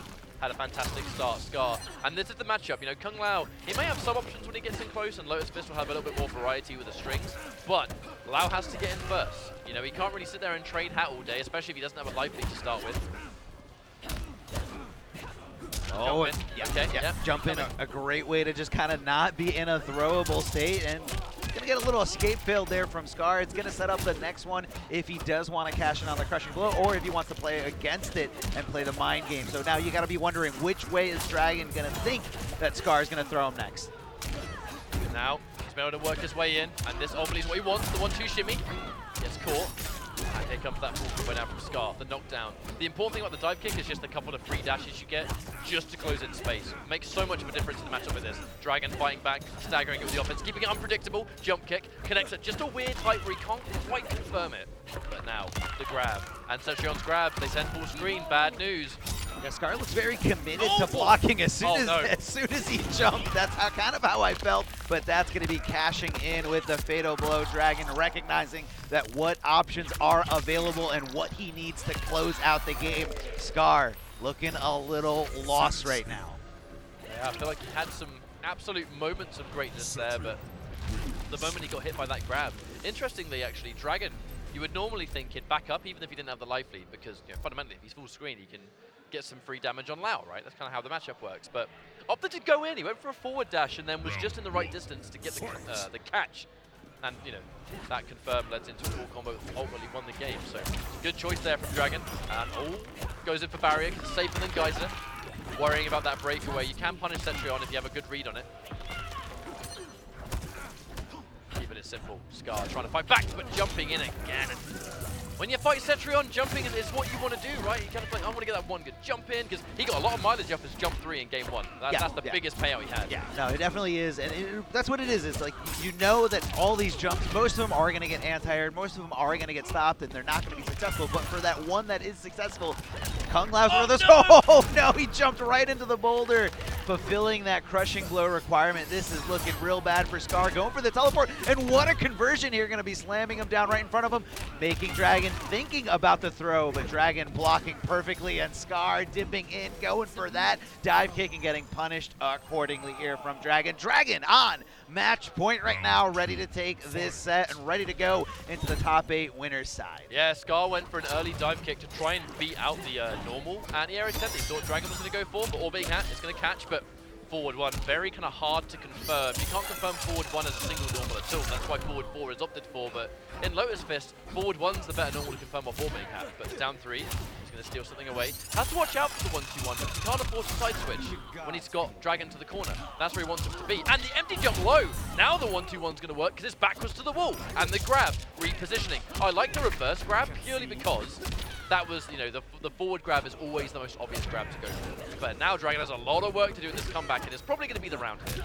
Yeah, no, pretty much down to nothing. And I feel like even Dragon is the type of player that would rather reserve it, especially when he's got a set lead and, you know, this isn't going to be the end of the game. He is okay with reserving his tank and just kind of waiting for the next round, and he says, I will close it out here in this final round. Now that barrier is going to get some free damage. Unfortunately for Scar, he's taken a lot of damage. He has to close in the space. Goes up for the hat toss in between natural barrier. Every projectile he eats here is going to be bad news because it's just damage he has to make up for when he finally goes in the gap. Counter hit or punish. That's going to be a full launch and the breakaway force. Dragon left with no resources. The forward grab, I like it a lot. But what's next? Problem is he's full screen. That's the risk, right? The reverse grab is the more likely one. The forward grab is the easier option to get, but it puts them at a range where Scar doesn't want to be. He's had to close in the distance, and that one grab, was it really worth it? Just now look at what's going on here. Yeah, no, Scar needs to get that momentum back on his side, but it's not going to be happening here. Dragon moving on over Scar. Although Scar was putting up a really good fight, especially in that last game, it just wasn't enough to crack that impeccable defense of Dragon. Means that we're going to be seeing Scar in a few minutes' time. After our next winner's side match, he has to face off against Combat. So that's going to be a very competitive match. Combat did say to me that he actually would rather have fought Scar in the loser's bracket. He fancies his chances more than Dragon. But our next matchup, Burrito Vorhees, who has had quite the journey so far, fresh off his victory against Video Games Yo, against that Shao Kahn. It was a New Era versus Shao Kahn, a really fun matchup to watch, in fact. But he has to go up against Deoxys, so it's going to be probably 2 Gearus, but 2 very different variations. Yeah, you know, Deoxys kind of just sticking out with that first that main variation of Gearus, the one that I feel like most Gearus players go with, and Deoxys has kind of been the I don't know how to say it, but kind of like what everyone was aiming to be, because he had great results as soon as the game was released. You know, made top 8 at Combo Breaker and just kept staying consistent, always in the running, always in the discussion for one of the better players of this game. Burrito Vorhees, I feel like he likes to go for the more, you know, abstract variation, the more abstract techniques. But Burrito Vorhees, he loves command grab characters, but he loves command grab characters that have a little bit more than that. You know, he's not going to go with a traditional grappler. He's going to go with grapplers that have variety, a little bit of extra tool sets. In this case, New Era, a huge part of the way he plays, it's not just for command grab, it's for the reverse time, for extra extensions. It's his setups with the sand pillars. There's a lot of stuff that he pretty much invented the whole lot of it. Because he played New Era the moment the game came out, and he is a lab monster. Yeah. You know, he had the best Swamp Thing by the end of Injustice 2. And Swamp Thing, another character who was command grabs, but more so. You know, it's kind of like, I'm not surprised of all the variations that he plays. This is the one he's landed with. But, you know, I really can't understate, you know, defeating Video Games Yo. I think Video Games Yo kind of went into that matchup as the favorite from the people. Sure. But people kind of forget that Burrito Vorhees is damn good. Like, he is one of the most consistently just skilled NRS players that we have, with very unorthodox characters. Yeah, always just kind of, you know, trying to take you by surprise, or trying to see, you know, what haven't we been discovering? What can I find and show the world, like, this character is actually good, or this character isn't as bad as you all say. And he's always looking to just prove everyone wrong. And he is getting better and better with each game. I mean, Burrito Vorhees is one of the younger players of the scene, and, you know, he's able to just get better and better. At least that's what I see, and I think MK11 is that game for him. Well, we'll see who's going to get the top 8 side, though. Deoxys definitely in a more comfortable position where a good result would, you know, spell good things for him. Burrito Vorhees doesn't have anywhere near as many points, but hey, top 8 results are top 8 results. It's sometimes not about just how well one player can do. When we look at the overall of things, it's, hey, if one player gets a top 8 and other players don't quite do as well as they wanted to, that means a lot going into future events. But our last winner's side match here for top 8, Jackie, and okay, I really thought we'd see a mirror, but Deoxys, I don't think he really likes mirror matches. I feel like a lot of people don't like mirror matches. Now, if he doesn't play Geras, he's been playing a lot of V3 Jackie. That has been kind of like, you know, we had a recent first to 10 actually. It was him and Mr. Aquaman playing on our Twitch, and it was, you know, as you expect, Deoxys definitely won it convincingly, but he was just giving us a masterclass on what Variation 3 brings to the table, and it is insane. You know, there's no wonder a Blue Beetle player has gone in for this variation. You know, the flight cancels that you have, the options in the air, makes Deoxys quite hard to pin down. Yeah, no, it's maximum mobility, and I think that's really what Deoxys loves. So I love seeing the fact that he's playing this character, breaking away right away as Burrito Vorhees, just snatching up Jackie, throwing her in the corner, and look at this combo potential here. Gonna be using 2 bars of offensive amplified meter here. Oh, I like it a lot. Deoxys, you know, this was the original Blue Beetle of Injustice 2. The execution for the flight-based characters, but a confirm. And now we're going to go for a reposition. Burrito Vorhees not losing anything. And the setup, hang on. Oh, he goes in for the tick grabs up. Deoxys, wise to it. And what's the defense going to be? Burrito Vorhees, oh, the empty low, the classic, and the instant jump 1. Now I'm talking about Injustice, Deoxys. You don't have to do Injustice anti-airs. Come on, man. That's right, that's right. Instant jump 1. Tut, tut. Hold on, we're getting closer to the corner here. Just jumping in, and that's what it is. Just Deoxys with this character is always just going to be one jump in away from his opponent. So this is just almost like pure aggression, but in a different way, in a way that you don't see in any other character. That super jump just going right in there, and you got to keep guessing. You got to guess for that overhead, and you got to guess for that empty jump low. The Burrito Vorhees trying to figure it out here. He's keeping it really, really simple though. Look, this character has so many tick grabs and grab variations, but he's pretty much done exclusively forward 2-1-2 so far. I think he's expecting Deoxys to eventually wait for a grab that, to be honest, just isn't coming. Oh, the conversion! What a conversion here, going for those plus frames. And this time, Burrito Vorhees stopping it, interrupting it there with that gap. The back throw, great Oki here from Geras afterwards, going for it and back in time to try to get something to whiff. No!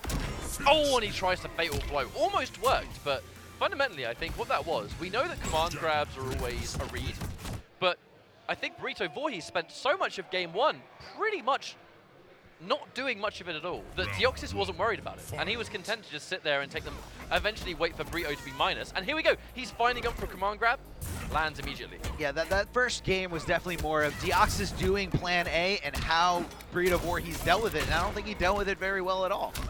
Wake up down 1, acknowledging he's far away. Here come the tick grabs. That's what you got to worry about. Oh! Jump 3 doesn't quite hit its mark, but wonderful block on that second overhead. Going for some back-to-back pokes, really trying to steal a turn from Deoxys, expecting him to press, and right now, he's not pressing at all. Confirm. There's a full combo. Breakaway's been forced now from Burrito, who, back to the wall, this is not where you want to be versus upgraded Jackie at all. Yeah, Burrito Vorhees seeming less reluctant to go for options, take those risks. And I don't know if it's really paying off, but hold on, right now he's ready to make this comeback. He does have Fatal Blow, going back in time because it wasn't successful. Gets the command grab for 120 here. Deoxys jumping in. That was scary. Vorhees did not fatal blow that! But hang on. Oh, he gets clipped anyway. I feel like he was sitting full screen. Was he saving waiting for the leap. Was he saving it? I don't know. I can almost assume maybe, but surely for him to be sitting around full screen, he was waiting for the leap. But when it finally came, he looked a little bit like a deer in headlights. Here comes Deoxys now, a full launch. Oh, drops the ender here, but Burrito Vorhees looking to take the, advantage of it, and whiffs it again here because he did get hit, wasn't respecting the down 1 tick throw at all. Yeah, this is the danger of tick throws, that if they get hit and you whiff a grab, sometimes you can actually be punishable. Here comes the full combo, 1, 2. A lot of down 2, and hold on. Yeah, we're going to throw him back in the corner. What's going to be for breakfast here? Going for a meaty setup, trying to get Deoxys to get hit from squirming. I think I've seen this one before, Armor. Finish. Not that long ago. Oh. Okay. Goes in for the poke into reverse time. Does cost resources to do it. He has to put a lot of faith in his defense. And a wonderful block and a throw tech. The foresight from Burrito Vorhees, who takes this round, signs of life, straight back into it. He's ready, he's ready, he's here to play, and he's not trying to go down to Deoxys without giving it a shot. A big jump in, and he stops him right in his tracks, right in the air, stopping time and space for his benefit. I saw that in the story mode, didn't I? Right. Similar. All right, knocked down, and this is party time. New era in the corner. It's command grabs for days. A little bit too short of the full combo from forward 2, though. That forward 3 can lead to a combo if you click it up. But Deoxys, the corner carry, fighting his way out. A bit of a drop, and Burrito Vorhees taking full advantage. He's going to get excellent damage thanks to the corner, giving us extra stuff. Anti-air, too far away to confirm, though. Deoxys still has a fighting chance. It depends on whether you can open him up. Not quite, though. The defense from Burrito Vorhees. No! Commentator's curse! No, sorry! As soon as you say that, but hold on! Oh, crushing blow! Crushing blow? Yes, it is! So much damage, and that was gonna be it. Burrito Vorhees. Look at the stone face. Whether he's down, whether he's up, it doesn't change. He's so stoic, he's like a statue, just staring at him. Oh man! How is he not going insane right now? For those that don't know, that command grab, you basically have to run against the wall with like the max of distance before, right? So if you catch them.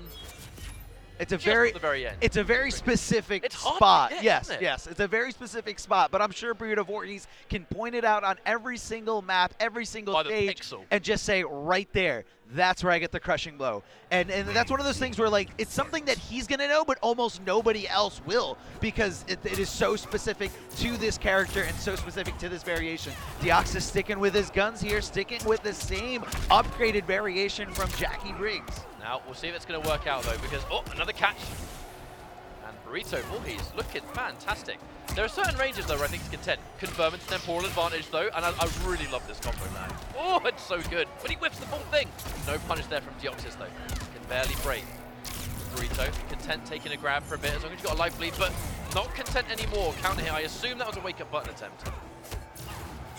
Leaping in, going to the other side. And here's a big body splash from Gira. Is going to go stopping time and just pummeling Jackie so many times over and over again. Looked a little bit like he dropped the combo, though. He went for the finish at the end, but was a bit too slow.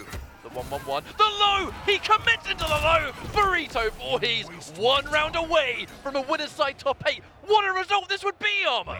What a result indeed. And right there, Deoxys getting hit by it again, stopping him right in his tracks, right in the air. Did Burrito Vorhees find an answer? But no, Deoxys is in there. He's going to make sure it hurts. No, he drops the combo. What is going on here? Well, sometimes upgraded players, they'll actually do that on purpose to get like a restand situation. I think that's what Deoxys did. But Burrito Vorhees just did down 1 anyway. You madman! And he's going to grab. Hang on. Is this the win, Armor? Could be close. It could be close. Jumping in, not in time for the punish, but able to just kind of get some block pressure. Doesn't block the overhead kick thereafter. He's got a lot of those mids, but finally gets a substantial one. The restand situation. All right, we're on match point for both players. This is such a pivotal round. It's unreal, but Final game. new era gonna get the job done. Down 1 to stop that dash punch, but hold on, an anti-air stand jab from Deoxys, putting Burrito Vorhees in a bad spot with no defensive meter at all. Now this is a scary position. He has to be really, really confident in his blocks. And I think that's why Burrito, he's going for less tick grabs. He doesn't want to risk getting punished for it. And he goes for it before I can talk. The anti-cross up down 1 though, forcing the breakaway. Good news. And he's going to get a down 1. But now that, because it's a different gauntlet, right, it lets you squeeze in a few extra down 1s in this situation. That's what Burrito Vorhees is doing. No! No punish! A huge opportunity dropped by Burrito Vorhees, but it's okay. He's going to pick her up, slam her into the corner, and hopefully keep Deoxys here for the rest of this game if he wants this victory. Down 2, they can pop him up, and we're going to put them back into the corner here. Deoxys in a bad spot. He's got to do something. He doesn't hit a blow. One more hit is all Burrito needs. Something significant. A grab, a down 2. The plus frames, he gets the block. That should have been it. It wasn't punished, but he went with a down 1 instead of a real string. Deoxys cashing out and trying to get the breather, trying to relax through this animation. He still has a lot to come up with here, but he's always just 1 jump away from getting that jump in and getting a lot of damage. This should be it. The gauntlet's gonna do it. Burrito Vorhees with his first pro competition top 8. That was a crazy good set, but ultimately, the moment that fatal blow landed, we had to look at the distance, and from that range, it was in Burrito's favor. The fatal blow gave him a fighting chance, but it still put him at a disadvantage. Yeah, no, it definitely did. Burrito Vorhees able to clutch it out there. I mean, in that first game, it looked so decisive in Deoxys' favor because, you know, he is, even though this is a different variation of Gears, Deoxys knows all about this character, and it looked like he was a little shook at it sometimes, but oh man, what a set, just back and forth. For me, I'm just looking at how in game number 1, Deoxys, I think he only used 1 command grab, and in this variation, one of the entire things that makes it dangerous is the threat of the grab giving him other options. You know, the moment he started enforcing command grabs in game number 2, he was going forward 2-1-2, Deoxys would block the forward 2 and then get hit by the rest because he's clearly releasing block, waiting for the tick grab, and he eats the rest of the string. It kind of makes, I strongly will always believe, I think this is the best command grab character in the game. You know, until maybe when Terminator becomes legal, maybe we'll see. But for now, this variation of Geras, it's just, there's so much constant threat all the time. It's just the payout is he can get zoned out. Infinite Warden has the counter zoning tools, this variation doesn't. But Burrito, he just knows how to play that archetype. Yeah. Oh, so good. He definitely knows how to play it. And again, the other thing that's great about that specific command grab is the fact that you cannot duck it. If you really have to commit, you really have to take risks if you want to get around that command grab. But coming up next, we have Noble Samage going up against CGL Ninjakilla. And now these guys have gone through the gauntlet. I mean, so many great players are here today. Samage looking incredible. You know, I love seeing Katana. I love seeing him dip back into Katana, especially for, you know, specific matchups, maybe something where, you know, he was feeling a little bit, you know, like he was struggling a bit with Cassie Cage. He's been dancing around those two characters for quite some time, but Ninjakilla, a true loyalist to Liu Kang, or pretty much any character in any game that resembles Bruce Lee. I mean, that's just his style. That's what he loves to play, and he always will. I feel like he just cannot. Even though we have seen him playing Jackie a lot in the beginning of this game's release, I feel like he has to feel at home with Liu Kang. And I wouldn't be surprised, to be honest. But I mean, Samage, you know, I kind of overheard. I was kind of, yeah, everyone was kind of having a chat when Samage was defeated in winner's bracket. Yeah. The sort of the recurring sentence which I hear from Samage all the time, and not only just Samage but people around him, character crisis. Yeah. Character crisis is the one thing that always seems to rear its ugly head when talking about Samage, because I truly think he's a little bit stuck on what character he wants to dedicate to. He goes between Katana, he picks Cassie mostly. But fundamentally, look, Samage is a player that likes to pick one character and grind the game with that one character. It was Melina in Mortal Kombat X, it was Catwoman in Justice 2, and he really, I think, wanted Katana to be that character in this. Cassie comes closer to it, but there are still times where clearly he feels like he has to change character, or maybe he can't get the job done, and that's just not Samage's style. No, it definitely is not, and, you know, you see the uncertainty in those picks, but you know, when you see success, you can't help but think of Sonic Fox, and you see all the different characters that they play. Sometimes you would just wonder, like, why not just emulate the best? But I think Samage wants to be his own player. And it's worked so far, and it might be in the process of continuing to work as he's one game away from a top 8, but quite the opponent to get through in Ninjakilla. We'll see if it's going to work out for him. I think Ninjakilla's going into this as the favourite for sure. Oh, definitely. One of the favourites, not only for top 8, but to win the tournament, in fact. So.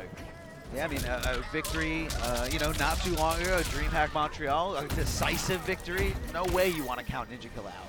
No way at all. What an anti-air here, going to be converting into some damage, amplifying the bicycle kicks to fill that requirement to cash in on a lot of damage, hopefully in that second round for all you Ninjakilla fans out there. A little trade here and a lot of respect. Samage showing him an anti-air stand jab of his own. And he's going to get the shimmy as well, on the 1-1-1, but oh no, shimmy. He's put himself far away, and the moment you're far away with one projectile's worth of health left, all it takes is one! But in this case, Ninjakilla waiting for it, and the crisp out in the air, giving him round number 1 here. Round number 1 and a big roundhouse to just stop any advancement in the air. Ninjakilla knowing the spacing and the buttons perfectly of his character. Going to be plus after that string is completed, although that string does have a gap. Samage just kind of holding on, waiting to see what Ninjakilla would do, and that's going to be a reversal punish there with the fly kick. The throw mix to cash in on 31% for this crushing blow, and that was so fast, so decisive. Ninjakilla looking incredible right here. That was just optimization, but that's what makes Ninjakilla so scary, is that he just seems to have this immaculate knowledge of just how to play the game of footsies. And granted, in this matchup, and this is the situation Samage finds himself in, right? A huge part of playing this variation of Cassie, low gunshot, reversal punish flying kick at most ranges seems to punish it quite consistently. That immediately shuts down the way Samage was trying to approach that matchup. So if this feels a little bit of a potential struggle, maybe this is where Samage feels uncomfortable, because he likes a character that can kind of fight in every situation. And if this one tool that is normally quite important gets shut down by a reversal punish flying kick, then Samage, he has to try and reevaluate. And he only has one game to do it on. That's it. That's right. This is the first to 2 before the top 8. Then in the top 8, it's going to be a race to 3 for every set. But this is a tough spot. Back-to-back back throws here from Ninjakilla. Samage is really shook right now, going for the neutral jump. Doesn't get in there in time for the punish. But again, just like you called out, the low shot, getting the reversal punish, that is playing a huge, huge factor in this matchup right now. And it's got to be on Samage's mind 100% here. But from non-reverse punishable range, Fireball with the health lead that Ninjakilla has will trade favorably. So now Samage, gunshots will only do so much for him. He has to be really, really careful here. Ninjakilla can, I think, taste this top 8 at this stage. And there's that reversal punish for another time. Samage having to just kind of take the risk. But the duck, the knowledge on this guy. He's ready for the straight shot. And the neutral duck accordingly puts him on match point. Did fall to Sonic Fox in winners. Is he going to correct it in the loser's bracket? Oh, and that's going to be cashing in here. The punish or counter hit from that string will lead into some significant damage here. With punish, but 1, 2, 3, thanks to Cassie being airborne, it's not going to quite connect as it should. Oh, jumping over to the other side, getting the punish, but using the amplified low gunshot, anticipating Ninjakilla not to break away in time. That's going to be a big whiff right in front. Samage does have one more offensive bar, leaving him in a standing position. Great blocks by Ninjakilla, seeing the overhead coming out, and that second string. Ninjakilla jumping in with that great kick, that great jump-in kick here. This is going to be the last chance. Any grounded string into confirm, but no, Ninjakilla a little bit too eager, unfortunately. Pulls the trigger on Fatal Blow, pays dearly for it, and it's going to give Samage a desperate lifeline. Yeah, willing to bet it all right there. He knew he had one more round to give, so he said, why not? Especially if it wasn't successful, he will still have Fatal Blow at the end of this round once he gets below 30%. Breaks away, doesn't get any more damage, so Ninjakilla trying to buy this time, waiting for that meter to come back. Never mind, going in, looking for buttons, looking for some kind of successful throw, and Samage ready to jump. If there's someone in the business that just knows how to neutral jump, it's going to be Samage. Like, there's something about his sixth sense on them that's just ridiculous. But as I say that, we are going to see a crushing blow from Ninjakilla, happily bringing Samage back into the fight, and a little bit of a jump back kick. It is damage, but he needs a lot more where that came from. Very, very dangerous. Watch out for the jump, and oh no! He can't break away either, but no amp. He hasn't got the meter. Samage's last lifeline. Sorry, Monk. See you later. Hang on. Hang on. He doesn't have any breakaway, and that does combo. Not sure if it's going to be enough. I know this is one of the Fatal Blows that doesn't scale as much, but no, I don't think this is it. Very, very close. 3% left on Ninjakilla's life bar, but he does the wake up down one to stop any high coming towards him. What a call out. What a decision. Ninjakilla getting it over Samage here. I can only assume that wake up down one was purely because Ninjakilla knew what range he was at. He was at just a range where quite a lot of those buttons, if you look at just pure startup frames, right? The fact, we just look at how fast buttons come out, that a down one from that range will start up quicker than maybe a lot of those buttons would have become active before they could actually hit him. So maybe it was, look, I think Samage is going to stick a button out, and if he does, it had better be super, super meaty and perfectly timed, otherwise my down one's going to kill him. And even then, the first hit, he'd probably trade favorably. That actually wasn't as much of a crazy decision as one would make out, but that is going to be Ninjakilla taking it over Samage. Unfortunately, Samage eliminated from the tournament. He got very far, but fundamentally, I think the grind continues. No, it definitely does. And again, Samage also a player that's going to take losses in a certain way, a player that likes to just kind of absorb the information, go back, watch his matches, understand where his shortcomings were, and come back from it stronger and stronger. But unfortunately, Samage not making it into this top 8. I'd say a lot of people wouldn't see that coming. Again, because you're anticipating Samage to just get better and better. For sure. Now, that was the match we played. Up next, some of the other matches we have, Forever King versus Coach Steve is ridiculous. Scar versus Combat, Deoxys versus HeeyGeorge. We get to see HeeyGeorge come back again. You know, always think he rocks up almost once a year to an event, bodies everyone, and you know, see you next year. But it's been a good result today. But yeah, up next it is going to be Forever King and Coach Steve going head to head. Hard to call this one purely on the basis that, look, if Coach Steve gets this top 8, he's been on this grind for a long time. Oh, yes. You know, he was really passionate about Injustice 2. I mean, He's been just as, if not more, about 11, and he's been doing exceptionally well. Yeah, I mean, Coach Steve has been, you know, he's one of those players that is, what impresses me the most about Coach Steve is his ability to just play so many different fighting games at the same time at such a high level. I mean, he's a threat in anything he wants to put his time into. And Forever King, of course, I would say, you know, one of the greatest NRS players, overall NRS players in this new era. I mean, he's been doing phenomenally since the MK9 days and onward. Always a competitor. You know, you can always kind of just see that competitive edge in Forever King. He's a very confident player. He thinks he can take on anybody in any NRS game. Coach Steve a little bit more reserved, but he's ready. I think Coach Steve is ready. He's been training a lot. He's been training a lot personally with Gur and other players in the New York City area. New York City, I mean, the East Coast is pretty well known now for just supporting local activity, right? Yeah. Oh, yeah. We got Mortal Kombat New Jersey, we have Danger Zone.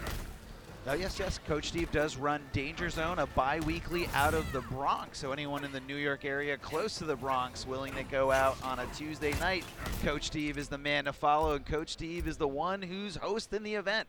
And I heard it's an incredible event that with a full stream provided and everything. So shout out to Coach Steve for doing just a little bit more than just competing, also trying to help his local scene grow. Now, Kotal Khan and Jackie are the characters he has. I'm not surprised he's picking Jackie into this matchup. I kind of think against Geras, kind of across the board, especially Infinite Warden, you just need to go toe-to-toe with that damage. Yeah. You need to be able, because he's going to make those guttural, just from the heart reads. And if you're playing a character that hits hard, you're at least going to be rewarded for making good reads against him.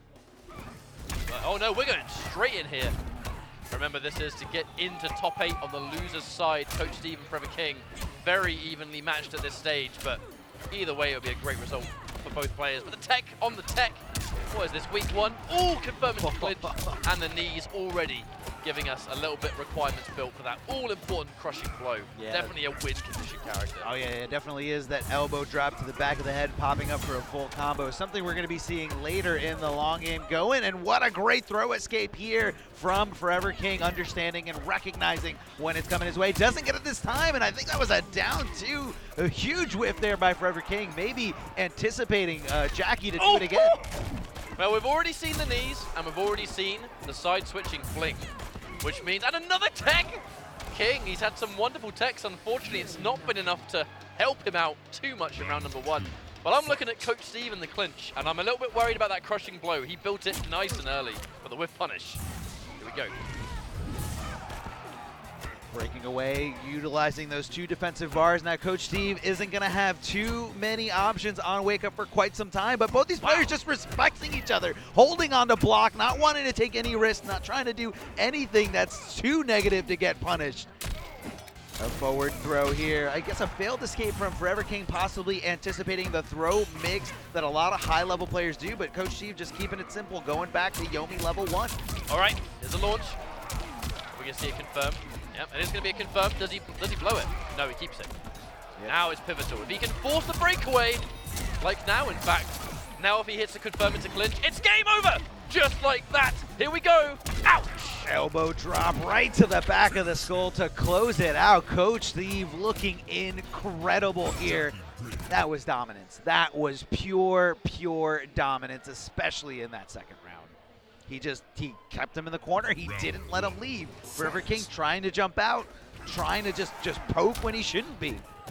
I almost wonder if, you know, King, there was that moment in round 1 where he just almost like completely froze up point blank.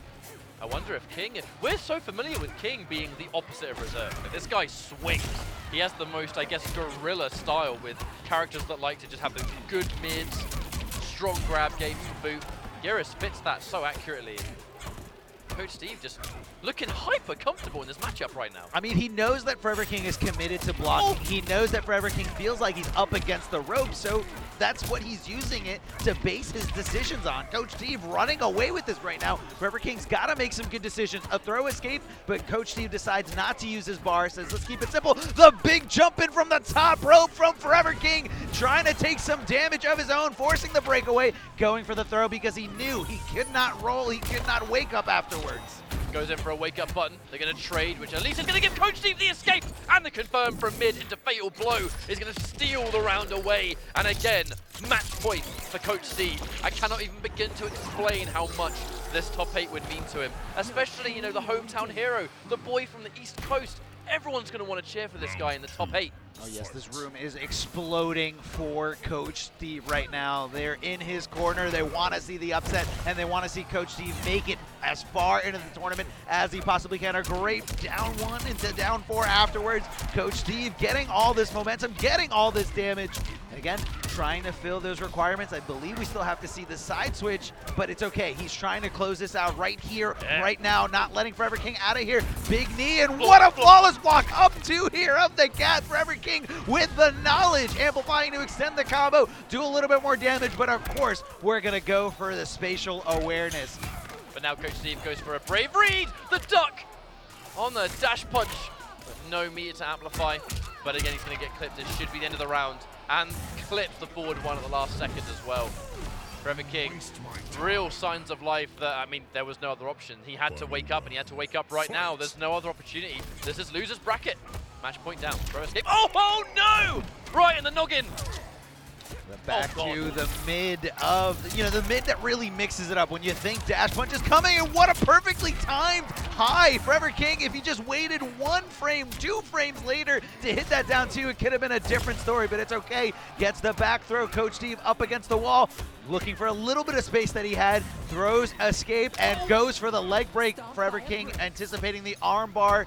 As usually is the first decision to go for against Jackie in that situation. Goes for the fatal blow raw, just like that, just like nothing. And Coach Steve not blocking, getting hit for all this damage. A little bit more than 30% should be this. 31 from Forever King with that raw fatal blow. Coach Steve tries to whip punish with dash punch. Frames too slow. But the fatal blow, what it did do was disengage. Just reset the situation. Who's going to come off better in this exchange? He gets the grab! And Coach Steve gets the top 8. You can already see the pop-off coming out. This was a hard-earned tournament. Obviously, his training buddy, Gur, no doubt, who gave him a plethora of Gearus matchup experience. Forever King, he's going to be gutted just short of a top 8. It would have been nice to see the 2 brothers, Burrito Vorhees and King, in the same top 8 together, but ultimately, Coach Steve has been playing like an animal today. Oh, yes. And it's a great result for him to get top 8 here. Incredible for Coach Steve. He's been wanting this for so long, and you guys possibly couldn't have heard it at home, but Gur exploded with excitement once Coach Steve sealed that win. Even though it wasn't too close towards the end, Gur's just excited for, one of his best training partners to ever. Gur owes a lot to Coach Steve. He says that over and over again, that Coach Steve over the years has taught him how to be patient, taught him how to be very calculated, and just taught him how to be a better fighting game player. So Gur, super excited. Even though Gur wasn't able to, get into this top 8, I know he was crushed. He's definitely going to be happy for Coach Steve here. It's one of the unwritten rules when you have like a group of people that you're super close to. Yeah. You're salty that you got eliminated, but then your boy gets top 8. That's right. And it undoes all the salt. It washes the salt away. A win for them feels like a win for everyone. Like the community they represent, the backgrounds they come from, like the people they train with. Yeah, because you are nothing without your training partners in many ways when it comes to a competitive competition. But we have 2 players to determine top 8. This matchup now, Scar and Combat, and then finally it'll be Deoxys and HeeyGeorge. That's going to be it. We only have 2 more players left for the top 8. And if you guys want to see how the top 8 is looking right now, again, some of you just joining us, go to smash.gg and search for East Coast Throwdown 2019. Click on the Mortal Kombat 11 event. And also shout outs to NRS Esports on Twitter. If you guys want to be up to date with everything esports involved with Mortal Kombat 11, make sure you follow NRS Esports on Twitter. I have the extra long bracket if you want. Smash.gg/tournament/East Coast Throwdown 2019 /events /Mortal Kombat 11 /brackets. There you go. There you go. See how easy that was? That was so easy. Now, this matchup is interesting to me because, yeah, I was chatting to Combat before and he said he really, really hopes that Dragon beats Scar. That obviously has happened. Because Combat knows in his heart that he can beat Scar in a tournament setting, I'm not going to count out Scar by any means. I don't know who to call for this one. I think Combat is looking like in a little bit better shape, I suppose, as of recent events. Oh, yeah. But definitely either player can win this. But you can definitely think there's going to be confidence both ways here. Oh, yeah, no, definitely. Scar a little bit more, less vocal but more reserved, but the confidence is there. Like you illuminated for everyone on stream earlier, Scar, in discussion for being one of the best Mortal Kombat X players towards the end of that game's life. And, he did a great job during the life of Injustice 2, and he's still looking great. He started this season off to a great start, being the champion of Combo Breaker, taking it over Sonic Fox. And Combat, a young gun, despite, just how confident he is a very young player. And I'm surprised here that Combat is not going with Variation 3 Johnny Cage. I feel like that's the variation that everyone's talking about. But for this tournament here, Combat has been playing a lot of Geras. So I feel like this is probably his new name. He's just a man of many characters. But this has very much been a Variation 3 tournament for him, for Combat. He's really, really liking Variation 3 picks so far, and it's basically, I think, player-related, determines what character he thinks is the right one for the job. I guess today it's been Geras, but who knows? Next time, maybe it'll be Johnny all the way, but right now, looks like it's going to be Geras, it's going to be Kung Lao. This is a spot for top 8 loser side. Eternal Geras, Combat. Going to be testing that matchup knowledge for Scar. How much does he know about the shenanigans? See, he did get opened up there by the down 3. Scar taking advantage of those blessed frames and going for the throw, knowing Combat was more than likely holding on to block to not get full combos. But right now, speaking of full combos, Combat finding it right here in the corner, doing around 32%, throwing up that clone. Now you got to watch out when that clone is out. Combat does have the ability to either explode the clone into a dust of sand. Like that. Yes, just like that. Or he does have the option to teleport into it. And actually, when you teleport into it, you can sometimes plus the reactions on the teleport. Immaculate, but not quite able to finish it. We have got the corner, and that's going to be tick grab city, though. We saw that already from Burrito Vorhees. 2 command grabs, but slightly different tool sets thanks to the clone setup. And again, Scar, he disrespects. And very rare use of Scar going for a breakaway. I think that breakaway was a mistake. I really do. Scar isn't really a player that likes to use breakaway. He likes to save his bar. But right at the last second there, when it was already hard to make a comeback, he now has no defensive bar for a fair amount of time, and it's really biting him in the backside now when his back's against the wall.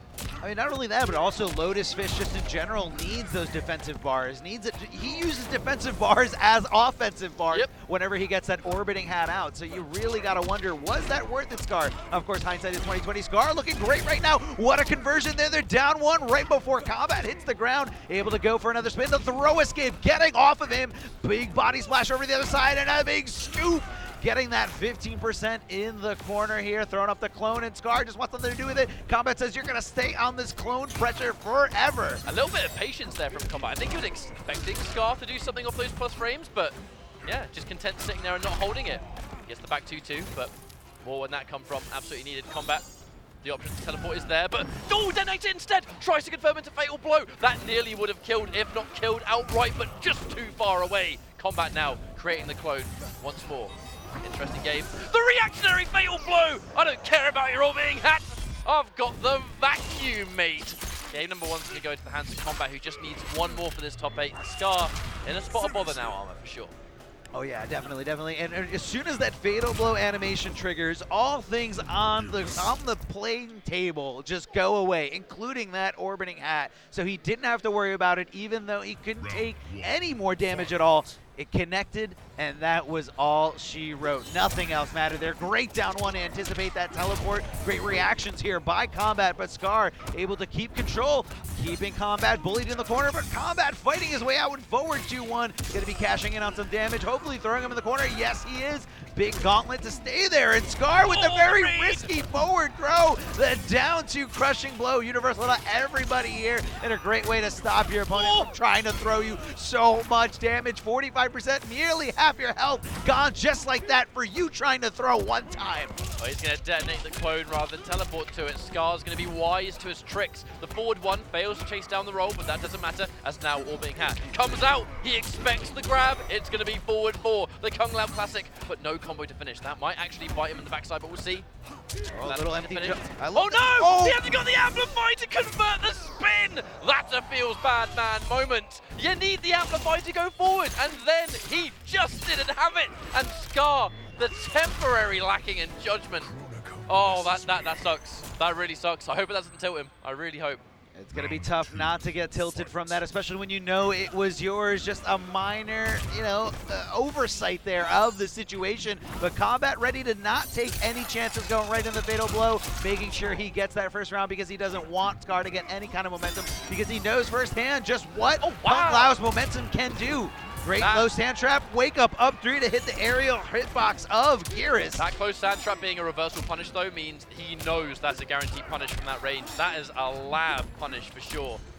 Sending a bit of a message to Scar, and he amplifies to try and catch him, but he eats it anyway, on top of being punished. Here's the setup. Oh, that was so tricky. Scar was so worried about the clone that he wasn't looking for the command grab at all. I love it here from Combat, throwing up the clone again. Is he going to blow it up, or is he going to teleport into it? No, low sand trap from downtown. Scar looking a little desperate here, going for those dive kicks to close the gap between himself and Combat. Throwing the orbital hat. What's going to be happening right now? As soon as the orbital hat hits, conversion here.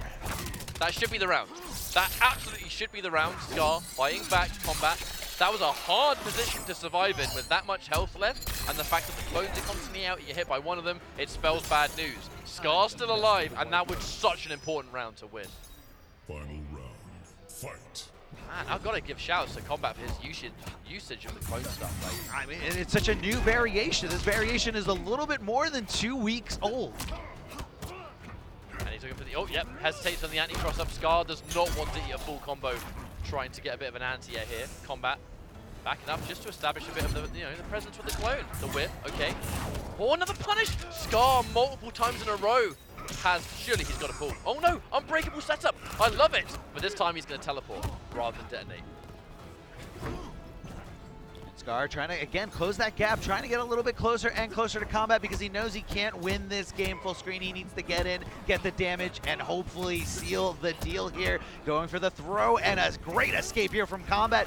Catches Scar, trying to advance low here. Big body splash. Here we go. That's going to set up big things. Scar back to the corner again. Clone presence. Watch out for the detonate though.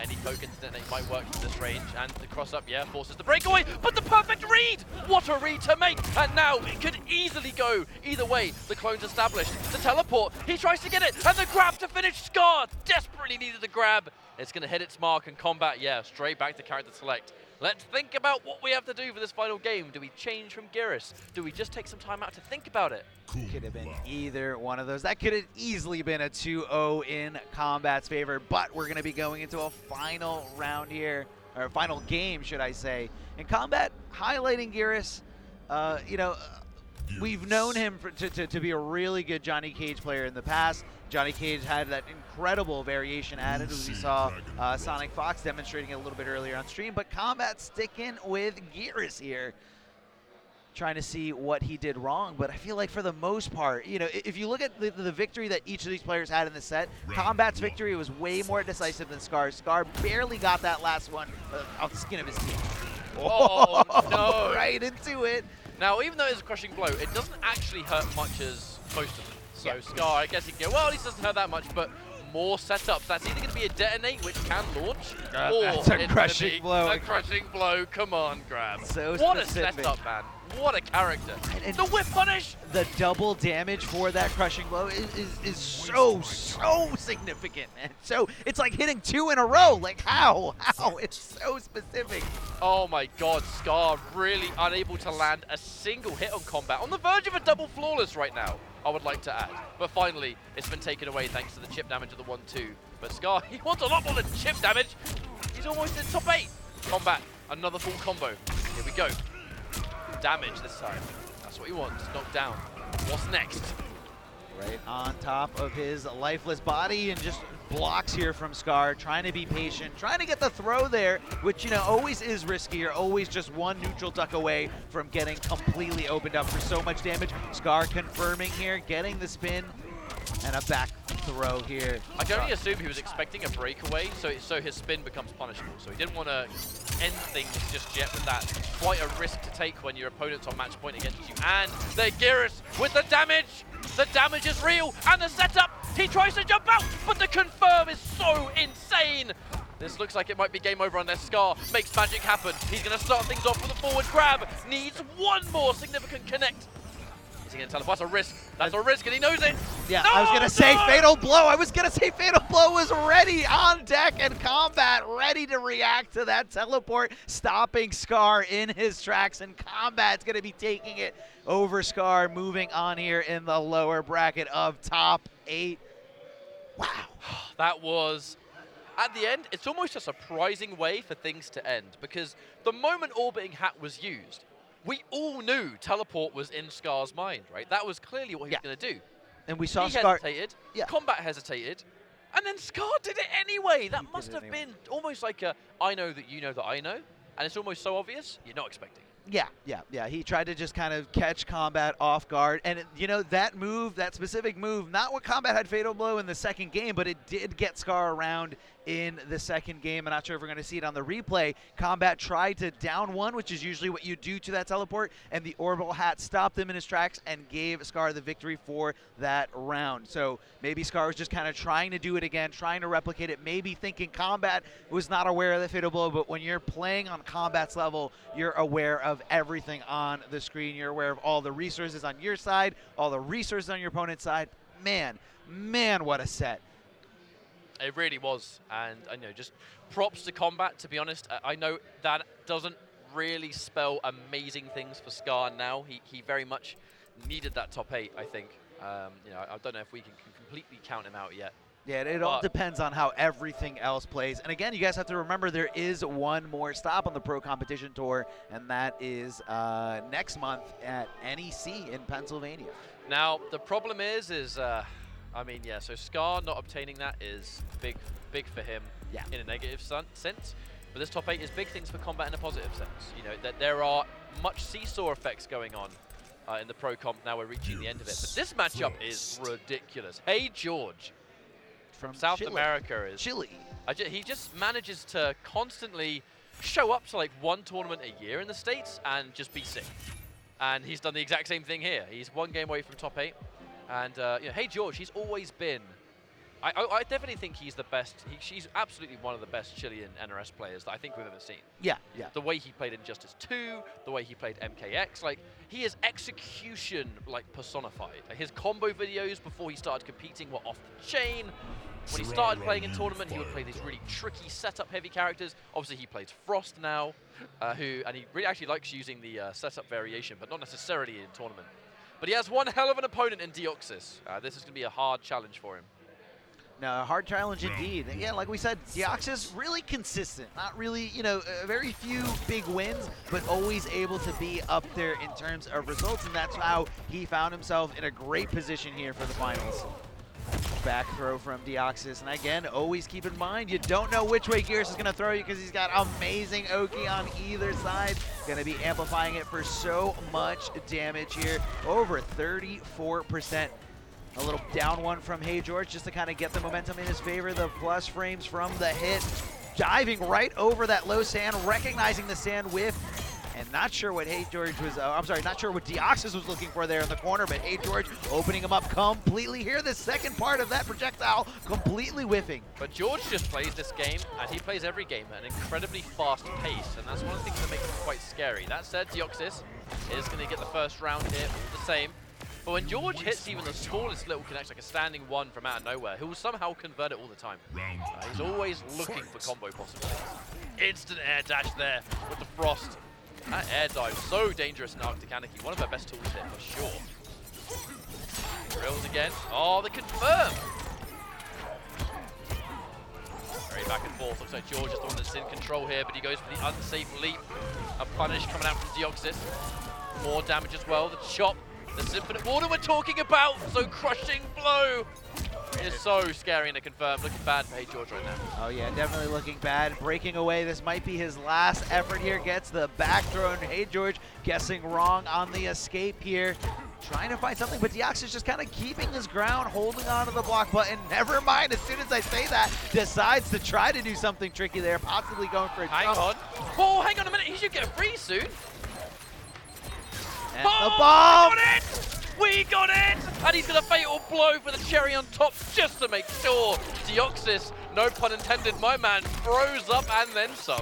Yeah, and then it was a perfectly timed throw there from HeeyGeorge, right as the detonation of that ice bomb going off in Frost's chest. Again, very specific to this Arctic Anarchy variation, which is very new. So, you know, this is something that Deoxys probably wasn't ready for, something he did not meticulously lab out. And HeeyGeorge could be taking advantage of this.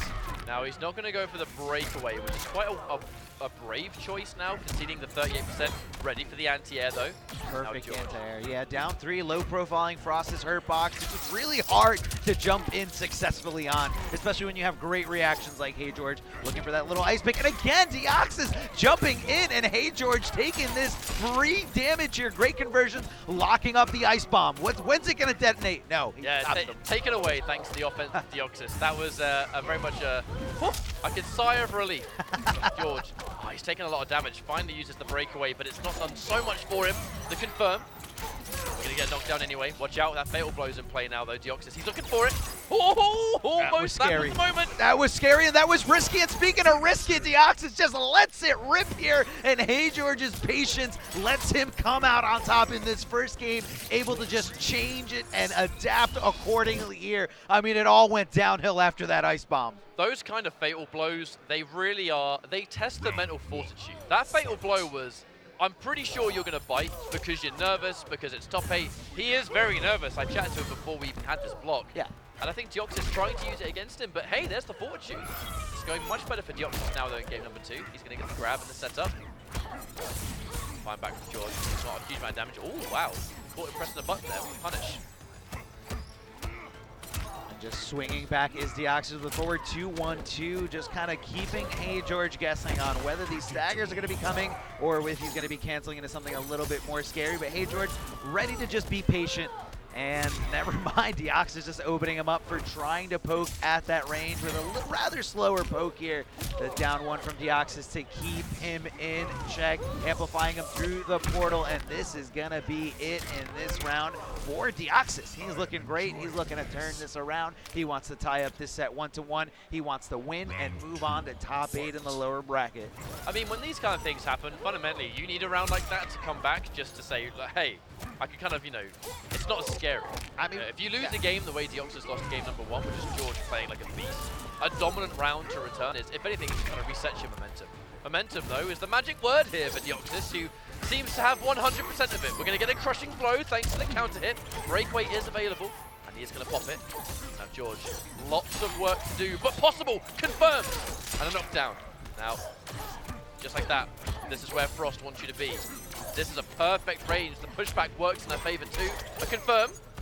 Oh, wow, that's a full combo. Yeah, that was great recognition there on the trade, able to just continue it, just kind of click the pieces in there to go for the full combo afterwards, trying to get as much chip damage as possible is HeeyGeorge. Now HeeyGeorge is on match point to do this for all of Latin America as he's representing them solely by himself here in this possible top 8.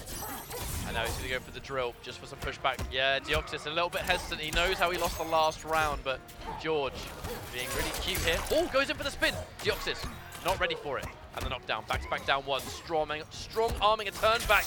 Escape failed on the grab. That's bad news against Frost. Oh, he goes for it. Risky. No punish.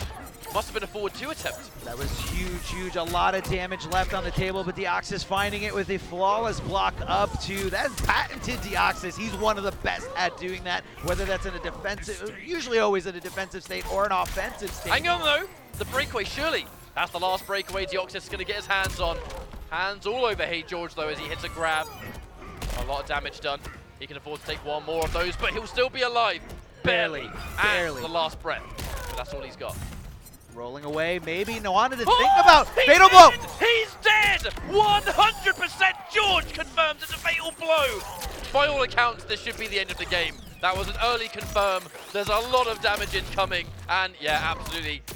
The last Stick a hit. fork in him, he's done, Armor. The last Top hit. eight. I mean, look at his face. He is completely ecstatic. I mean, he is so happy, so thrilled with himself. And HeeyGeorge going to be going into this top 8, again, representing his country of Chile, representing Latin America. On his back here, he is ready, and the sky is the limit. Even though he's in the lower bracket, if he can play well enough. Now, keep in mind, he was sent here into the lower bracket from Sonic Fox. If he can take it out and take out anyone else besides Sonic Fox, or even Sonic Fox later on in the grand finals, or later in the lower bracket, depending when. Yeah, no, definitely. Definitely. HeeyGeorge, the sky is the limit here. What a performance. What a performance. But when HeeyGeorge does well in a tournament, I know there's probably going to be some people that just got into Mortal Kombat with Mortal Kombat 11 that might be watching now, and they went, who is this HeeyGeorge guy? Like, there's probably people in the stream right now that have no idea who this player is, but I can't say that this result surprises me. He has been such an NRS animal for years and years. He just doesn't get to play in many tournaments at all, not even in his home territory, because he's got a very, very busy life, I believe. Having the availability to play in tournaments is quite rare for him, but he just plays a lot of online, and he's a training mode beast. He has so much tech, so much setups. His combo videos are like some of the greatest stuff you'll ever see. But it's so nice that he's able to translate all of that ability, put it into a tournament setting, and get top 8 at a pro comp event. How about that? I mean, look, he can do it. If he can do it, anyone can do it. But it just shows how talented he is. He's a very, very talented player, very smart, and always kind of playing those characters that a lot of people just kind of throw on the side. And here is the top 8 for you guys up there on the winner's side. We have Sonic Fox, who's going to be going up against Splash. Then after that, we're going to have Dragon going up against Burrito Vorhees. Burrito Vorhees right now looking like, I believe this was the first top 8 he's made in a pro competition setting. Correct. And then our loser side rounds, Ninjakilla versus Coach Steve. We've seen that matchup before, actually in this very tournament, in fact. So there's going to be a rematch from pools. And then the final match for top 8, Noble Combat and ISG HeeyGeorge. This top 8 is actually a really nice representation. I think of some of the newer talent that's coming out. Splash finally having an opportunity to compete in a pro comp setting. Here he is, winner's side top 8. What a crazy, crazy placement for him so far. But then also, we have a lot Burrito of Vorhees faces returning. Yeah, Burrito Vorhees. That's for me, and George as well. Sure. I mean, I guess it's just what we talked about. Players that haven't really seen much pro comp right up their success yet. This is their breakout event and their breakout performance. And then we have familiar faces, Dragon, Fox, Ninjakilla, the whole crew. It's almost like set up perfectly. Like you have a new face or like a new face here in the top 8 going up against a veteran every single game for that first round of the top 8. So the top 8 is going to be incredible. So many storylines, so many underdog situations. And we all know how much the FGC loves to explode when an underdog takes it over someone they probably weren't supposed to be able to beat. But I think that's been like the common theme of East Coast Throwdown. There's been upsets for days. There's been so many players just turning up and doing way better than anyone ever thought they would. And I love that about offline tournaments. That's why offline events are such a mixed bag, because sometimes an East Coast Throwdown happens and the results are just all over the damn place. But we are ready now to go into preparations for our Pro Comp top 8. We have a fair amount of time, though. I mean, the time here is 3:16 p.m. EST, isn't it? Right over EST. 8 p.m. EST is when the top 8 will commence, and that's in about 5 hours from now. So have something to eat, go have a drink, have a nap, whatever it is. That's We have preparations to go into our top 8 for ECT. I've been Ketchup, joined by Darth Armor. This is East Coast Throwdown. We'll see you in a few hours. And as always, before we go, I want to give a shout-out to Roadrunner Records and a big shout-out to Coheed and Cambria for the track Toys off their album The Unheavenly Creatures, one of our theme songs this weekend for the pro competition stop here at East Coast Throwdown 2019. Take care.